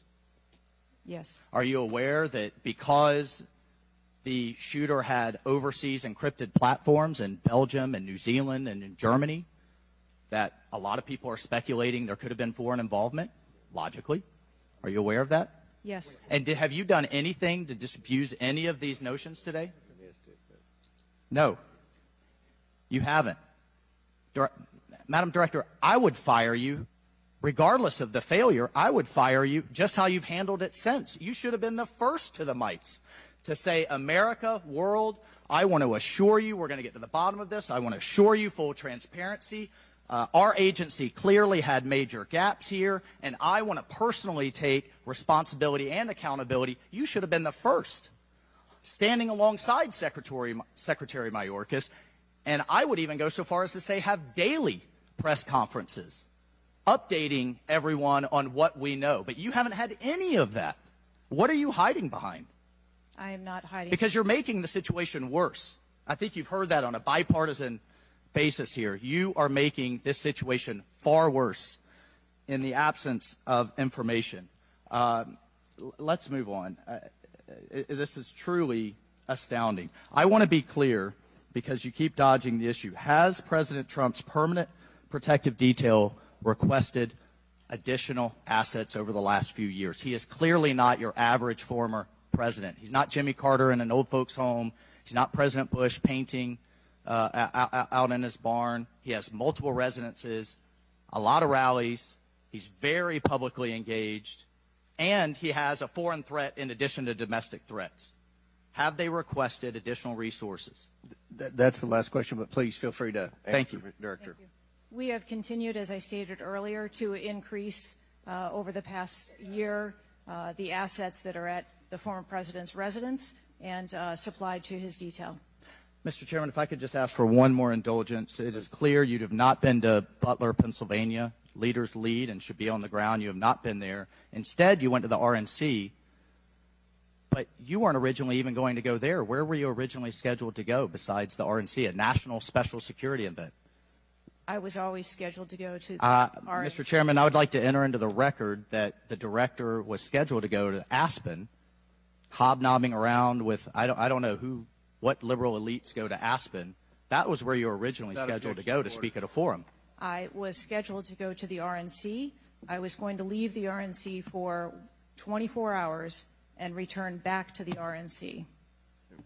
I hope, as your predecessor, Julie Pearson, with a security incident on the White House and under the Obama administration and Reagan's Secret Service detail lead, I would hope you would have the dignity for the sake of the agents in the service to resign. Gentleman's time's expired. Thank you. I'd like to enter a few things into the record.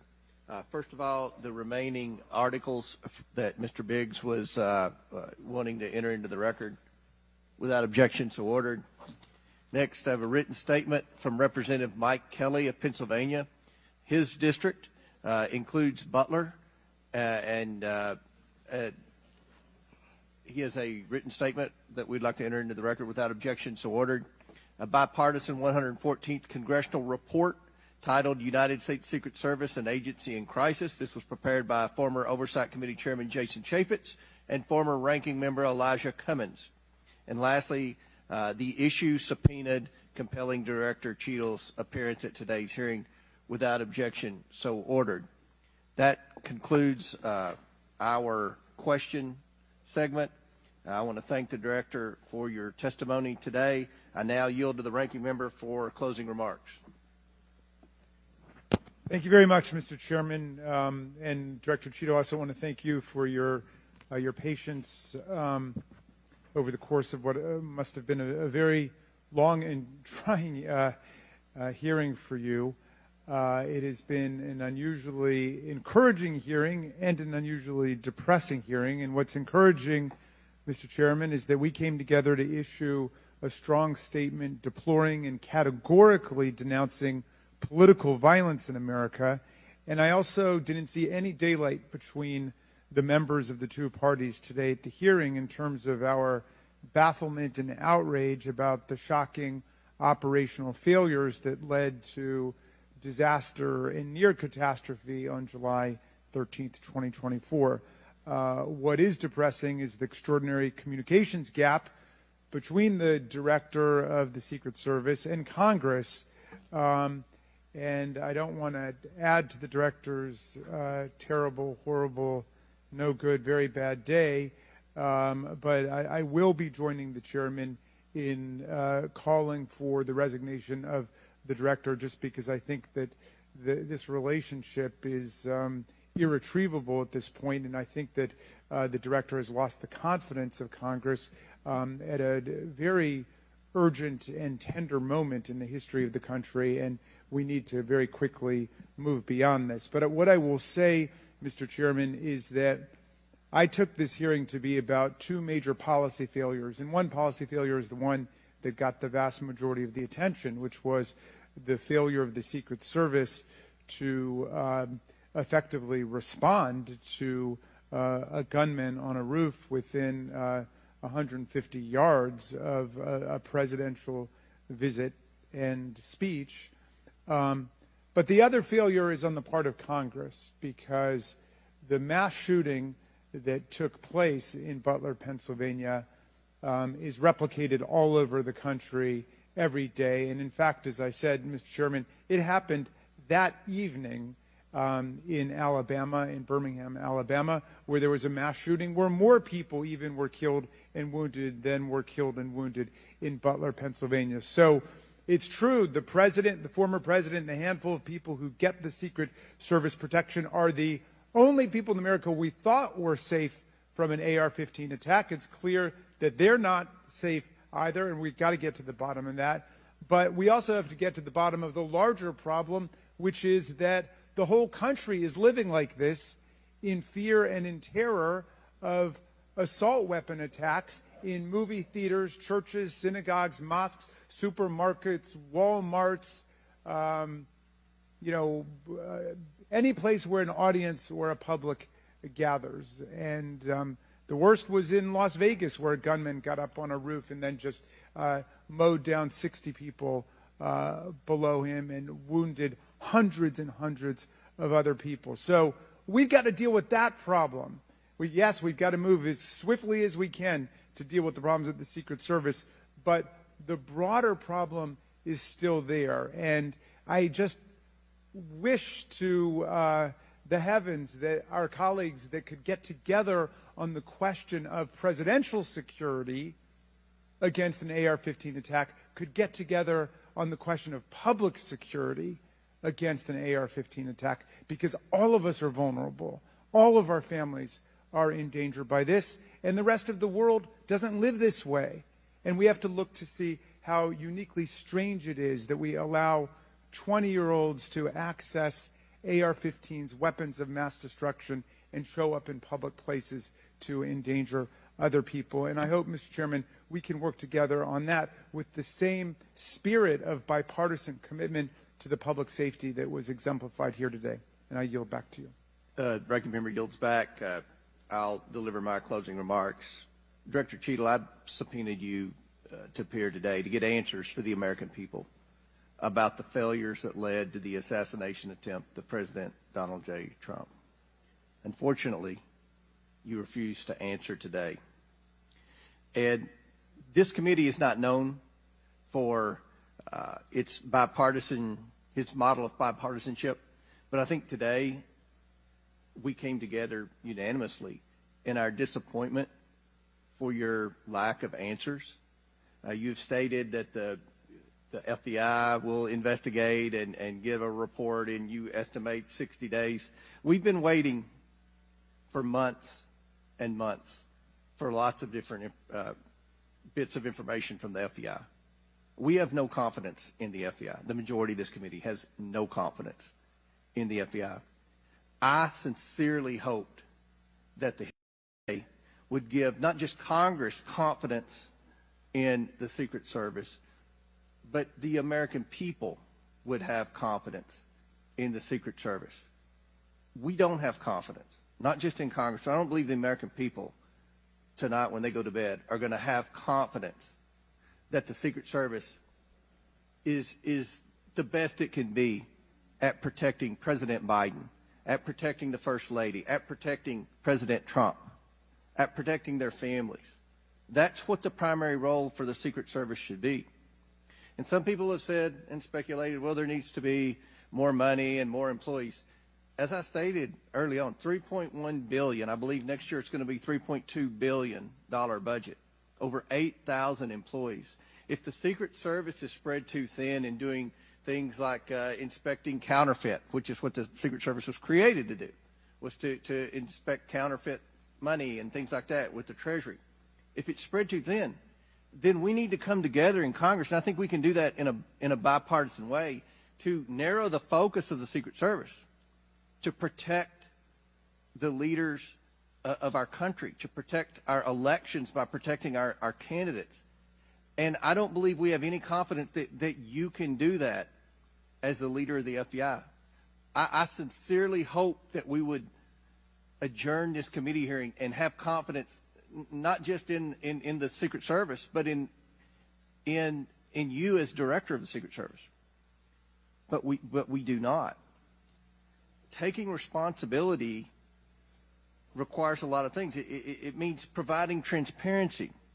It means answering simple questions.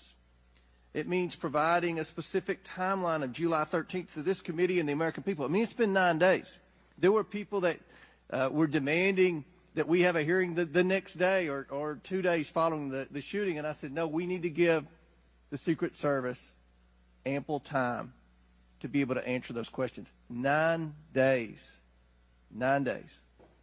And I don't think we answered very many questions that the American people have. I don't think there was I've never said this before, and I've presided over a lot of hearings. I don't think there was one question asked by anyone that the average American hasn't already asked at a diner or at church or at a ball game. The American people have questions. They deserve answers. Congress deserves answers. You were subpoenaed today to provide answers, and ma'am, you did not do that. So, as Ranking Member Raskin stated, he and I will be sending a letter requesting that you submit your resignation as a step toward accountability in what happened. And one of the biggest frustrations that many of us have, especially on this side of the aisle, is that there's never accountability in this administration. And when you look at the debacles prior to July 13th, I mean, it would be hard to beat the withdrawal in Afghanistan, the debacle there, and no one was held accountable. To this day, no one has been held accountable for that. But here we have clearly video showing people notifying the police, and the police are blaming the Secret Service. The Secret Service are blaming the police. Homeland Security is blaming everybody. But at the end of the day, after this hearing and after our request for information, we don't have any answers for the American people, and we don't have that confidence that you can lead the Secret Service to restore the confidence. And again, I commend the Ranking Member for joining with me in the letter asking your resignation, and we certainly hope that you will take that to heart. With that and without objection, all members have 5 legislative days within which to submit materials and additional written questions for the witness, which will be forwarded to the witness. If there's no further business, without objection, the committee stands adjourned.